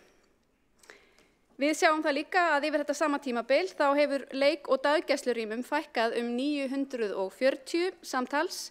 Þar, ef ég sundurlega þetta, þá er þetta 494 pláss hjá dagforeldrum og 474 pláss á leikskólum. Og svo verður að nefna auðvitað þau 363 vannýttu pláss núna vegna myglu og 140 vegna manneklu. Þannig að þrátt fyrir að börnum hafi fækkað hér yfir þetta tímabil 10% og maður hefði jafnvel haldið að vandinn myndi þá leysast af sjálfu sér, að þá hefur þjónustu og plássum fækkað verulega yfir tímabilið sem skýrir að miklu leyti vandann. Og maður velti fyrir sér hvernig óskopunum fólk getur látið hlutina þróast með þessum hætti. Hvers konar sofanda háttur og áhugaleysi hefur verið hjá þeim meirihluta sem hefur verið hér við völd í einni eða annarri mynd frá árinu 2014. Nú, ég held að hér hafi alltaf verið horft og mikið á eina lausn að öll börn eigi að fara inn á leikskóla við 12 mánaða aldur Við í Sjálfstæðisflokknum tölum alltaf fyrir frelsi og vali og erum meðvituð hvað fjölskyldur eru ólíkar og geta hugsað sér ólíka hluti og þess vegna höfum við reynt að leggja til margs konar fjölbreyttar lausnir sem geta hentað ólíkum fjölskyldum og geta verið breytilegar eftir æviskeiðum barna. Við höfum lagt til að leitast verði við að koma upp daggæslu á stærri vinnustöðum.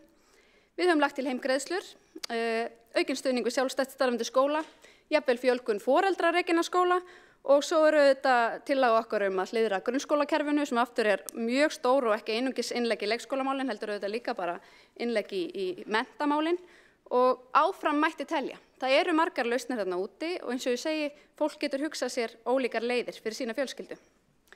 Ég nefndi áðan það tekjutap sem að meðal fjölskylda verður fyrir samkvæmt útreikningum Viðskiptaráðs en það nemur 6,5 milljón yfir 10 mánaða biðtíma eftir leikskólaplássi. Ég nefndi líka að leikskólamálin eru stærsta jafnréttismálið sem við fáumst við á sveitarstjórnarstiginu.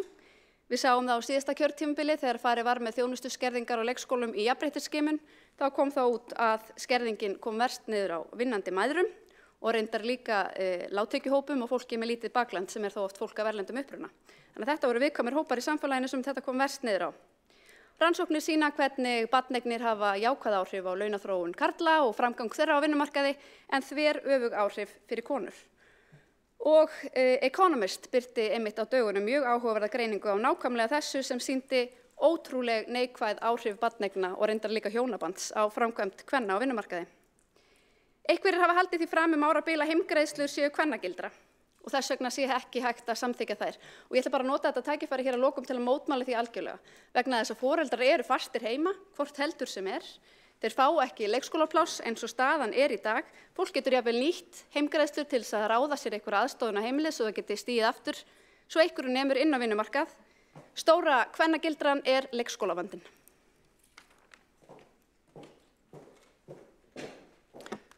Og borgarfulltrúinn hefur lokið við lokaræðuna í þessari umræðu. Einn hefur óskað eftir að koma til andsvar og það Alexandra Brím. Gjörðu svo vel. Já, forseti, ég vildi nú kannski bara rétt svo nefna það því að kemur í ljós að árin 2014 til 2022 eru valin út frá borgarstjóratíð Dags Eggertssonar.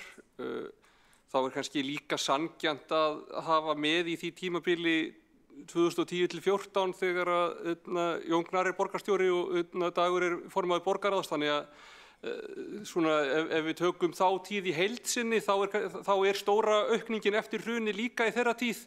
Þannig að og breytingin frá 2009 til 2023 fjölgun 8,5%. Borgarfulltrúinn hefur lokið við að veita andsvar og svara þá andsvari Hildur Björnsdóttir. Gjörðu svo vel. Forseti, ágæta borgarstjórn, það var engin brella í þessum tölum sem voru valdar. Eins og ég segi, þetta var bara ástæðan en ég hef ekki kynnt mér tölurnar svo langt aftur en ég nýti þó kannski tækifærið og nefni það sem ég nefndi ekki áðan. Vegna þess að hér mikið talað að vandinn skýrist líka miklu leyti núna af stórum árgöngum sem fæddust í COVID. Árgangurinn 2021 var sannarlega mjög stór en árgangurinn 2022 var sá minnsti í 4 ár. Þannig að það sá árgangur sem á að vera að komast inn á leikskóla núna og ætti í rauninni ekki að vera skýring á biðlistavandanum. Og borgarfulltrúinn hefur lokið við að svara andsvari og þá andsvörum lokið undir þessari ræðu og þá lið 2 á dagskrá borgarstjórnar í dag sem umræða leikskóla og daggæslumál í Reykjavík að beiðni borgarfulltrúa Sjálfstæðisflokksins lokið. Komið að máli 3 á dagskrá borgarstjórnar í dag og það tillaga borgarfulltrúa Sósíalistaflokks Íslands áætlun útfærslu fyrir byggingafélag Reykjavíkur og frummælandi Sanna Magdalena Mörtudóttir. Gjörðu svo vel.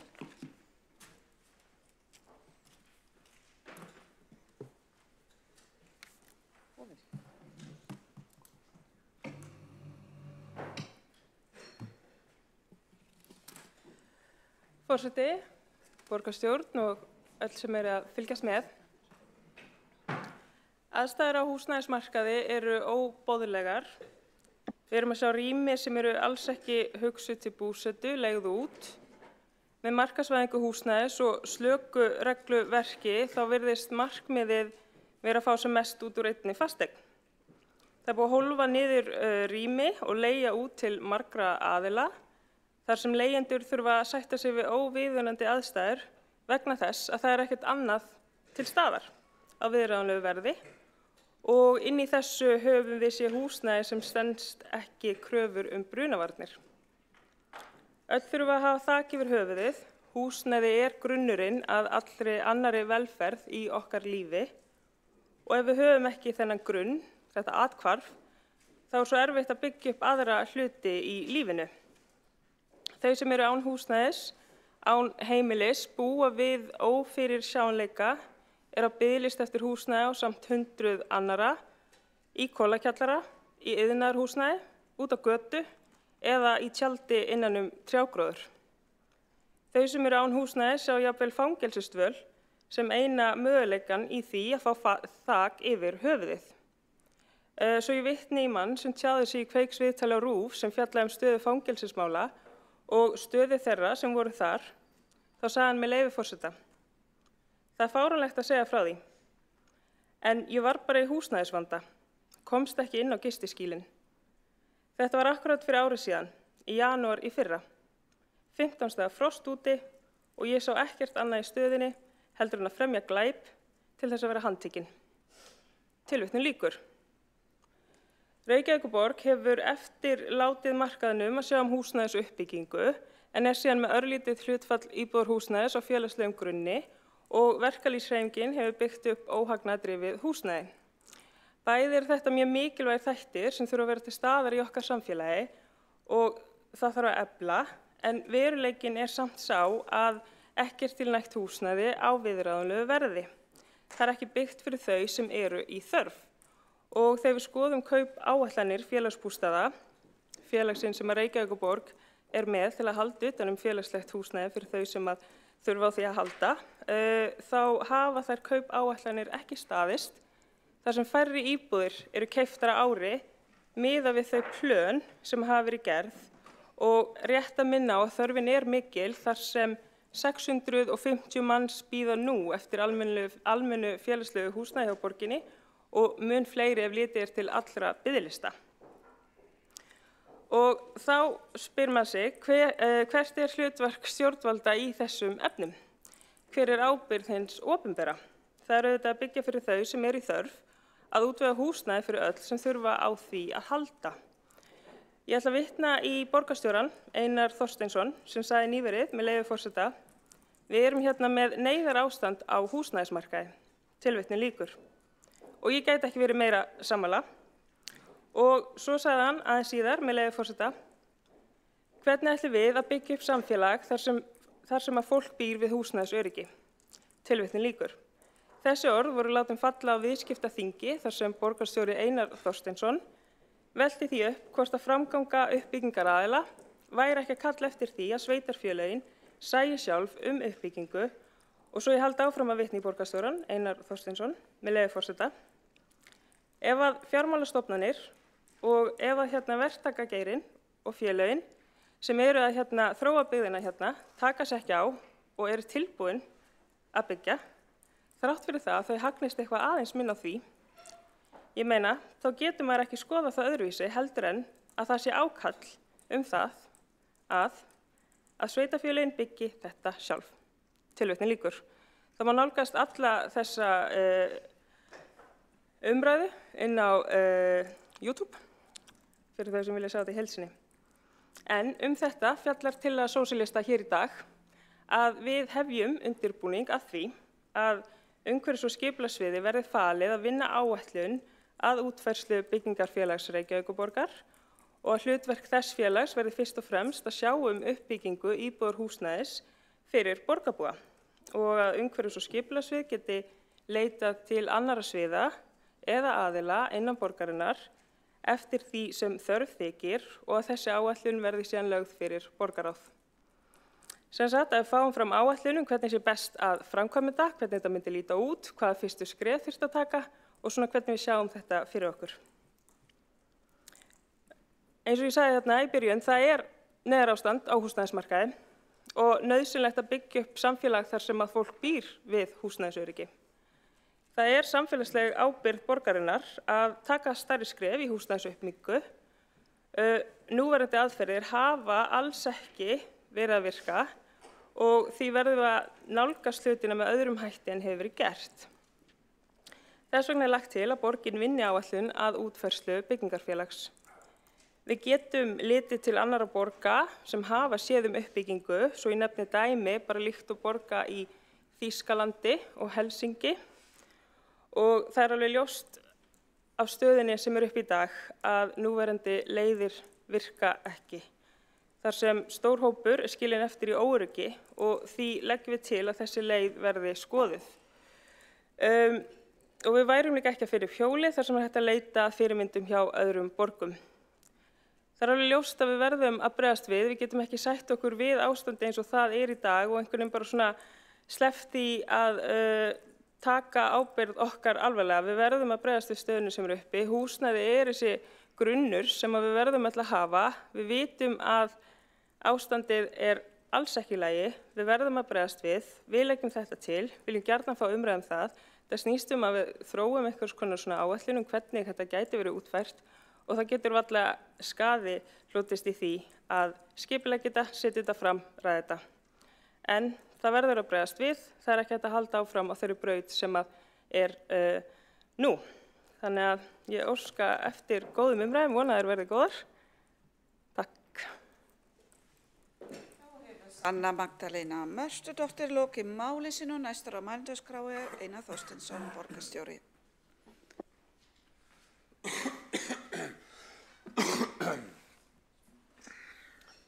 Forseti, ágæta borgarstjórn. Í upphafi þessa kjörtímabils kom Sósíalistaflokkurinn með tillögum að hér skyldi stofnað byggingafélag Reykjavíkur til þess að styðja við að stuðla að húsnæðisuppbyggingu og sú tillaga var felld. Og hér verið að leggja til að fela umhverfis- og skipulagssvið að vinna áætlun að útfærslu byggingafélags Reykjavíkur sem borgarstjórn hefur áður fellt að skuli stofnað. Þannig að tillagan í sjálfu sér ekki beinlínis tæk til þess að samþykkja hana. En ég verð samt að segja bara alveg í hreinskilni að það sem ég sagði á viðskiptaþingi og borgarfulltrúinn vísar í, að ég bara stend við það. Ég hef miklar áhyggjur af því að hinn frjálsi markaður geti ekki tryggt húsnæðisöryggi og stöðugleika á húsnæðismarkaði.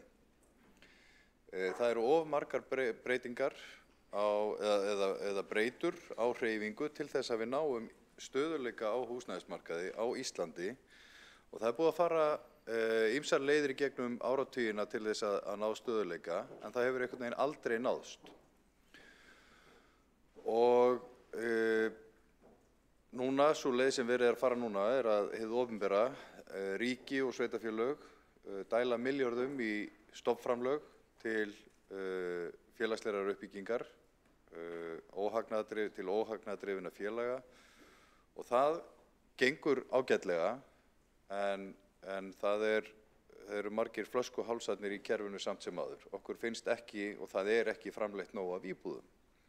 Auðvitað getur það ekki allt saman verið óhagnaðardrifið eða félagslegt. Þessir tveir hlutar þurfa einhvern veginn að fá að þróast saman. Og það má ekki gleyma því að þetta líka frjáls markaður og fyrirtæki á samkeppnismarkaði sem eru þar. Þannig að það þarf að stíga varlega til jarðar þegar kemur að umsvifum hins opinbera. Við erum að niðurgreiða uppbyggingu húsnæðis í gegnum stofnframlög upp að 30% ríki og sveitarfélög og það mjög mikið. Staðan sem ég var að tala inn í á viðskiptaþingi og í grunninn enn sú sama það að við sjáum of margar lóðir á uppbyggingarsvæðum í borginni sem eru byggingarhæfar með samþykkt deiliskipulag í höndum þróunarfélaga sem eru uppbyggingafélög sem eru að vinna tillögur að uppbyggingu á þessum svæðum.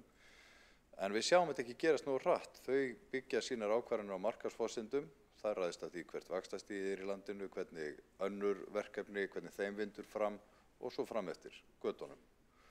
Við höfum of lítil tækifæri til þess að stýra hraðanum og það rosalega vont þegar það okkar skylda að tryggja stöðugleika hérna á húsnæðismarkaðnum með því að stýra framboði lóða, styðja við uppbyggingu húsnæðis og fleira, og það sem að svo sem eiginlega mestu máli skiptir er hópurinn sem að borgarfulltrúinn Sanna Magdalena Mörtudóttir nefndi hér áðan, hópurinn sem að hefur minnst milli handana, sem að við samkvæmt lögum erum skyldug til þess að veita húsaskjól.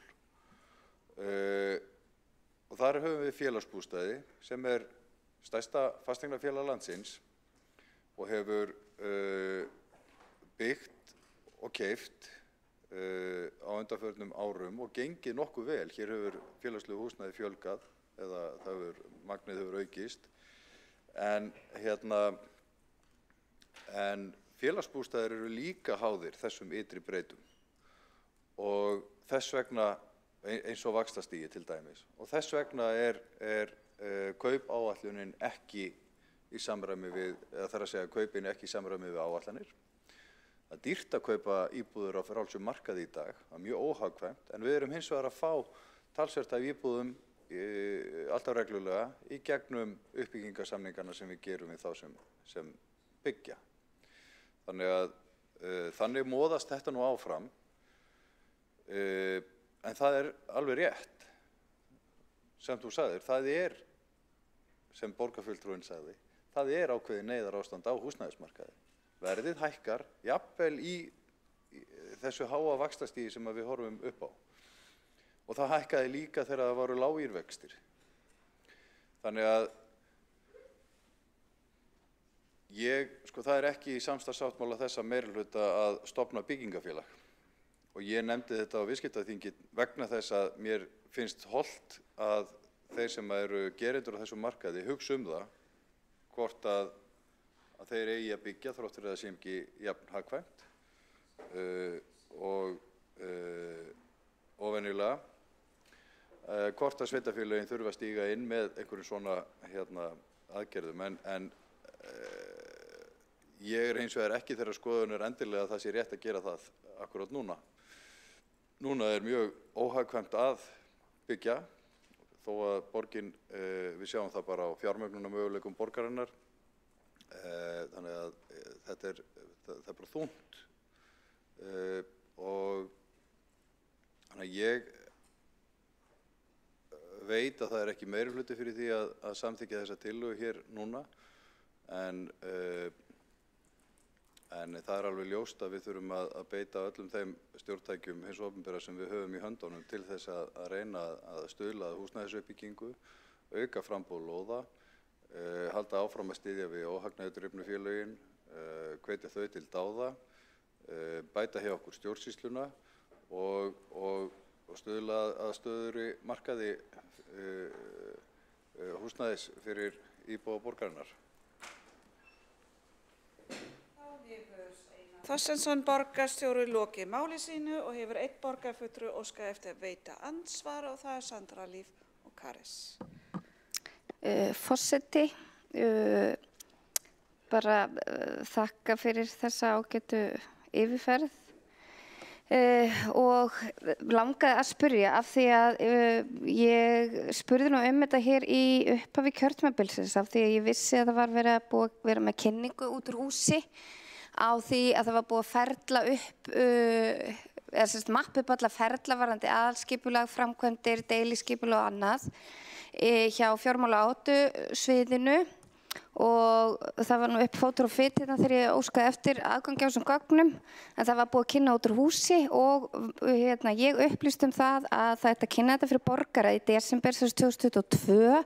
Ég veit ekki til þess að það sé búið að gera það en þetta var mjög flott vinna sem átti að stuðla því að stytta boðleiðir og einfalda ferla hvað varðar skipulag og framkvæmdir í húsnæðisuppbyggingu og bara myndi spara tíma sem að spara peninga sem að væntanlega skila sér út í kerfið. Þannig að mér langaði bara að spyrja hvort að það ætti þá hvort þetta fengi einhvern tímann að líta dagsins ljós. Lokið við að veita ansvar, svara þá ansvari Einar Þorsteinsson, borgarstjóri. Forseti, þessi flöskuhálsagreining sem var unnin, hún var kynnt að mér skilst í drögum fyrir mjög löngu síðan. Síðan hefur tekið dálítinn tíma að fullklára hana það sem kynnt var, ef ég fer með rétt með, hvort það var upp í ráðuneyti eða húsnæðis- og mannvirkjastofnun, ég er ekki alveg viss, þetta er orðið aldrei síðan, og hugsanlega var það áður en að við byrjuðum þetta kjörtímabil, ég veit það ekki alveg, en þessi vinna er allavega langt komin og ég held að það væri bara tilvalið að fá kynningu á því inn í borgarráði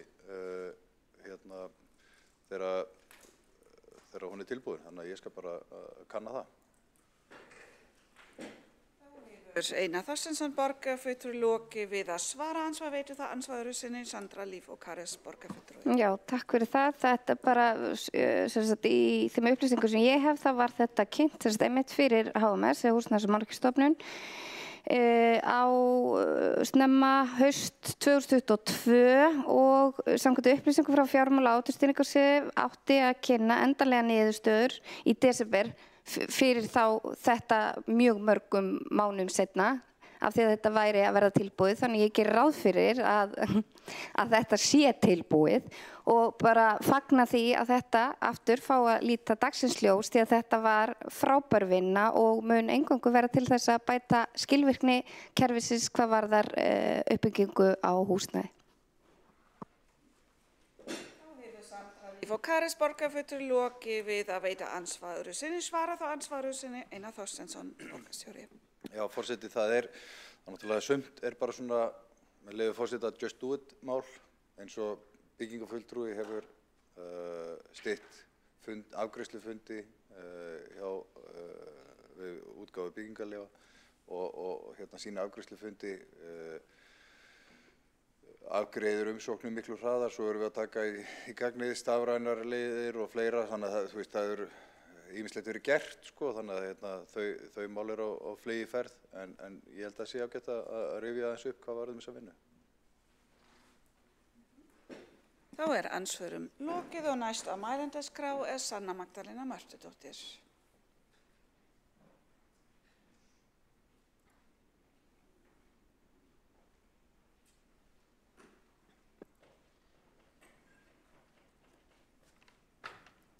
Forseti, borgarstjórn.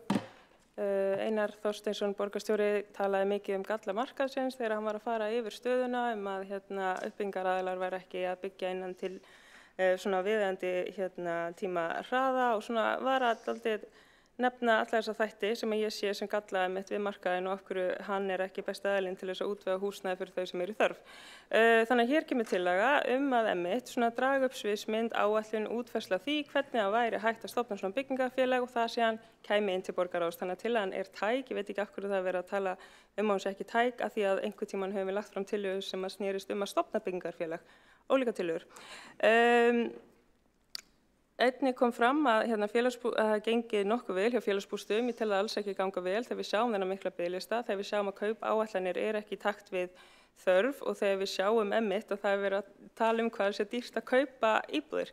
Þannig einhvern veginn allir þessi þættir taldir upp hvað sé erfitt að treysta markaðinn, hvað íbúðir séu dýrar, hvað við þurfum einhvern veginn að vera tilbúin til þess að mögulega í framtíðinni skoða hvort að borgin kom inn með sterkari hætti og hér er einmitt tillaga að búa til svona áætlun og talandi hvað borgin er mikið í því að reyna að setja fram ólíka sviðsmyndir til að bregðast við ástandinu sem uppi, þá væri bara mjög eðlilegt að hefja þennan undirbúning, að hefja það að félag umhverfis- og skipulagssviði að teikna upp útfærslu hvernig svona félag gæti litið út. Eftir að hafa heyrst það sem kom fram, þá líður mér eins og hljóð og mynd fari ekki saman, það verið að segja bara eitthvað jú, ok, það er ekki að virka nógu vel hjá okkur, en samt ætlum við ekki að vera opin fyrir öðrum lausnum eða einhverju annari útfærslu, við þurfum bara að leyfa þess að malla áfram á meðan fólki sem er í ömurlegum húsnæðisaðstæðum þarf bara einhvern veginn að horfa fleiri glærukynningar og vona að eftir 1, 2, 3, 4 ár fáið þau kannski húsnæði þar sem þeim líður vel, þar sem þau upplifa ekki að þau séu bara í einhverju limbói og millibils ástandi gistandi inni hjá einhverjum öðrum að því þau fá ekki viðeigandi húsnæði. Líka talaði að 30% hafi séð rosalega mikið og einhvern veginn það sé bara rosalega gott plan en greinilega ekki þar sem við erum með þessa stöðu, þar sem fullt af fólki er bara í ömurlegri stöðu og mér finnst alltaf sérstakt að vera einhvern veginn bara eitthvað svona, já, við vitum það en við höldum bara áfram með þessu plön og vonandi bara einn daginn leysist það. Þú veist, það leysist ekkert að sjálfi sér, þá þarf alltaf einhver að leysa hnútinn, leysa hlutina og ef við ætlum alltaf að vera einhvern veginn föst í því sama og vonast eftir nýrri niðurstöðu, þá það nú ekki jákvæð leið til þess að leysa vandann.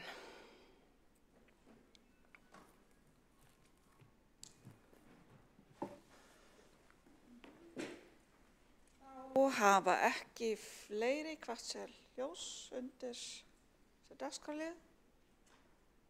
Þá gengið til atkvæðagreiðslu, það ekki allir í salnum.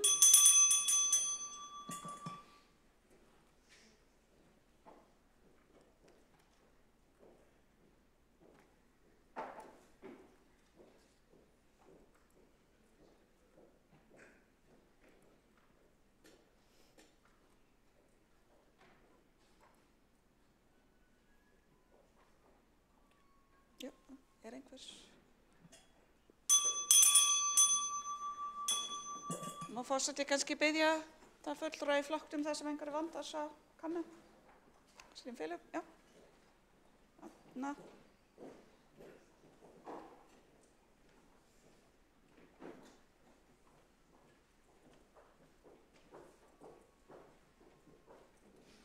Já, það allir kannir. Já, það vantar það.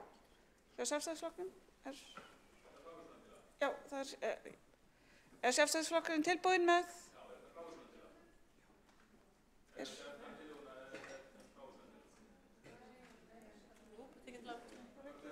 hefur ekki komið fram. Já, það hefur ekki komið fram meðferðartillögu, nei. Sjálfstæðisflokkurinn tilbúinn í atkvæðagreiðslu? Já, forseti tekur þá 2 mínútna fundarhlé. Beðið fundarhlé eða þetta allar? Nei, já. Já. Gaman. Þá sem sagt gengið til atkvæðagreiðslu. Gæti fulltrúar vera í sætum? Fulltrúar vera í sætum, einfaldara að telja, þannig þeir borgarfulltrúar sem styðja tillöguna gefa merki. Það eru fulltrúar frá Vinstri grænum og Sósíalistaflokknum, þeir sem á móti kunna vera, og það meirihlutinn og Sjálfstæðisflokkurinn og Flokkur fólksins situr hjá. Þá gengið til næsta máls á útsendri dagskrá sem umræða Tjarnir í Reykjavík og umhverfi þeirra að beiðni borgarfulltrúa Flokks fólksins, og það Kolbrún Áslaugar Baldursdóttir, borgarfulltrúi sem fyrsta dagskrá, á mælendaskrá.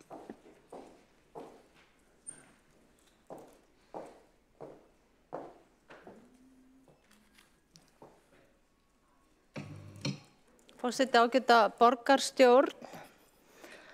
Flokk fólksins langar að ræða Tjarnir í borgarlandinu á þessum borgarstjórnarfundi og hvetja meirihlutann að gera mögulega einhverja góða stefnu framtíð Tjarna í Reykjavík. Og í því felst að gera svona stefnu, eins og þið þekkið svo vel með stefnur, og þær eru nú allmargar hérna í borginni og borgarkerfinu, að það að gera svona stefnu sem lýsir bara áætlun hvernig kannski breytingum frá núverandi ástandi skuli náð og hver sé æskilega viðunandi staða eftir kannski tilsettan tíma. Í Reykjavík eru margar tjarnir. Flestar manngerðar, sumar tjarnir eru til að jafna streymi leysingavatns og hindra að leysingavatn af götum fari beint til dæmis út í ár eins og Elliðaár, svona settjarnir, en aðrar til að fegra umhverfið. Í Reykjavík eru fjölmargar tjarnir, eins og áður sagt, en flestar litlar og manngerðar, en auðvitað síðan stæðsta tjörnin Reykjavíkurtjörn sem við erum hérna umkringt svo til, sem hvílir hér í Kvosinni í Reykjavík. Og ég leitaði mér aðeins upplýsingar á netinu hana og segir að Reykjavíkurtjörn eða tjörnin hvílir í Kvosinni í Reykjavík í 2 metra hæð yfir sjó. Hún 8,7 hektarar stærð og að auki eru minni tjarnir í Vatnsmýrinni, Hústjörn og Vatnsmýratjörn. Samhliða fólksfjölgun og þéttbýlismyndun í Reykjavík hefur tjörnin og vatnsvið allt orðið fyrir margskonar röskun og álagi. Og svo get ég bara hvatt ykkur þeim hafa áhuga á að lesa meira þessa stóru tjörn okkar að kíkja á netið. En það kannski tvennt sem ég langar að gera umtalsefni hérna í kringum þetta málefni. Það annars vegar þrif og umhirða og þá kannski sérstaklega Reykjavíkurtjarnar en líka annarra tjarna og síðan hólmar. Það of mikið rusl í tjörnum í borgarlandinu og þar plastið mest áberandi og ef hort til Reykjavíkurtjarnar þá í rauninni má alveg sjá að það mætti þrífana og hirðana betur. Það stundum talsvert mikið rusl, auðvitað misjafnt og ég myndi halda að það ætti að vera svona kappsmál kannski okkar allra að halda tjörninni hreinni og fínni. En þetta til dæmis atriði sem hægt að vera að skýra í stefnu tjarnir í borgarlandinu. Og til þess að hreinsa svona tjörn myndi ég halda að mann þyrfti bara að fara út í þær með bara langan háf og veiða ruslið. Þetta svona verkfæri sem ég held að séu gjarnan notaðar til þess að bæði hreinsa kannski sundlaugar sem halda þeim hreinum og sundlagar svo úti sundlagar við hús ef það eru kannski ekki margar hérna í Reykjavík en ættu þetta að vera ekta flott verkfæri til þess að nota til þess að hreinsa þessa tjörn. Allavega held ég þetta tíðkist. En þetta þarf kannski að vakta betur og fylgjast með hvenær þörf á að hreinsa og það sé svona kerfisbundið og reglulegt að ef það safnast ruslarhúa að hún sé tekin. Nú ég leitaði upplýsinga svolítið þetta hjá borginni og spurði undir hverja heyra hreinsun tjarna í borgarlandinu og fekk þau svör að endurnýjun eða meiriháttar viðhald myndi falla á gatnalóð og opinna svæði hjá skurðstofuframkvæmd og viðhalds en í rauninni var ekki meira sagt. Þannig að það var kannski eins og ég upplifði það í þessu svari að það væri ekki mikið til. Það væri kannski mögulega einhver losara bragur á þessu. Þetta væri ekki neitt sérstaklega kannski reglubundið en ég veit það ekki. Það kannski aðrir eftir að upplýsa nánar það. Þetta virkaði svona, kannski virkar á mig svolítið hipsum haps. En síðan langar mig að koma aðeins að hólmum og hvað þeir í rauninni, hvað hlutverki þeir gegna. Ég held að með því að hafa marga hólma og það er þetta vel að bæta við hólmum í Reykjavíkurtjörn þá erum við að skapa friðland fyrir fugla sem þeir fá frið fyrir þetta köttum því að við hljótum að vilja að sem flestir ungar nái að komast á legg. En ég held að stór hluti af ungum lendi í kjafti katta hér til dæmis við Reykjavíkurtjörn og víðar. En með hólmana þá synda kettirnir ekki út í þá. Og ég held svona að hólmar séu í rauninni bara ótrúlega flott fyrirbæri akkurat í þessum tilgangi og kannski það eina til þess að hlífa ungunum frá köttum en auðvitað síðan annað sem grípur kannski ungan og étur en kettir held ég langmest þó að ég hafi ekkert gert sjálf einhverja vísindalega rannsókn á þessu. En fæstar manngerðar tjarnir eru með hólma. Til dæmis svona þessar nýgerðu 4 settjarnir meðfram Elliðaám ekki með neinum hólmum. Og í Úlfarsadal manngerðar tjarnir og fleiri bígerð en aðeins ein með hólma. Og í Fossvogsdal ein og með einum hólma. Og þetta í rauninni má bara sjá á borgarvefsíðunni. Ef fólk vil skoða þetta nánar að skanna tjarnir í borgarlandinu og telja hólmana. Það í rauninni bara einfalt mál fyrir þá sem að hafa áhuga á því. En Reykjavíkurtjörn bæri marga hólma til viðbótar þessum 2 sem eru hérna manngerðir.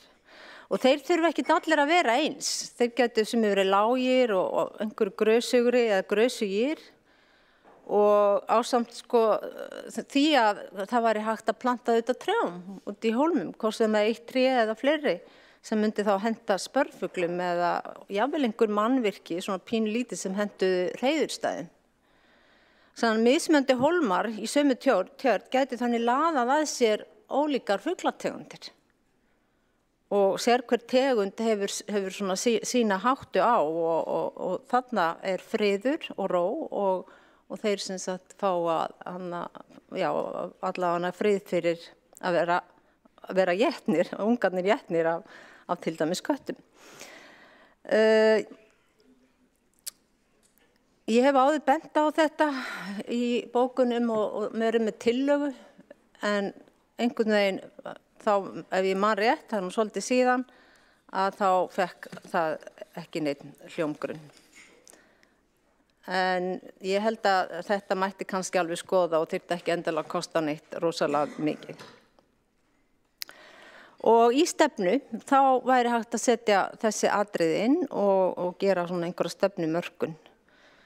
Hvernig þetta gæti litið út. Og að því að þið hér í meirihlutanum og ekki síður held ég bara starfsmenn sviðana sem eru með umhverfismálum eru mjög mikið að tala líffræðilegan fjölbreytileika og stundum hefur mér þótt gengið ansi langt á að tala þegar sett blómabeð á eitthvað bílastæði að þarna sé líffræðilegan fjölbreytileika að ræða.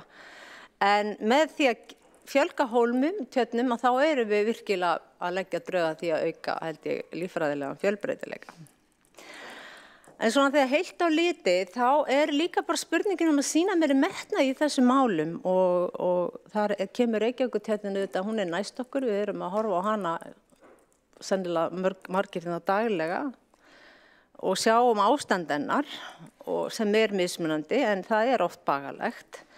Og almennt sé má líka ímynda sér að gera kannski meira í kringum tjarnir í borgarlandinu, setja fleiri bekki eða bekki ef þeir ekki og jafnvel borð, þar sem hægt að setjast niður og borða nesti eða eitthvað slíkt og njóta umhverfisins. Bara þannig að þær séu líka til þess að nýta og njóta. Þetta gæti verið skemmtilegt. Það auðvitað áningarstaður í kringum Reykjavíkurtjörn, eins og við þekkjum og margir kannski mynda sér með styttunni þannig haldandi utan þann flotta kall á bekk, en það hægt að gera meira slíkt, enda meira og það eins og ég segi, það eru fleiri tjarnir, ekkert margar kannski stórar sem að það væri vel hægt að gera huggulegt í kringum. Mér langar kannski, ég nú sennilega verið að búa með tíman, ég fæ kannski að koma upp aftur, en sjáum til með það, fyrir svona eftir hvort að þið vilji heyra meira tjarnir. Mér finnst þetta skemmtilegt, ég sjálf alin upp á meilunum og lék mér í kringum Reykjavíkurtjörn. Og þá var ég þá daga þegar krakkar voru svolítið bara svona að fara sínar ferðir og svolítið sjálfvala kannski borgina og það ótrúlegur ævintýra heimir að vera barn og hafa þetta leiksvæði sem þessi stóra, flotta tjörn okkar í hjarta Reykjavíkur. Takk. Borgarfulltrúi Kolbrún Áslaugar Baldursdóttir hefur lokið máli sínu. Þá tekur næstur til máls borgarstjóri Einar Þorsteinsson. Forseti, ágæta borgarstjórn, mér langar að þakka borgarfulltrúanum fyrir að hefja hér umræðu tjarnir í Reykjavík og umhirðu þeirra. Þetta bara prýðilegt mál til þess að ræða. Mér langar að vekja athygli borgarstjórnar á því að ef við lítum út gluggann, þá var þessi tjörn við Ráðhúsið hreinsuð í gær og hún tandurhrein. Og þannig á það að vera. Það eru nokkrar tjarnir í borgarlandinu innan garða eins og upp í Seljakverfi, í Seljagarði og svona borgarstjórn til upplýsingar. Þá þetta allt saman gert eftir ákveðinni áætlun. Botn þessara tjarna í borgarlandinu hreinsaður á svona 3 til 4 ára fresti til þess að minnka setið sem að sest á botnin og sérfræðingarnir segja að það sé ekki sniðugt að hreinsa þær of oft vegna þess að þá hefur það áhrif á lífrikið í tjörnunum og það sé mikil næring í botnsetinu, þannig að þetta allt saman eitthvað svona jafnvægi, líffræðilegt jafnvægi og þegar tjarnarbotnar eru hreinsaðir þá gjarnan sett nýtt malarlag og síðan hefst þessi hringrás með setmyndun á botninum aftur. og síðan afsakið, umhverfi tjarnanna hreinsað og sjáanlegt rusl á vatnsborði tekið og það nú reyndar gert mun oftar heldur en á 3-4 ára fresti. Hérna við Reykjavíkurtjörn vikulega farið, hringinn í kringum tjörnina og bakkarnir eru hreinsaðir og rusl tínt og af yfirborði vatnsins og nú veit ég þori ekki að lofa því að menn fari á vöðlum þarna út að sækja ruslið langt út í tjörnina en það allt sem menn ná til tekið og þetta náttúrulega sérstaklega mikilvægt á vorin þegar snjóa leysir og ruslið hefur fest í snjónum og legið þar undir lengi og þá fýkur það af stað þegar snjóa leysir. Þannig að það mikið álag á þessum starfsmönnum okkar þessar vikurnar. Varðandi Reykjavíkurtjörn þá líka passað upp á það að frárennslisleiðir vatnsins úr tjörninni séu lausar við drullu og eðju til þess að passa það að vatnsborðið í Reykjavíkurtjörn hækki ekki of mikið af því að það hefur áhrif á allt umhverfið og bílakjallarann hérna meðal annars í þessu húsi og á dælubúnaðinn í honum og svoleiðis. Þannig að þetta skiptir allt máli. Við viljum eiga hreina og fallega borg. Við viljum líka hafa lífríki og líffræðilegan fjölbreytileika. Mér finnst alltaf þessi umræða hólmana skemmtileg. Í Seljagarði hólmi en það hægt að labba út í hann. Það hægt að fara í svona hólmgöngu. Og það kannski stuðlar ekki að friðlandi fyrir fugla því að kettirnir eru þarna alltaf. Það mjög gaman að elta það út í hólmann og tipla þarna á steinunum og bara dásamlegt. Þannig að ég held við ættum að tala oftar tjarnir og náttúruna í borginni.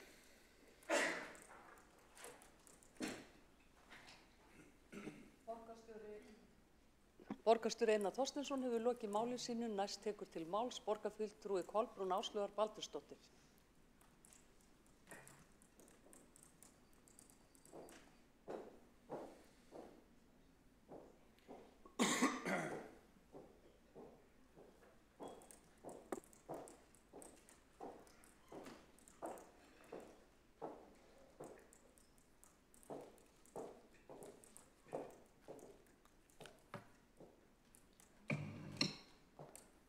Forseti, ágæta borgarstjórn. Já, ég vil þakka borgarstjóra fyrir hans orð og falleg orð til Reykjavíkurtjarnarinnar. Ég einmitt tók eftir því þegar ég ókingað til þess að koma á þennan fund hvað það var óvenju hreint hérna fyrir framann. Og ég hugsaði með mér, þetta hefur kannski orðið til þess að einhver dreif sig út og tók til. En það var bara ekki snifsi, sko. Það var alveg sérlega vel púsað hérna. Allan að þar sem maður kom að hérna í inngöngunni. Þannig að já, en síðan þetta með háana að það náttúrulega svo sniðugt með þá að þú ert kannski ekkit svo mikið að skrapa botnin með þeim heldur en ná kannski bara svona plastruslinu sem flýtur ofan á og það leiðandi ekki að róta mikið í lífríkinu. En ég tek undir að það er ekki gott að ryksuga kannski tjörnina oft, mjög oft upp á lífríkið að gera. En ég vil bara aðeins kannski svona, af því að ég hef svo rúman tíma, ég get þessna að fara að segja ykkur margar skemmtilega sögur en tjörninni og kannski á einhverja sögu sem að vil deila en allt í góðu. En ég hef sem sagt í gegnum þessi fáu ár sem ég hef verið hérna í borginni, áður verið með mál tjörnina, þannig að það er ekki fyrsta sinn. Og síðan vil ég líka nefna aðra tjarnir eins og bara upp í Seljakörfi. Og fleiri og víðar, þannig að í rauninni ættum við kannski einhvern tíman að fara í smá ferðalag, bara saman með rútu og skoða helstu tjarnir í borgarlandinu. Það getur verið svolítið gaman og við getum haft með okkur kannski háa eða eitthvað og hreinsa því, menn hvað borgarfulltrúar geta nú alveg gert ýmislegt. En ég ætla rétt að nefna hérna að árið 2022 þá var ég með bókun undir lið sem hét lögð fram vöktunarskýrsla Jóhanns Óla Hilmarssonar með leyfi forseta og Ólafs Karls Níelsen vöktun fuglalífs tjarnarinnar. Og þá hérna var einmitt svona verið í þessari skýrslu og margt semst í skýrslunni sem var hægt að taka undir.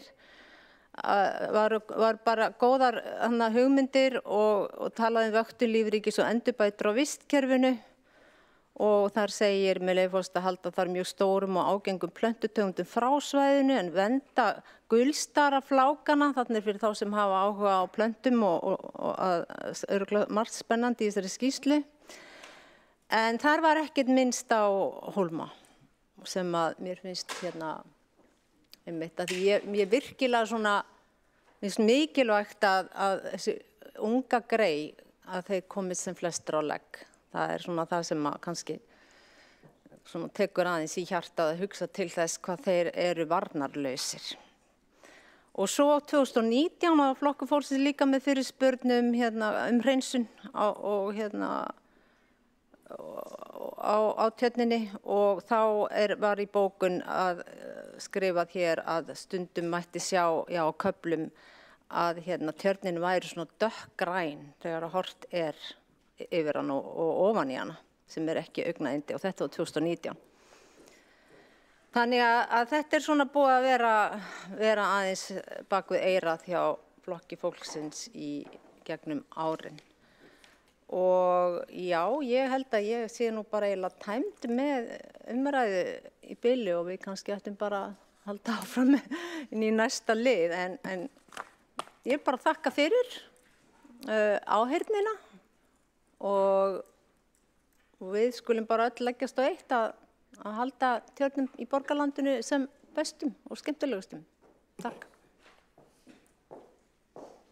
Borgarfulltrúi Kolbrún Áslaugar Baldursdóttir hefur lokið máli sínu og þar með telst umræðum þennan lið lokið og við göngum til 5. liðar af dagskránni sem tillaga borgarfulltrúa Sjálfstæðisflokksins aukin gatnaþrif í Reykjavíkurborg. Til máls tekur borgarfulltrúi Kjartan Magnússon.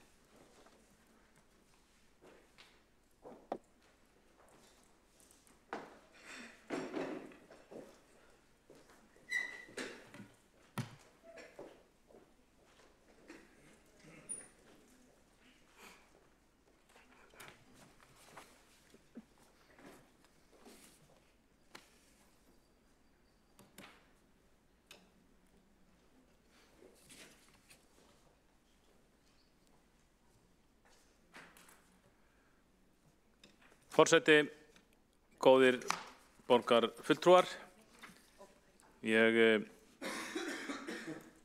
kynni hér svohljóðandi tillögu borgarfulltrúa Sjálfstæðisflokksins. Lagt til að gatnaþrif verði aukin í Reykjavík í því skyni að bæta hreinlæti í borginni og draga úr svifryksmengun. Stofnbrautir og tengigötur verði þvegnar að minnsta kosti nokkrum sinnum á ári til viðbótar hefðbundinni götusópun. Nú, það ekki erfitt að átta sig á efni málsins. Það eru oft mikil óhreinindi sem kom í ljós þegar að borgin kemur undan vetri og vorið núna engin undantekning á því. Nú, nýliðinn vetur, eða hann nú kannski ekki liðinn, það síðasti vetrardagur á morgun. Þessi vetur einnig þurrasti frá upphafi mælinga. Marsmánuður var mjög þurr og það hefur verið þurrasta aprílbyrjun núna á þessari öld.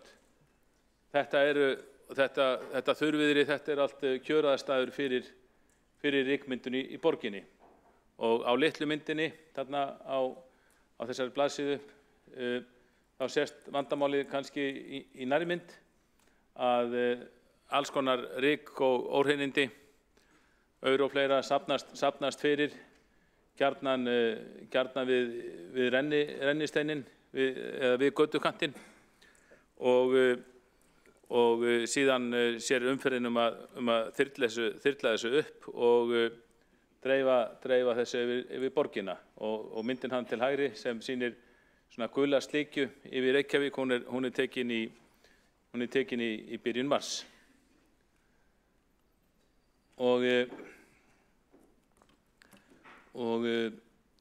nú það er reynt að stemma stigu við þessu og fyrirkomulag gatnaþrifan er þannig að það er reynt að hjá borginni að sópa stofnbrautir og tengibrautir þrisvar og þvoðar einu sinni með vatni og sópunin er svona það með að þessi vorhreinsun, sumarhreinsun og hausthreinsun. Stígarnir eru sópaðir eftir sama kerfi, sem sagt göngu- og hjólastígar. Þeir eru stundum jafnvel óhreinni en göturnar, þessi hjólastígar, því að sums staðar hefur verið dreift sandi, smákornóttum sandi á þá yfir veturinn. Nú húsagöturnar eru sópaðar tvisvar og þvegnar einu sinni. Það er sem sagt reynt að þvo allar göturnar með vatni einu sinni á ári og mér er sagt að þetta sé svo aðferð sem dugi best til að hreinsa því að þetta er sprautað og svo er þetta ryksói í leiðinu þannig að ríkið þarna næst mjög mikið rík og þetta virkar mjög vel ef mér sagt en það er spurning hvort það sé rétt að gera þetta bara einu sinni á ári. Og það er byrjað á hreinsun helstu göngu- og hjólastíga sem á stofnbrauta, svo eru það tengibrautir og götur og stígar í kringum þær og lokum hefst hreinsun á þvottur, húsagatna og síðan götuþvottur á stofn- og tengibrautum. Og rétt er að geta þess að miðbærinn er hreinsaður mun oftar. Það er raunin nánast miðað við staðal sem sumar borgir erlendis miða við og hann er þveginn mun oftar og er raunin sápuþveginn oft á sumri. Raunin vel hugsaði mann þessu leyti. Nú við þekkjum öll svifryki, það hafa verið ýmsar, það hafa oft verið umræður svifryki hér í borgarstjórn og fluttum það lærða ræður. Nú grófa svifrykið er af völdum uppblásturs, sjávarúða og gosösku. Fína svifrykið það er hættulegra, það er verra, það kemur úr eldsneyti, það kemur frá umferðinni, iðnaði og þar skipta nagladekkin miklu máli og við sjáum að þetta getur orðið mjög slæmt á þurrum dögum og sólríkum þá sýnir sólarljósið okkur fram á hvernig ríkið dreifist og auðvitað eru allir sem eiga leiðum borgina á þessum tíma að anda þessu að sér. Og það hefur verið að halda margar ástefnur þessi mál og fundir enda eðlilegt. Það er alveg búið að sýna fram á að þetta er hættulegt og borgin hefur beitt sig fyrir margvíslegum aðgerðum í því skyni að draga úr notkun nagladekkja og það hefur henni tekist að draga verulega úr notkun þeirra þó það með alltaf deila hvort að nóða sé gert í því skyni. Nú það eru komnar ýmsar aðrar lausnir, harðkornadekk og svo fleira sem margir fullur að gera sama gagn en valdi sem mjög litlu svifryki. Eitt sem skiptir máli það er að bæta malbyggi. Það hefur alveg verið sýnt fram á það að lélegt malbygg það slitnar frekar heldur en hart malbygg og það skiptir bæði máli bara steinefni gæði eða harkan í steinefninu sem er notað í malbyggið. Ég held að mjög við í Reykjavík hafi verið notað kannski of lint íslenskt steinefni þegar betra hefði verið að nota harðara steinefni til dæmis á Noregi sem hefur verið gert í einhverjum tilvikum en alls ekki allstaðar. Og svo er líka sýnt fram á þetta sem er bara alþjóðlega viðurkennd aðferð, það er að auka gatnaþrif. Og við borgarfulltrúar einhverjir höfum farið á ráðstefnur erlendis og fengið kynningu á þaukinni staðið að málum þar og þetta sér maður líka bara á heimasíðum borga þar í okkar heimshluta, það er svona fjallað þetta og það er mjög algengt að þrifin séu meiri og tíðari heldur en hjá okkur. Til dæmis sér maður bara í hverfum í London er algengt að það sé vantsdóttur svona einu sinni í mánuði að meðaltali og og ég sá mér þess að í stóru hverju í London, bara það vatnsþvottur einu sinni í mánuði og götusópun 2 í mánuði, sem aðra hverja viku. Og þetta alveg viðurkennd aðferð til þess að bara auka hreinlæti í borginni og draga úr svifryksmengun. Þetta er ekki mikill kostnaður í samhengi hlutana. Ég held að það er ekstra undir 100 milljónir í næsta með þessar tölur sem þetta kostar í heildi við borgina, sem sagt götusópunin, nokkrar 3 umferðir og svo vatnsþvottur ein umferð. En ég held að við myndum sjá meira hreinlæti og mun minna svifryk ef að við myndum aðeins spýta í þarna með auknum gatnaþrifum. Við höfum tækin til þess, það eru verktakar sem sérhæfa sig í þessu.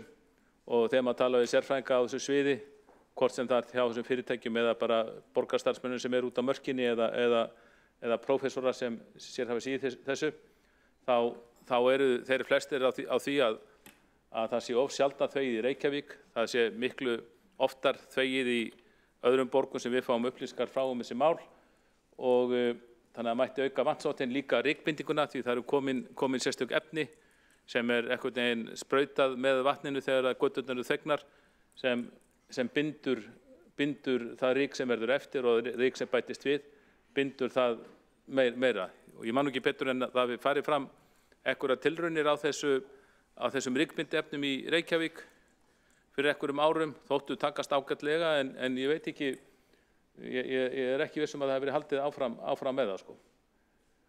Og já, þannig að með auknum gatnaþrifum í Reykjavík væri hægt að draga verulega úr svifryksmenguninni. Svifryk mælist reglulega yfir heilsuverndarmörkum og hefur margvísleg áhrif til hins verra, til dæmis sérstaklega fyrir einstaklingum með viðkvæm öndunarfæri. Og þarna er svo sannarlega tímabært að við tökum ýmsar erlendar borgir til fyrirmyndar og aukum hreinlæti og drögum úr svifryki í okkar góðu borg.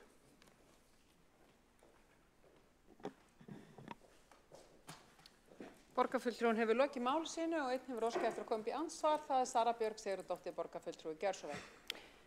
Forseti, ágæta borgarstjórn, þakka borgarfulltrúa Kjartani Magnússyni fyrir góða yfirferð. Svifryk er eitt mesta hættuefni sem við búum við í borgum og bara mjög brýnt að setja þetta á dagskrá og þetta þakka borgarfulltrúanum fyrir það. Ein helsta uppspretta svifryksmengunar eru nagladekk, eins og borgarfulltrúanum minntist á. Þyngd ökutækja er líka breyta og hraði, og nú hefur þessi meirihluti lækkað hraðan, umferðarhraða inn í hverfum borgarinnar. En mig langaði að spyrja borgarfulltrúan hver hans afstæða er til gjaldtöku á umferð, því að með því að draga úr umferð þá bara batnar loftgæðin. Borgarfulltrúinn er lokið við að veita andsvar og svara. Þá ansvari Kjartan Magnússon, gjörðu svo vel. Já, svara þessu og komin fram ný spurning með þessu ansvari og það er í rauninni mikil gjaldtaka af bílum nú þegar. Sú gjaldtaka fyrir gegnum bifreiðagjöld og bensínskatta. Allir sem kaupa sér bíl eru að borga mjög háa tolla sem eru á viðkomandi bíl. Það eru sérstök bifreiðagjöld ríkisins og svo það notkunarmiða gjald sem er innheimt gegnum bensínið. Ég held að 60–70% af verði bensínlítrans fari til ríkisins með einum eða öðrum hætti. Þannig að það er svo sannarlega ekki þannig að fólki sé sleppt við það að borga með bensínsköttunum eða notkunargjöldum, og því meira sem það er einhver hæsta skattlagning í heimi og því meira sem fólk ekur, því hærri skatta borgar það. Þannig er fyrirkomulagið og hefur verið í marga áratugi. Borgarfulltrúinn hefur lokið við að svara andsvari og veitir þá andsvar öðru sinni. Sara Björg Sigurðardóttir, gjörðu svo vel. En svifryk og bílar fara saman, því fleiri bílar sem keyra göturnar, því meira svifryk. Og og ef við náum að draga úr, ef að markmið okkar allra að draga úr svifryki, að þá helsta og brýnasta verkefni að draga úr umferð. Við hljótum að geta verið sammála það, borgarfulltrúi Kjartan Magnússon, en myndi borgarfulltrúin beita sér fyrir flýti og umferðargjöldum ef hann kemst til valda? Borgarfulltrúin lokið við að veita andsvar og svara þá andsvari Kjartan Magnússon, gjörðu svo vel. Forseti, góðir borgarfulltrúar, nei, ég myndi ekki beita mér fyrir þessum flýti og umferðargjöldum eða tafagjöldum eins og þau eru líka gjarnan kölluð. Íslendingar og Reykvíkingar borga einhverja hæstu bifreiðaskatta í heimi, þeir eru skattbindir, en mjög athyglisvert að sjá að eins og kom fram á flokksþingi Samfylkingarinnar helgina, Samfylkingarfólki finnst Íslendingar borga allt á lága skatta og í hvert sinn sem koma hugmyndir frá þeim flokki breytingar ríkisfjármálum þá er það alltaf í þá átt að hækka skattana. Og svo einnig greinlega hér í borgarstjórn, ég held að sé vel hægt að það er mikil umferð Reykjavík og ég held að sé vel hægt að standa þannig að umferðinni að halda mengun í lágmarki, það gerum við til dæmis með bættum þrifum, en eins og fyrir daginn þegar að mál hér til umræðar sem snýst bara aukið hreinlæti, þá sér fulltrúi Samfylkingarinnar frábært tækifæri til skattahækkunar á Reykvíkinga. Ég myndi ekki vilja standa að þeirri skattahækkun.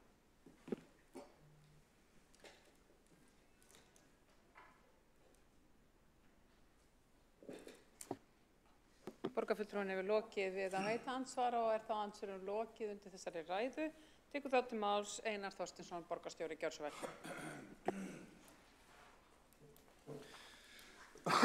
Forseti, ágæta borgarstjórn. Mér langar að þakka borgarfulltrúa Kjartani Magnússyni fyrir prýðilega ræðu aukin gatnaþrif í Reykjavíkurborg. Hann fór nú bara ágætlega yfir það sem við erum að gera. Ef ég mista af einhverju þá langar mig kannski bara að fara yfir það sem hvernig okkar gatnaþrif eru núna. Og svo myndi ég vilja leggja til að þessari tillögu yrði vísað til umhverfis- og skipulagssviðs og við myndum bara fá aðeins rýni á okkar plan núna. Hreinsunartímabilið miðast við 15. mars til 14. mars árið eftir og byrjar svona í kringum það sem það tímabil þegar snjóa leysir og vorhreinsunin hefst. Og við erum með vorhreinsun, sumarhreinsun, hausthreinsun, þar sem öll borgin undir. Og í þessum verkefnum eru allar stofn- og tengibrautir sópaðar að minnsta kosti 3 svar og þvegnar einu sinni. Stígar eru sópaðir eftir sama kerfi og allar húsagötur eru sópaðar 2 svar og þvegnar einu sinni.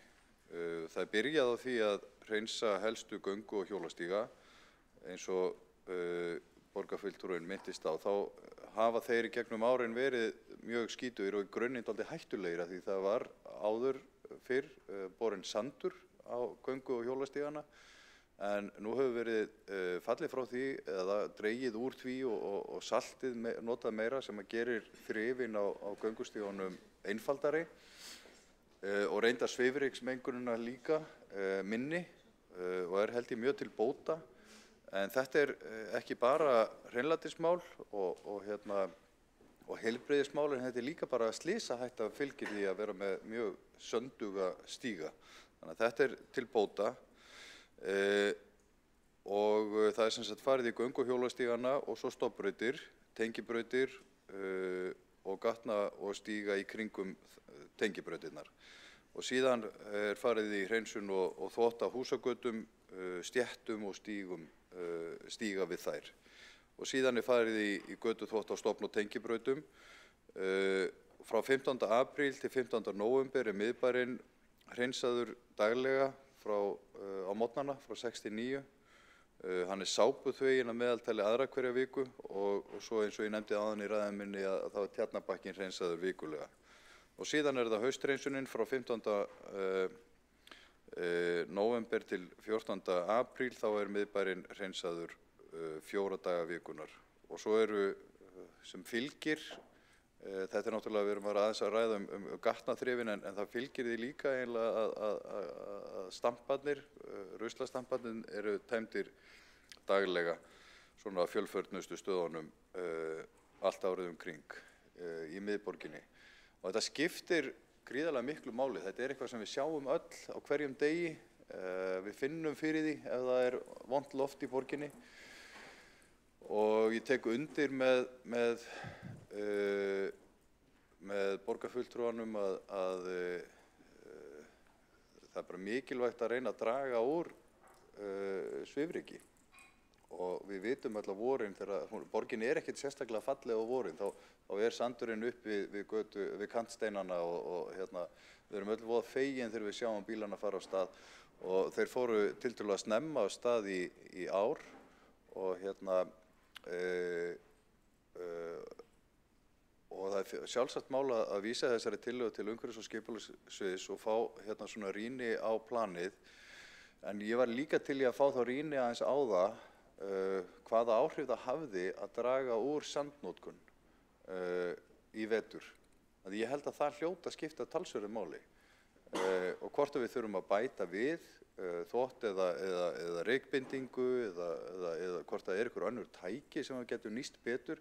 Við vitum að það eru komnar nýjar tegundir af götusópurum sem eru þannig kraftmiklar að þeir sjúga allt upp sem á vegi þeirra verður og eru þá kannski svona varanlegri þvottur á götunum og svifryki mest í kringum stofnæðarnar og þar vegagerðin sem ber mesta ábyrgð þar og það rétt sem borgarfulltrúinn Sara Björk Sigurðardóttir nefndi hér áðan að hraði bifreiðanna skiptir mjög miklu máli og þyngd þeirra. Þess vegna sjáum við oft skýið og eftir strætó og þegar það mikill hraði á stofnbrautunum.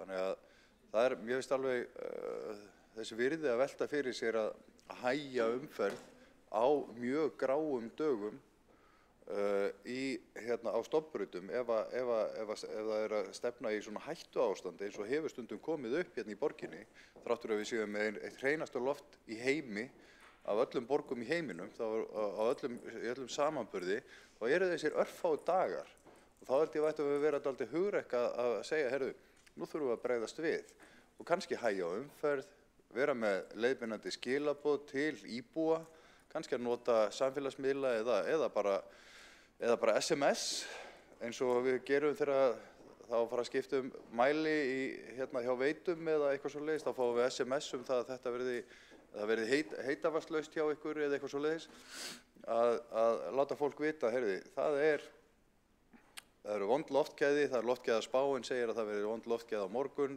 viðkvæmir einstaklingar, börn og fleiri eigi kannski ekki að sofa úti og fólk eigi kannski frekar að nota almenningssamgöngur eða fara saman í bíl. Reyna svona aðeins að virkja samfélagið til þess að taka þátt í því að vinna gegn loftmengun í borginni.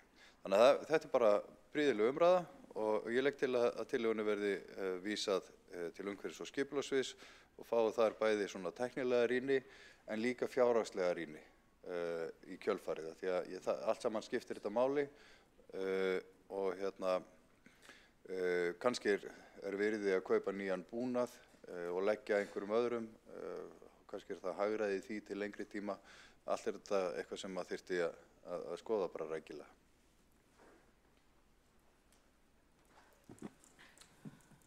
Borgarstjóri hefur lokið máli sínu. Forseti gerir þá ráð fyrir því að borgarstjóri hafi verið með tillögum að vísa til umhverfis- og skipulagsráðs. Það var akkúrat það sem ég ætlaði að gera. Það var akkúrat, ekki sviðsins. Takk fyrir. Það var lítið. Ég geri ráð fyrir því að frummælandi vilji nú koma upp, ekki hafa fleiri hvatt sem máls undir þessum lið. Þannig ég ávona á frummælanda hér Kjartani Magnússyni, borgarfulltrúa, að ljúka málinu, ekki satt. Forseti, góðir borgarfulltrúar, ég vil bara fyrir hönd borgarfulltrúa Sjálfstæðisflokksins þakka fyrir góðar viðtökur við tillögunni og góðar umræður og málefnalegar.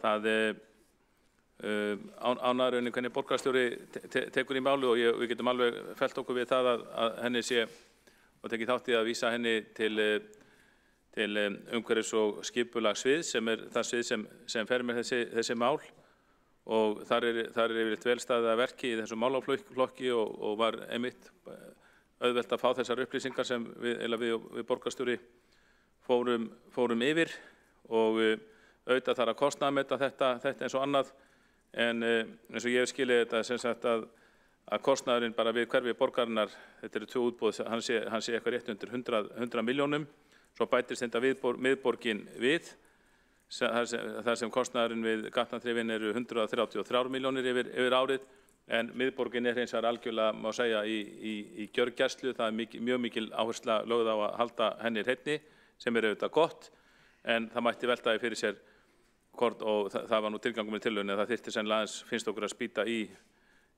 víðar í borginni. Og þetta er mál sem, þetta er mikilvægt mál og ég vil taka fram okkur, finnst að mörguleiti hafi verið vel staðið að þessu, teki ekki síst undir þetta með sem borgarstjóri fóru með sandinn á stígunum. Ég er sammála því að það sé betra ástand á þeim heldur en hefur verið undanfarin ár. Þessi tilraun í vetur virðist í aðalatriðum hafa tekist vel, en sjálfsagt að rýna þetta allt saman, bara mismunandi aðferðir, hvort það þurfa að auka við þetta og þetta með kostnaðinn. Og ég er sannfærður það að þegar við fáum þessar upplýsingar og rýnum þær, þá getum við öll verið sammála það að þarna er hægt að standa betur að verki og gera borgina okkar ennþá hreinni og yndislegri.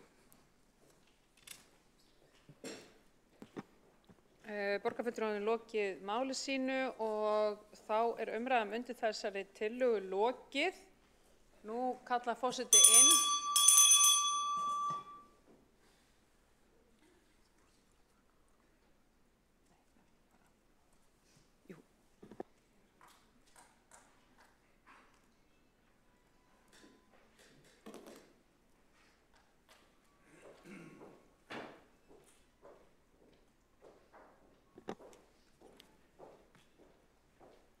Forseta hefur borist málsmeðferðartillaga þar sem lagt er til að tillaga borgarfulltrúa Sjálfstæðisflokksins aukin gatnaþrif í Reykjavík sé vísað til umhverfis- og skipulagsráðs og þeir borgarfulltrúar sem eru sammála þeirri málsmeðferðartillögu vinsamlegast gefi merki og það er samþykkt einróma hér í borgarstjórn.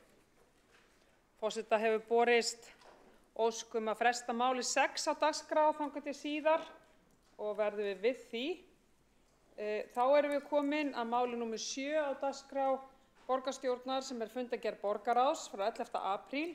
Þar eru nokkri liðir undir og mun nú forseti fara yfir þá. Ég ítreka ef einhverjir óska eftir að taka til máls að skýra þá vel undir hvaða liðum það er, því að hér eru margir liðir. Það er sem sagt borgarráð frá 11. apríl, það er 5. liður viðaukar við fjárfestingaráætlun Reykjavíkurborgar frá 2024, það er 7. liður Laufásvegur 19 og 21 og 23, þetta er deiliskipulag, 8. liður Holtsgata 10 og 12 og Brekkustígur 16, einnig deiliskipulag og 10. liður Kirkjugarður í Úlfarsfelli. Þetta er útboð á framkvæmdum. Síðan er að fundargerð borgarráðs frá 18. apríl. Þar er það 2. liður viðaukar fjárhagsáætlun Reykjavíkurborgar 2024 og 5. liður samþykkt meðhöndlun úrgangs í Reykjavík.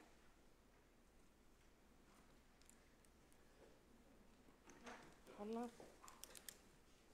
og Friðjón og Kjartan. Okay. Þá hefur myndast mælendaskrá sem hljóðar þannig að það er Kolbrún, það er Friðjón og það er Kjartan Magnússon. Er þetta ekki alveg rétt hjá forseta? Ertu að bjóða við það er óþarfi? Þannig að þá tekur til máls Kolbrún Baldursdóttir og segir okkur einnig undir hvaða lið hún vill ræða eða ef það eru fleiri en einn að þeir séu þá líka tilgreindir. Gjörðu svo vel.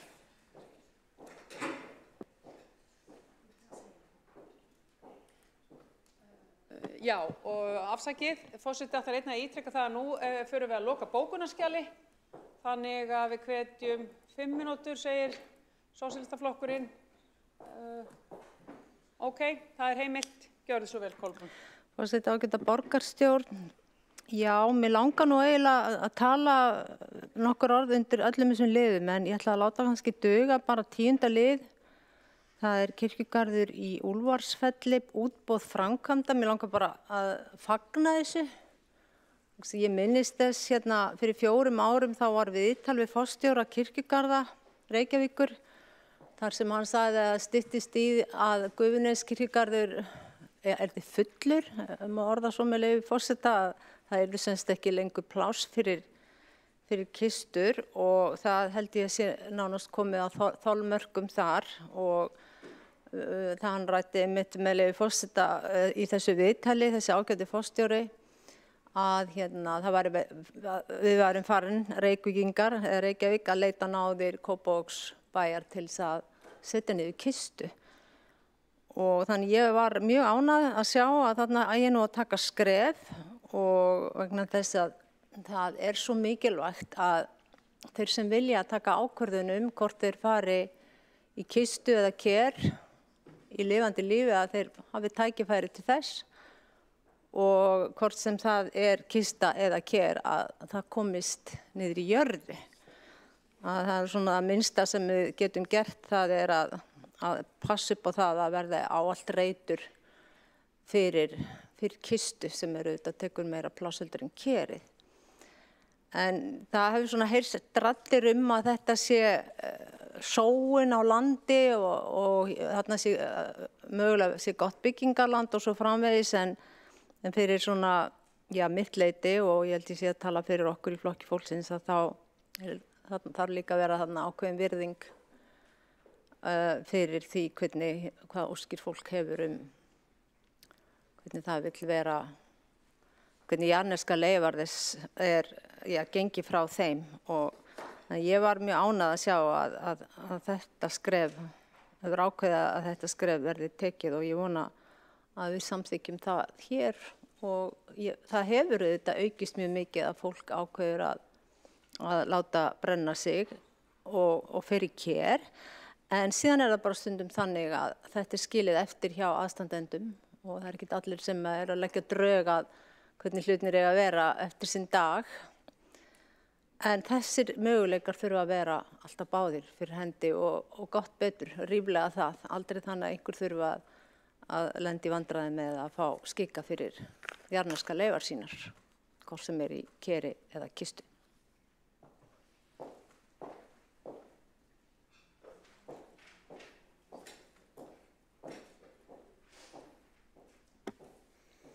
Borgarfulltrúinn hefur lokið máli sínu og tekur þá til máls Friðjón R. Friðjónsson. Gjörðu svo vel.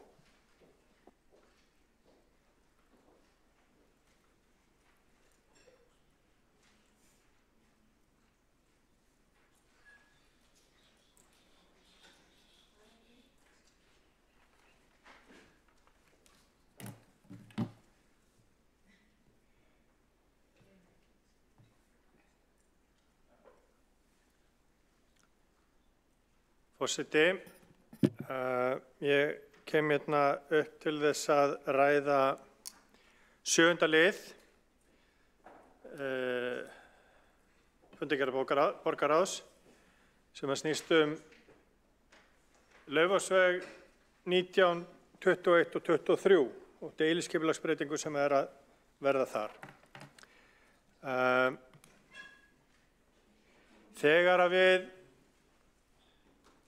ég var í umhverfis- og skipulagsráði þegar þetta var fyrst kynnt og þá var talað tímabundna ráðstöfun til skamms tíma og maður bjóst við að það húsnæði sem að væri ætlað fyrir fólki í leita að alþjóðlegri vernd væri bara húsnæði eins og við myndum bjóða okkur sjálf og myndum bjóða fólkinu í kringum okkur. Síðan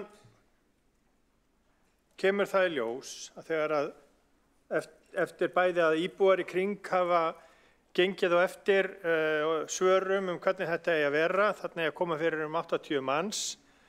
Reyndar hefur framkvæmdasýsla ríkisins og verktakinn eða eigandi hússins farið fram að þarna verði 97 manns hýst. Kemur þá í ljós hvernig aðbúnaðurinn á að vera. Og ég ætla að leyfa mér að fullyrða það að það enginn hér inni sem myndi una við það að búa við þær kringumstæður sem að við ætlum að leyfa hér.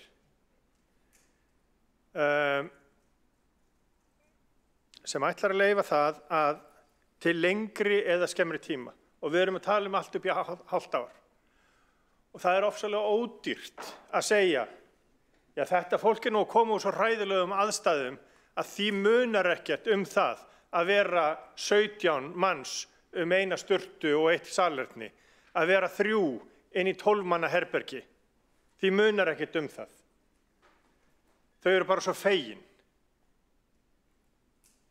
Mér finnst þetta ekki boðlegt, mér finnst þetta ekki í lagi og ég skil bara ekki hvernig okkur sem stjórnvaldi finnst þetta í lagi. Þetta fyrirkomulag, ég skil alveg að það erfitt að koma fólkinu fyrir. Og ég skil alveg að þetta flókið verkefni. En við og síðan ríkið líka getum ekki einhvern veginn slegið bara af kröfunum og sagt vegna þess að þetta fólk í erfiðri aðstöðu, þá finnst okkur allt í lagi að geyma það í einhverju rými sem að ekki einu sinni fullnægir skilyrðum sem að við setjum fyrir svínarækt. Þannig að mér finnst þetta bara ótrúlegt og ég skil ekki að við okkur finnist þetta í lagi og að okkur finnist allt í lagi að taka það fólk sem að þegar búið að ákveða að það líklegra til þess að fá hér vistun til lengri tíma. Það þegar búið að ákveða það. Þetta fólk líklegra til þess að fá hæli að geyma það við þessar kringumstæður. Það sem eru örfá salerni, örfáar sturtur, nánast engin samveruaðstaða og þeim troðið inn í pínulítil herbergi. Þetta ekki í lagi.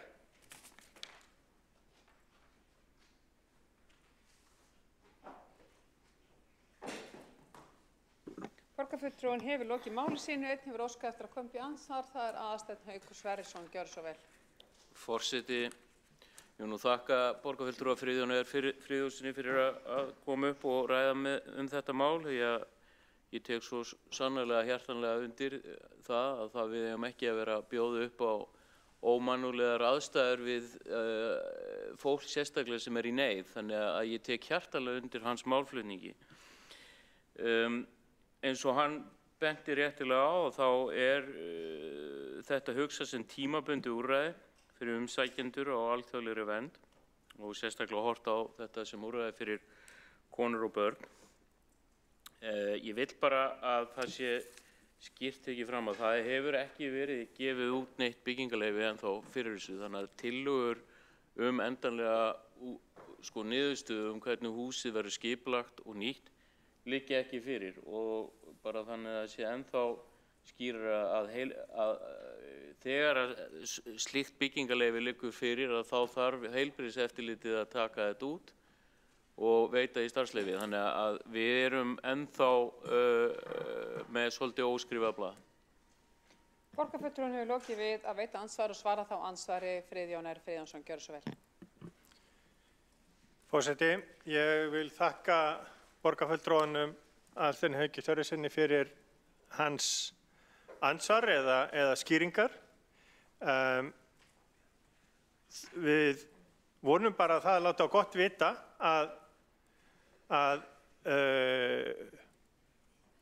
fulltrúar meirihlutans í umhverfis- og skipulagsráði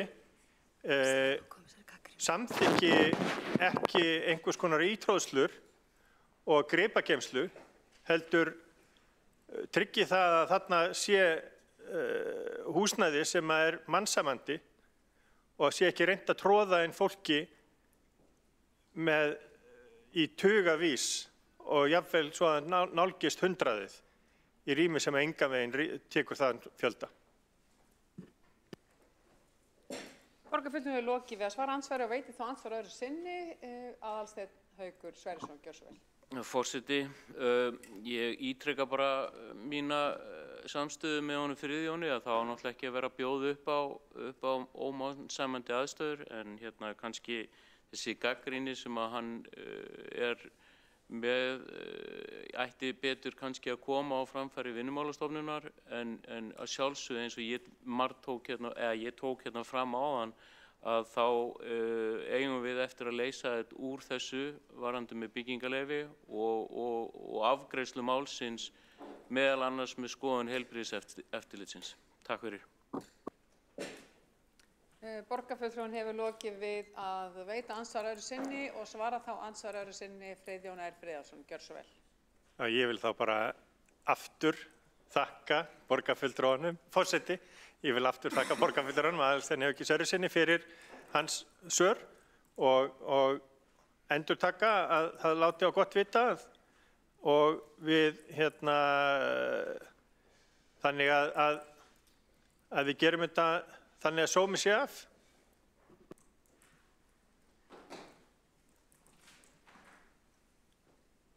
Og þá andsvörum lokið undir þessari ræðu. Tekur þá til máls borgarfulltrúi Kjartan Magnússon. Gjörðu svo vel.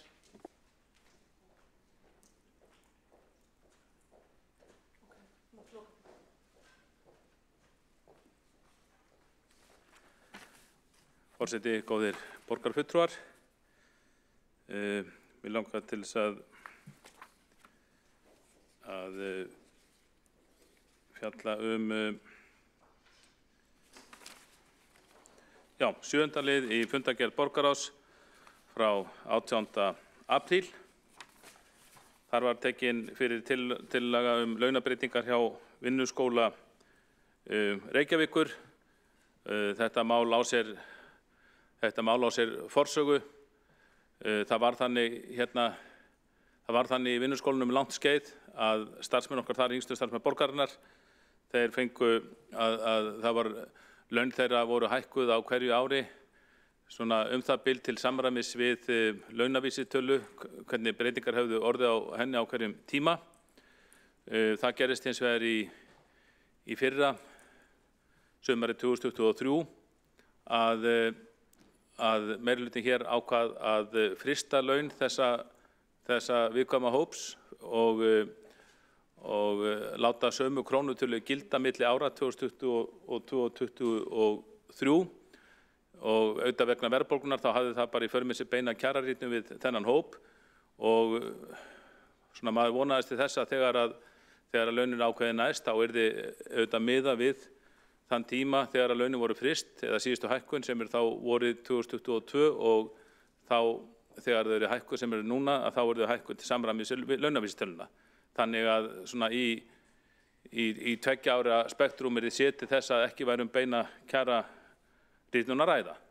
Nú þetta mál var tekið fyrir, þetta var fyrsta máli sem var tekið fyrir hér á sameiginlegum fundi borgarstjórnar og Reykjavíkurráðs ungmenna í febrúar, þar sem ungmennin lögðu fram tillögu og ósku eftir því að launin yrðu hækkuð í sumar til samræmis við launavísitöluna, auðvitað bara frá síðustu hækkun.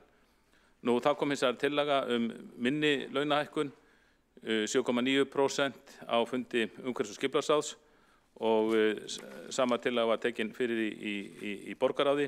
Við sjálfstæðismenn lögðum hins vegar til bara í samræmi við tillögu ungmennaráðsins að það yrði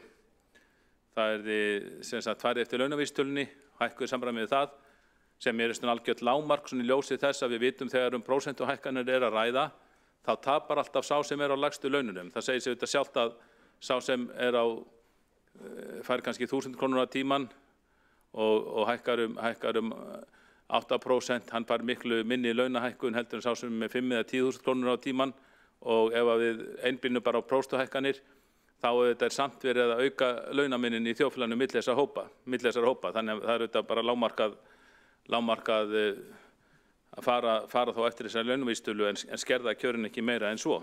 En verði þetta veruleika þá er verið að skerða kjörin af þessum hópi verulega, því eins og við vitum þá hefur verðbólgan farið á flug á síðustu 2 árum.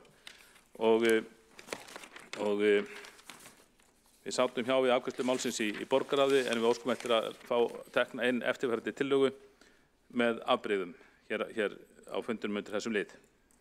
Og tillagan er svo hljóðandi: lagt er til að laun unglinga í Vinnuskóla Reykjavíkur hækki frá og með næsta sumri í samræmi við breytingar á launavísitölu frá því að síðasta launahækkun tók gildi vorið 2022. Jafnframt er lagt til að umrædd laun séu fest við launaflokk 217 til framtíðar í samræmi við laun eftir áðurnefnda hækkun. Svo mörg eru þau, tillagan hljóðar svo og ég óska eftir að hún verið tekin hér á dagskrá og greiddum hann atkvæði með afbrigðum.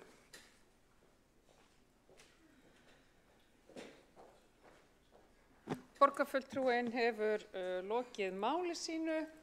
Allir borgarfulltrúar hafa fengið þessa tillögu senda til sín á e-mail.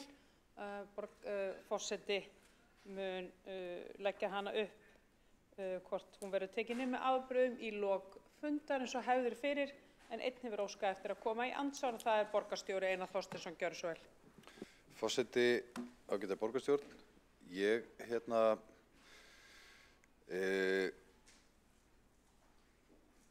er ekki fylgjandi þessari tillögu frá borgarfulltrúanum Kjartani Magnússyni. Nú erum við, þið munið hvernig það var síðasta vor, þá urðu þau leiðið mistök að það lá ekki fyrir hvað börnin fengju í laun fyrir en eftir að þau voru byrjuð að vinna og þetta var ekki gott. Þannig að við ákvaðum að hafa þetta í lagi núna. Við hækkuðum ekki launin í fyrra en erum að gera það með þessari afgreiðslu. Við erum að leggja til að hækka launataxtann 7,9% og sú launahækkun er í samræmi við meðaltals launahækkanir Reykjavíkurborgar samkvæmt kjarasamningum 2023 og þessi prósentutala 7,9% er nú bara talsvert umfram það sem er verið að semjum við kjaraborðið í Karphúsinu þessi misserinn og ég held við ættum að fara varlega í það að vera í reyna yfirbjóða hér í borgarstjórn launakjör þeirra sem við greiðum laun til. Borgarstjóri hefur lokið við að veita andsvar og svara þá andsvari borgarfulltrúi Kjartan Magnússon. Gjörðu svo vel. Forseti, góðir borgarfulltrúar, hér er ekki neitt yfirboða ræða og mér er sérstakt að borgarstjóri kjósi að líta bara 1 ár aftur í tíman en ekki lengra. Launafrystingin var samþykkt í fyrra og þannig að krónutalan var þá miðuð við 2022. Að sjálfsögðu þegar við ræðum laun þessara yngstu starfsmanna borgarinnar þá eigum við ekki að vera svo þröngsýn að líta aðeins ár aftur í tíman þegar að launin þeirra voru fryst og segja, við horfum bara á krónutöluna og þeim er bara þakka fyrir þessa hækkun sem við fáum núna, að sjálfsögðu verðum við að er upphafspunkturinn síðasta launahækkun sem var vorið 2022 áður en launin voru fryst. Við hafi ekki hækkað síðan, þannig að bara ef við ætlum að sýna þessum okkar mikilvægu starfsmönnum, yngstu starfsmönnum sanngirni sem er að stíga sem fyrstu skref á vinnumarkaði, þá hljótu við að taka ákvörðun sem lætur á vera jafn setta svona miðað við hækkun launa í þjóðfélaginu frá síðustu hækkun 2022. Við getum ímyndað okkur hvernig er það við farum í kjarasamninga og tækjum tímapunkta með þeim hætti sem borgarstjóri vill gera. Það er þetta allt vitlaust en þessir unglingar hafa auðvitað hvorki samningsrétt né verkfallsrétt. Borgarfulltrúinn hefur lokið við að svara andsvara og veitir þá andsvara öðru sinni borgarstjóri. Forseti, já, það er rétt. Það er vegna þess að þetta er ekki lögbundin þjónusta og við forgangsröðum fjármunum í þágu lögbundina þjónustu sérstaklega en reynum síðan að mæta væntingum annarra borgara þjónustu og þetta er eitt af því. Og núna eftir þessa hækkun sem er umfram það sem gerist á almennum vinnumarkaði að þá erum við ef við tölum krónutölur, þá erum við komin bara í mjög sambærileg launakjör og jafnaldrar þeirra í nágranna sveitarfélögunum og það bara sómi að því og nú liggja launakjörin fyrir í tæka tíð þannig að fólk getur ákveðið það hvar það vinnur, hvort það kemur til borgarinnar eða í önnur störf ef þau eru til. Og mér finnst þetta bara svona dálítið verið að hræra í þessu. Þau eru komin á svipuð laun og hér í nágrannasveitarfélögunum og þetta bara ágætismál. Borgarstjóri hefur lokið við að veita andsvarari sinni og svara þá andsvarari sinni. Kjartan Magnússon, gjörðu svo vel. Forseti góði borgarfulltrúar, ég verð að segja að mér finnst þessi rök ekki halda hjá borgarstjóra að nefna það sem ástæðu fyrir því að láta þennan hóp sitja eftir og skerða kjörið með þessum hætti og festa þessa launafrystingu í sessi vegna þess ekki sem lögbundna þjónustu að ræða finnst mér ótrúlegt.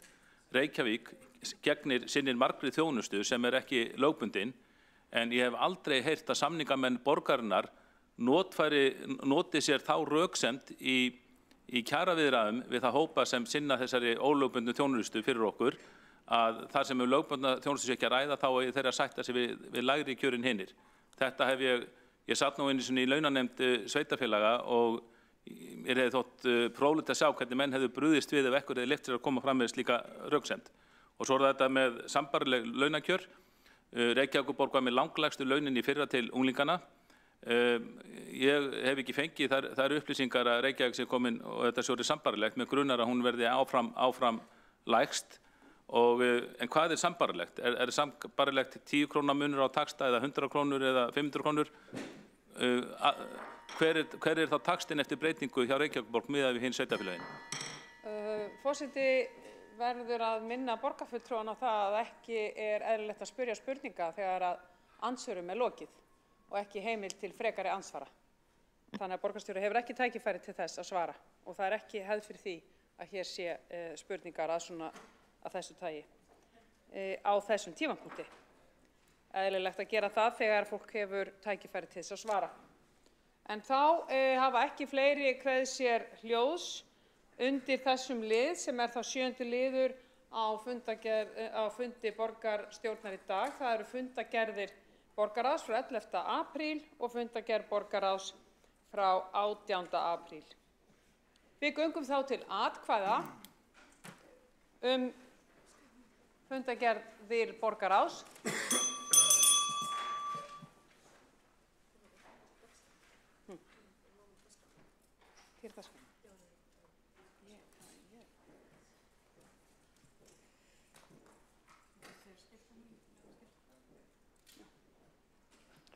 Forseti hingrar, það eru innáskiptingar. Þetta eins og í góðum handboltaleik. Það bíða allir leikmenn bara á miðjunni. Við driplum boltanum hérna á miðjunni. Nei, við erum kvennaboltinn. Það er fótbolti. Ekki segja mér það. Heyrðu, það er gott að það er gaman. Þá ætlum við að ganga til atkvæða og við erum hér með 5. lið viðaukar, forseti biður hljóð, 5. liður viðaukar við fjárfestingaáætlun Reykjavíkurborgar 2024, þeir sem eru samþykkið því vinsamlega skrifa merki. Og það er meiri hluti Flokkur fólksins, Vinstri grænir og sósíalistar, þeir sem á móti kunna vera. Það er hjáseta í Sjálfstæðisflokki. Það er 7. liður Laufásvegur 19 og 21 og 23, þeir sem eru samþykkið því vinsamlega skrifa merki. Og það er meiri hlutin og Vinstri grænir, þeir sem á móti kunna vera. Og það er Sjálfstæðisflokkurinn og það er hjáseta hjá Flokki fólksins og sósíalistum. Þá er það 8. liður Holtsgata 10 og 12 og Brekkustígur 16 deiliskipulag. Þeir sem eru samþykkið því vinsamlega skrifa merki. Allir með. Árelía, allir með, já. Og það eru meirihlutin, þeir sem á móti kunna vera. Það er Sjálfstæðisflokkurinn sem er á móti, hjáseta Flokk fólksins, Vinstri grænum og sósíalistum. Og þá er það 10. liður, það er kirkjugarður í Úlfarsfelli, það er útboð til framkvæmda, þeir sem eru samþykkið því vinsamlega skrifa merki. Það er meirihlutin Flokkur fólksins, sósíalistar, þeir sem á móti kunna vera, er Sjálfstæðisflokkur og Vinstri grænir. Þá er það fundargerð borgarráðs frá 18. apríl og það er annar liður viðaukar við fjárhagsáætlun Reykjavíkurborgar. Þeir sem eru samþykkir því vinsamlegast gefi merki. Og það er meirihlutinn Flokkur fólksins, Vinstri grænir og sósíalistar. Þeir sem á móti kunna færa, það er hjáseta Sjálfstæðisflokks. Það er 5. liður, samþykkt meðhöndlun úrgangs í Reykjavík og þeir sem eru samþykkir því vinsamlegast gefi merki og það er samþykkt einróma í borgarstjórn. Og þá erum við komin að fundargerð forsætisnefndar frá 19. apríl, fundargerð mannréttinda- og ofbeldisvarnaráðs frá 5. og 11. apríl, fundargerð menningar, íþrótta- og tómstundaráðs frá 12. apríl, fundargerð skóla- og frístundaráðs frá 8. apríl og fundargerð stafræðsráðs frá 10. apríl, fundargerð umhverfis- og skipulagsráðs frá 10. og 17. apríl og fundargerð velferðarráðs frá 17. apríl. Og einn hefur óskað eftir að taka til máls og það er Líf Magnúðardóttir.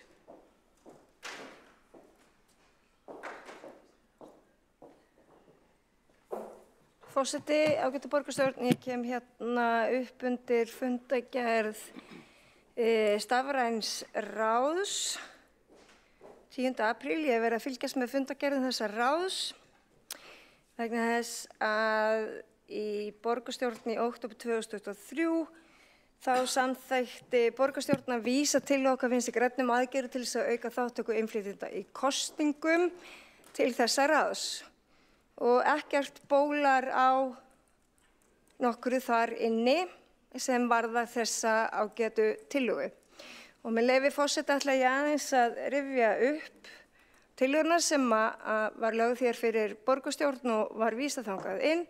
Hún hljóðar svo: Borgarstjórn felur mannréttindaskrifstofu að hefja undirbúninga aðgerðum til að auka þátttöku innflytjenda í kosningum.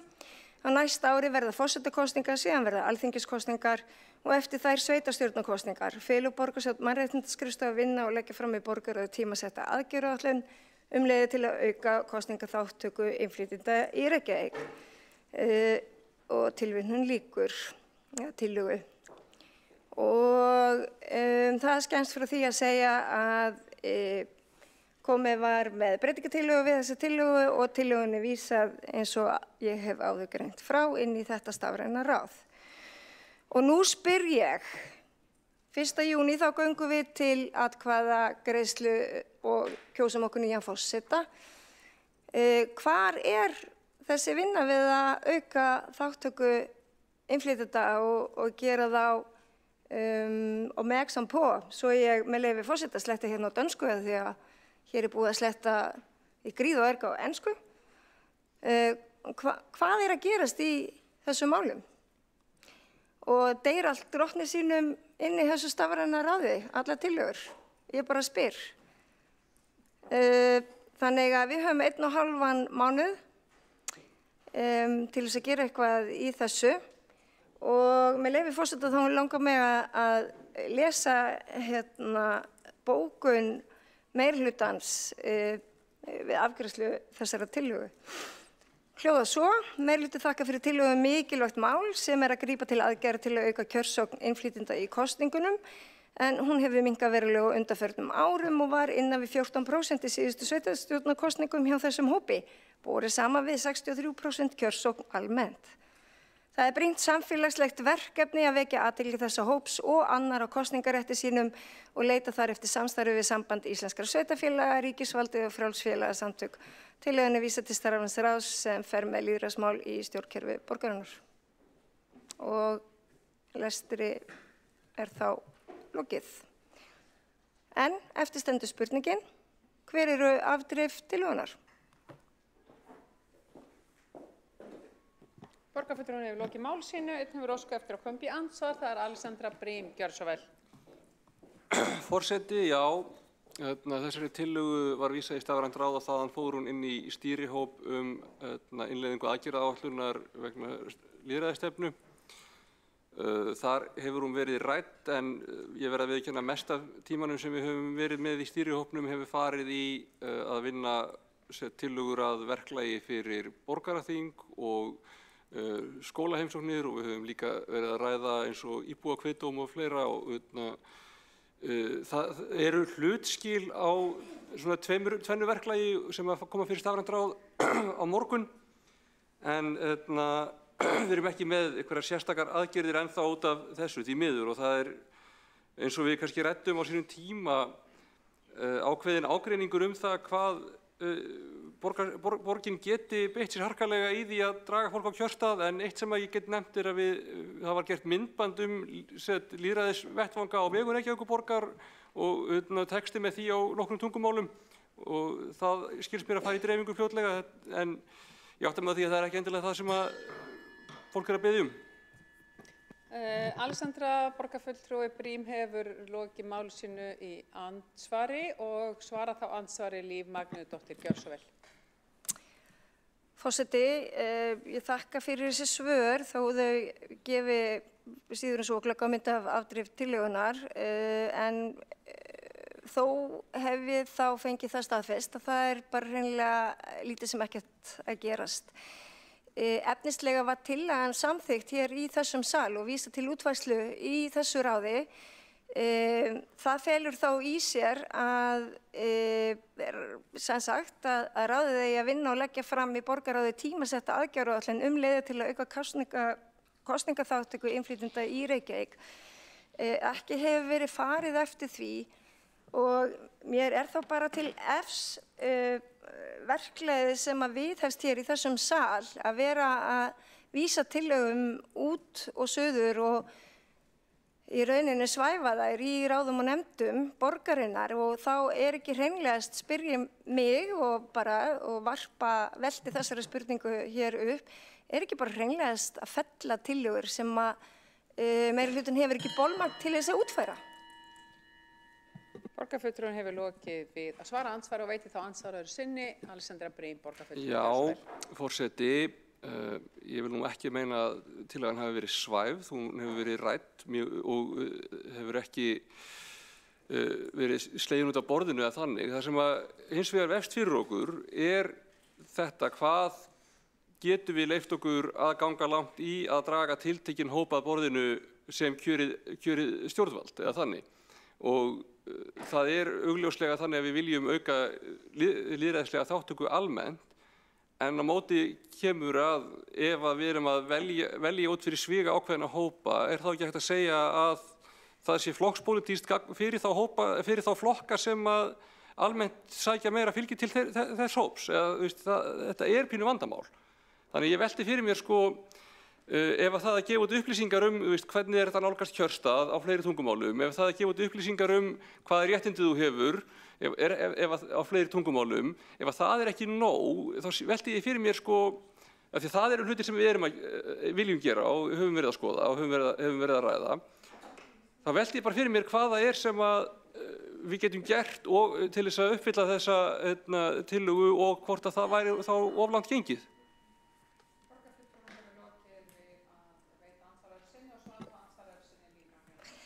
Forseti, já, ég heyri að þetta verkefni eða þessu ráði ofviða og best hefði kannski verið bara að samþykkja tillögu okkar Vinstri grænna hérna að leggja ráðið niður.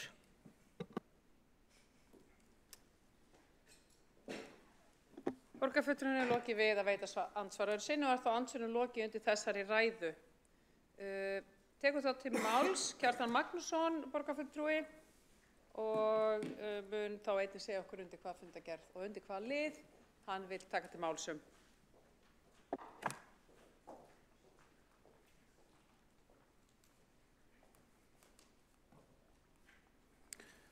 Já, forseti, góðir borgarfulltrúar, ég tek til máls undir fundargerðum mannréttinda og ofbeldisvarnaráðs frá 5. og 11. apríl og tilefnið það að fyrra á fundinum þar sem við ræddum löggæslumál. Þá ræddum við svolítið samband, hversu gott samband væri á milli borgarstjórnar og lögreglunar og það var rætt fyrir á kjörtímabilinu og þá hafði verið fullyrt að það færi fram stöðugt samtal milli borgarfulltrúa og lögreglunar og það hefði verið elt frá síðasta kjörtímabili. En ég benti á móti að staðreyndin væri sú að samskipti þessara aðila virtust hafa minnkað þrátt fyrir stórirði forsvarsmanna meirihlutans í borgarstjórnum að þau hefðu aukist. Og ég sagði að ég bara gerði umtalsefni að samkvæmt mínum heimildum þá kæmu fulltrúar lögreglunar bara endrum á sinnum á fundu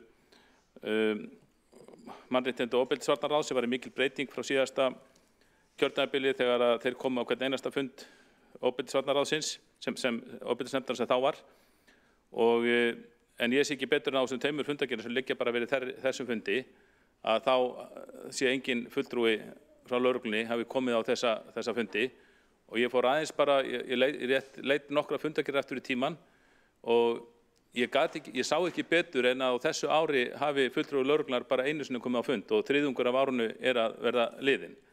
Þannig að mér finnst nú svona að ég er hræddur að séu einhverjar ýgjur sem fylgir þeim málflutningi að það sé mikið gott og stöðugt samtal milli lögreglunnar og borgarstjórnar ef að fulltrúi hennar kemur ekki oftar á þessa fundi heldur en raun ber vitni. Þá svona hallast ég nú á það að telja þar upplýsingar séu réttar að þetta sé endrum og sinnum og fulltrúi lögreglunnar hafi bara komið 3 sinnum í vetur á fund nefndarinnar. Borgarfulltrúinn hefur lokið máli sínu, hefur óskað eftir að koma upp í andsvar, það Magnús Davíð Norðdahl, gjör svo vel. Já, forseti virðulegur borgarfulltrúi Kjartan Magnússon, þetta var nú rætt hér áðan sérstaklega. Það fundargerðir þarna sem að borgarfulltrúinn kveður sér hljóðsum. Þarna var ekki að ræða fundi þar sem áheyrnarfulltrúarnir komu til fundar. Þeir koma ekki á alla fundi ráðsins, heldur einungis mánaðarlega, þannig að það er ekki hægt að nota þessar fundargerðir til þess að draga einhverjar ályktanir hvað það varðar og hvet ég borgarfulltrúann einfaldlega til að ræða við sinn fulltrúa í ráðinu betur þetta. Við höfum átt góð samtöl við lögreglu þarna inni, mæting hefur verið góð hjá lögreglu, vísa að öðru leyti til fyrri umræðu þetta mál. Borgarfulltrúinn hefur lokið við að veita andsvar og svara þá andsvari. Kjartan Magnússon, gjör svo vel. Forseti góðir borgarfulltrúar, ég þakka Magnúsi Norðdahl fyrir svarið og ég viðurkenni það, ég hef ekki þrautlesið fundargerðirnar en bara þegar ég var að taka svona stikkpröfu bara núna frá áramótum, það sá ég ekki betur en fulltrúi lögreglunnar hefði bara einu sinni mætt, þannig að ég held mig við það að það er að minnsta kosti töluverðar ýgjur að segja að það sé mikið og stöðugt samtal í gangi og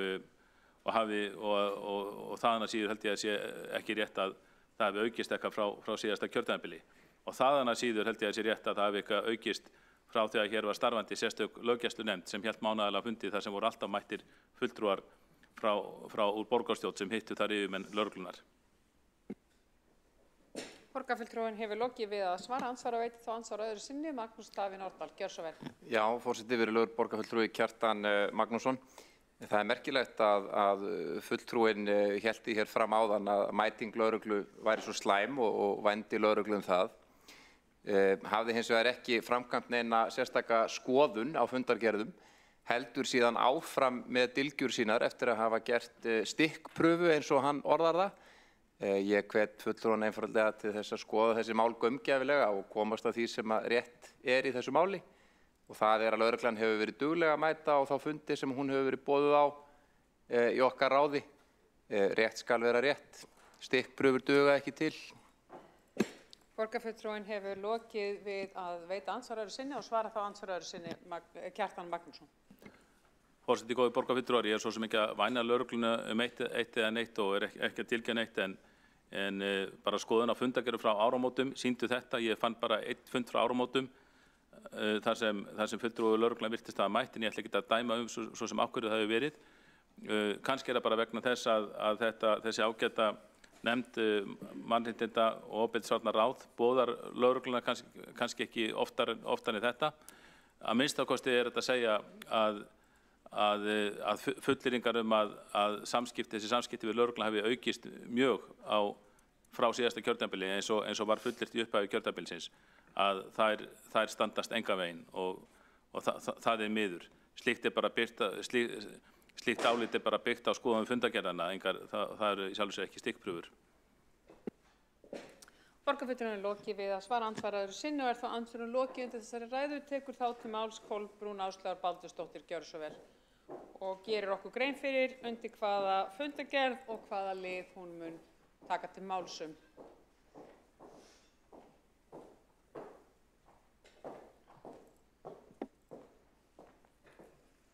Forseti, ágæta borgarstjórn, mér langar til þess að taka til máls undir fundargerð Stafræns ráðs frá 10. apríl og ég nú byrja bara á að fagna því að fleiri hér í þessum sal eru aðeins svona farnir að sjá þessa hluti með svona í svipuðu ljósi og Flokkur fólksins hefur verið að benda á í núna bráðum 4 ár og það er að koma að fleiri svona ábendingar það meðal annars nýlega frá borgarfulltrúa Vinstri grænna, Lífi Magnúsdóttur og eins hefur Sjálfstæðisflokkurinn á og til komið inn í að kalla eftir svona og koma með athugasemdir við ýmislegt sem þarna fer fram í þessu stafræna ráði.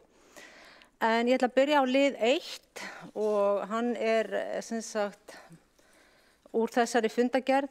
Þar er kynning á vilja yfirlýsingum samræmt verklag sveitarfélaga í byggingamálum og fulltrúi Flokks fólksins er ánægður með að loksins sé eitthvað að gerast af því sem hefur verið lengi talað og við erum búin að heyra þetta talað bara örugglega í hartnær 3 ár og það er nefnilega svo að framtíð opinberra stafrænnar þjónustu er fólgin einmitt í mestri samnýtingu þjónustukerfa ríkis og sveitarfélaga í stað þess að hver sé í sínu horni að uppgötva eða innleiða sama hlutin. Þannig að við fögnum þessu samstarfi.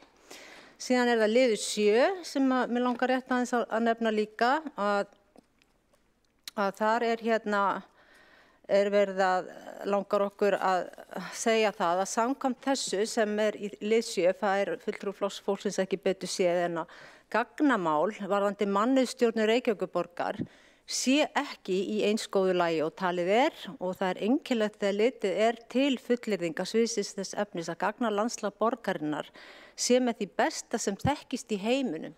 Þetta orðalag slær fólk þegar að vitað að það er langt í land með að gagnalandslag borgarinnar sé í ásættanlegu horfi og hér aftur verið að tala mál sem hefur verið ansi lengi á döfinni. Síðan er það liður 11 og þar kemur nú að því að verið er að svara Flokki fólksins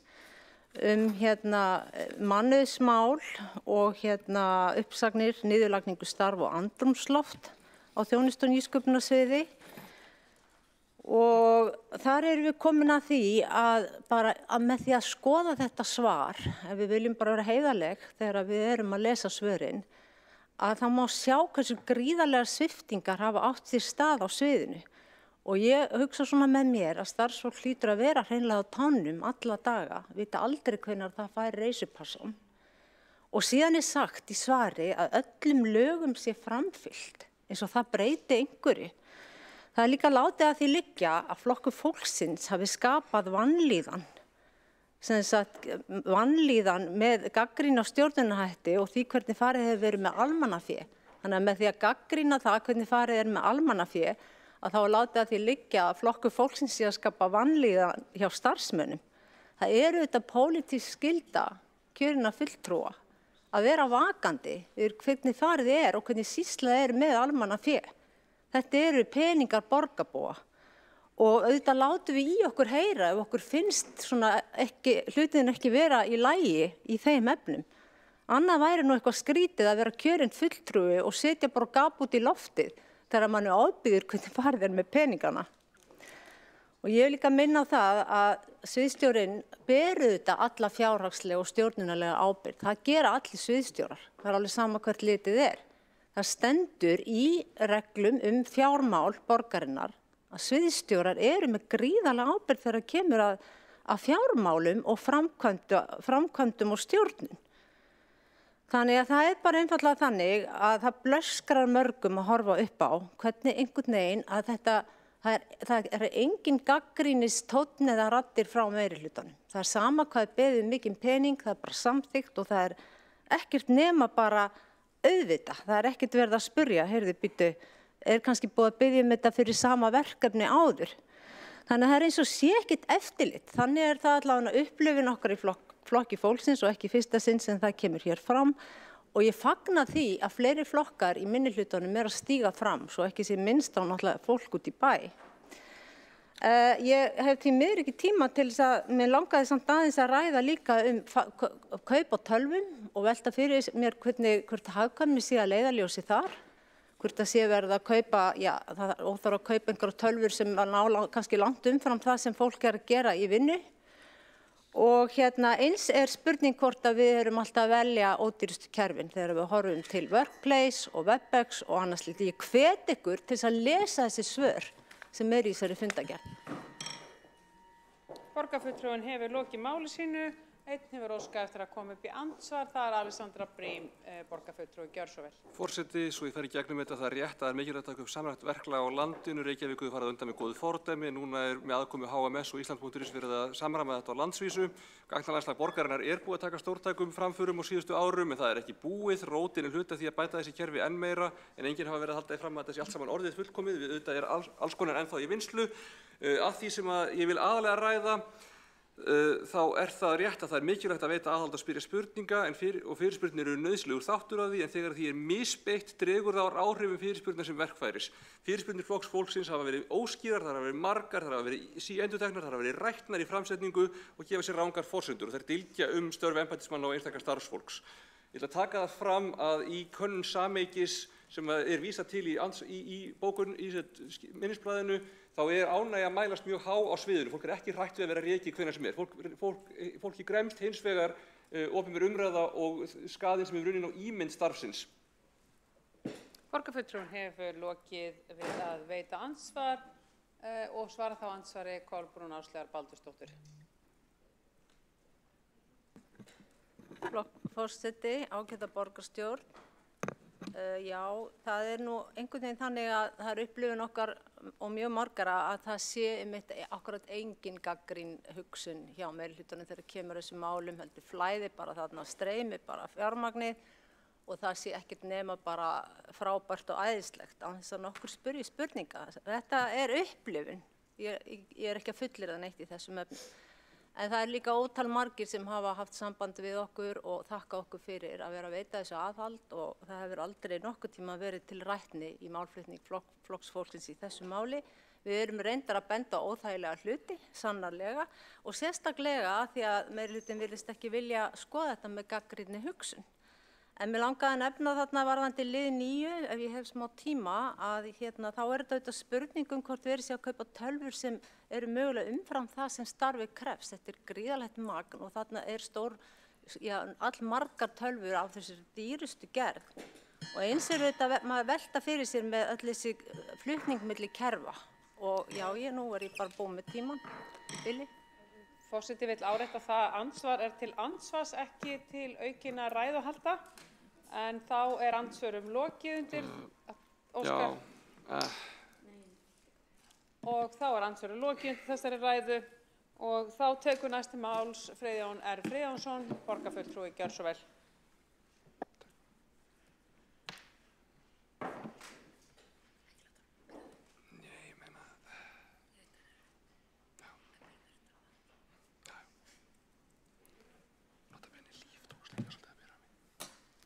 Forseti, ég má til með að blanda mér í gefandi samtal formanns mannréttindar- og ofbeldisvarnanefndar ráðs og borgarfulltrúans Kjartans Magnússonar, þar sem ég sit nú í þessu ráði. Ég get ekki tekið undir orð formannsins það að mætingin hjá lögreglunni hafi verið eitthvað sérstaklega góð. Þau eru með fasta áheyrnarfulltrúa. Þau eru boðuð á alla fundi, eða á að boða þau á alla fundi. Og mætingin hefur verið eins og borgarfulltrúinn Kjartan Magnússon listi. Ég held að það hafi komið á 1 fund á þessu ári, 2 eða 3 síðasta haust, 2 kannski, síðan í ágúst. Og ég kann viðurkenna að ég hreinlega man ekki hversu mörg skipti veturinn 22 til 23 þau mættu. En það alls ekkert á alla fundi, langt í frá. Þannig að, og ég get ekki borið það saman við fyrri kjörtímabil eins og Kjartan Magnússon, borgarfulltrúi, getur gert. Ótal kjörtímabil. En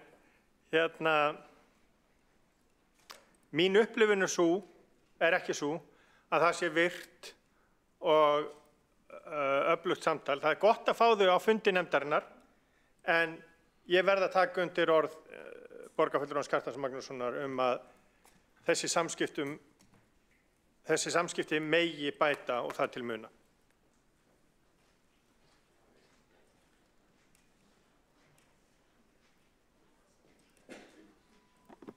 Og borgarfulltrúi hefur lokið máli sínu og enginn hefur óskað eftir að koma í andsvar og því ræðum lokið undir þessari ræðu. Og ekki hafa fleiri óskað eftir að taka til máls undir 8. lið. Ekkert þar til samþykktar. Forseti fer þá að við leggjum þá fram þessa fundargerðir sem forseti las upp áðan en það hefur borist bókun frá borgarfulltrúum Sjálfstæðisflokks að leita verði afbrigða og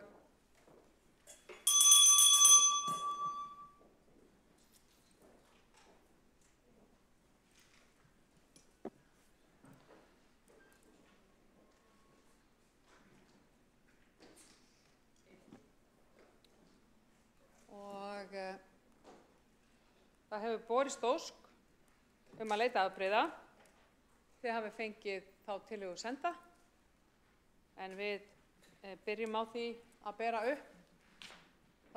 Ég geri ráð fyrir því að óska sé eftir atkvæðagreiðslu það mál og forseti ber því upp þá ósk að það sem leitað er eftir afbrigðum hvort að leggja eigi tillöguna fyrir borgarstjórn. Þeir sem eru samþykkir því að leita afbrigða vinsamlega skrifi merki. Það eru Sjálfstæðisflokkur, Sósíalistar og Flokkur fólksins, þeir sem á móti kunna vera og það eru fulltrúar meirihlutans með hjásetu Vinstri grænna. Tillagan er því ekki borin upp til afbrigða með afbrigðum. Kannski borin upp til afbrigða en ekki með afbrigðum. Þá eftir að lesa allavega nokkrar bókanir. Meirihlutinn var seinna að senda inn bókun í máli nr. 2, þannig að við ætlum að lesa það. Við erum einnig með gaggbókun sem að ekki náði að fara inn í skjalið og sameiginlega skjalið. Við erum ekki með neina fleiri bókanir sem þarf að lesa þetta. Ég var að koma, bara var að berast núna. Takk fyrir það. Þetta varðar vinnuskólann, að þú að setja undir fundargerð borgarráðs? Þá held ég, þú horfir svo stíft á mig Árelía. Já. Þá byrjum við á bókum meirihlutans í máli nr. 2. Gjörðu svo vel Árelía.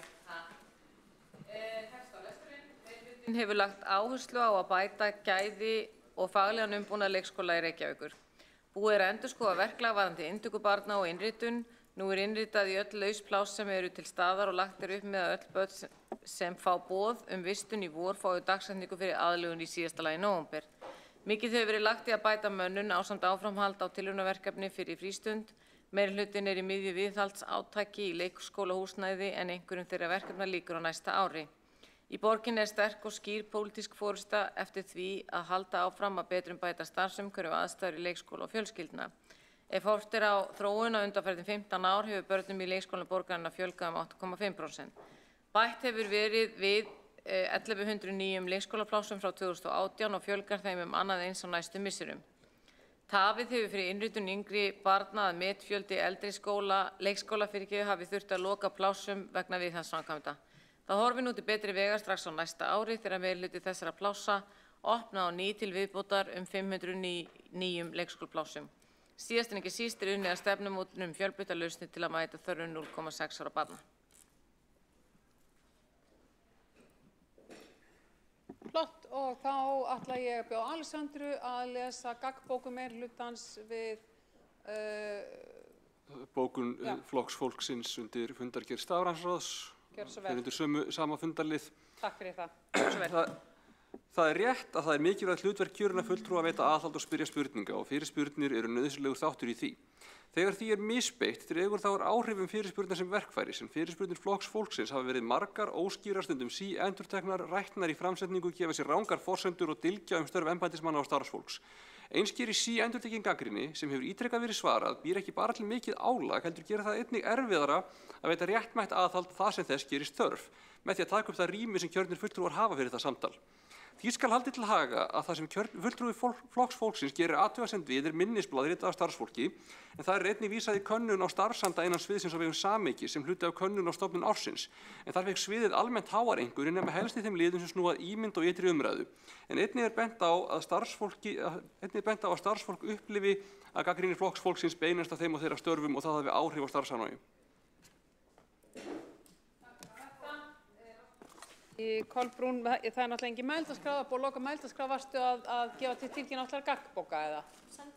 Þú sendir hana, þá ætla ég að bjóða Kjartani Magnúsinni borgarfulltrúa að lesa upp bókun sem var sendin. Gjörðu svo vel.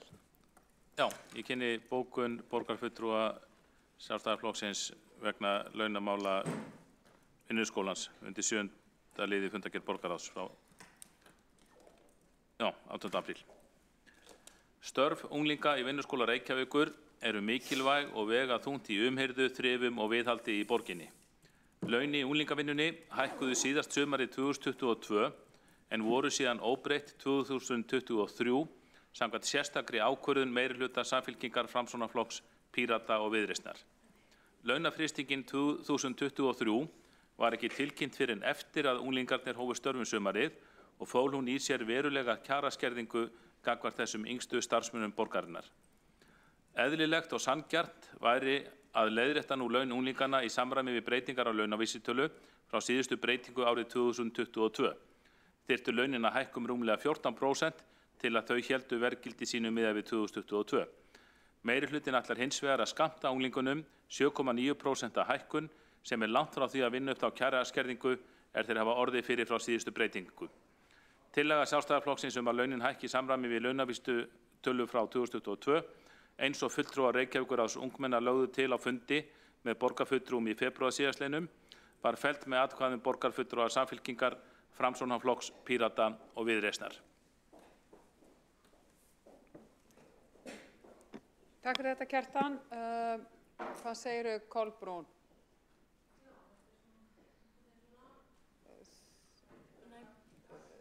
Bíddu aðeins, Kolbrún. Ég vil eitthvað kallað ógagnbókun. Alessandra, má ég bjóða þér að slökkva á? Já, fínt. Já, fyrir ekki að hafa gert automatískt.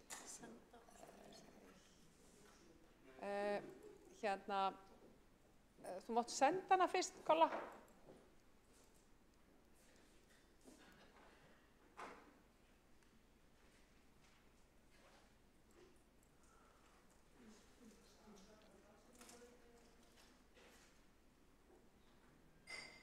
Þetta er ekkert mál. Hér eru við, mátt núna, búið að senda hana? Já. Flott, takk fyrir það. Gjörðu svo vel. Já, hér kemur gagnbókun og hún er svona: Flokkur fólksins hefur aldrei misbeitt sér í þessu máli og fengið þvert á móti mikinn stuðning frá fólki úr ýmsum geirum.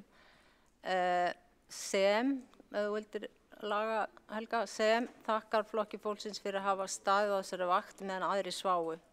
Hér að ræða almannafé og er það skylda kjörinna fulltrúa að benda á ef verkefni eru illa skilgreind og ekki sé leita hagkvæmstu leið og aðferða. Fulltrúi Flokks fólksins hefur miklar áhyggjur af öllum uppsögnum á sviðinu. Tugum starfsfólk hefur sagt upp á örfáum árum. Svo er talað að það þurfa að vera í einhvers konar mótvægis aðgerðum til þess að koma í veg fyrir atgervisflótta starfsfólk og stjórnenda vegna fyrirspurna frá Flokki fólksins. Fulltrúin ítrekar að skoða þar heildarmynd þessara mála og þeir settur fram einhliða fullyrðingar sem skauta algjörlega fram hjá margvíslegum afleiðingum þeirra miklu auka sem einkennt hafa starfsmannahalds sviðsins sjálfs.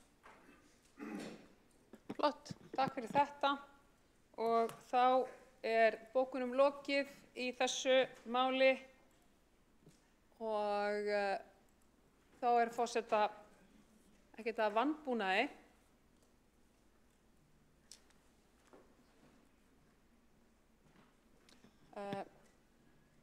Það eru allar bókanir komnar inn, allt er klárt, klukkan er 17:58, vel gert, kæra borgarstjórn.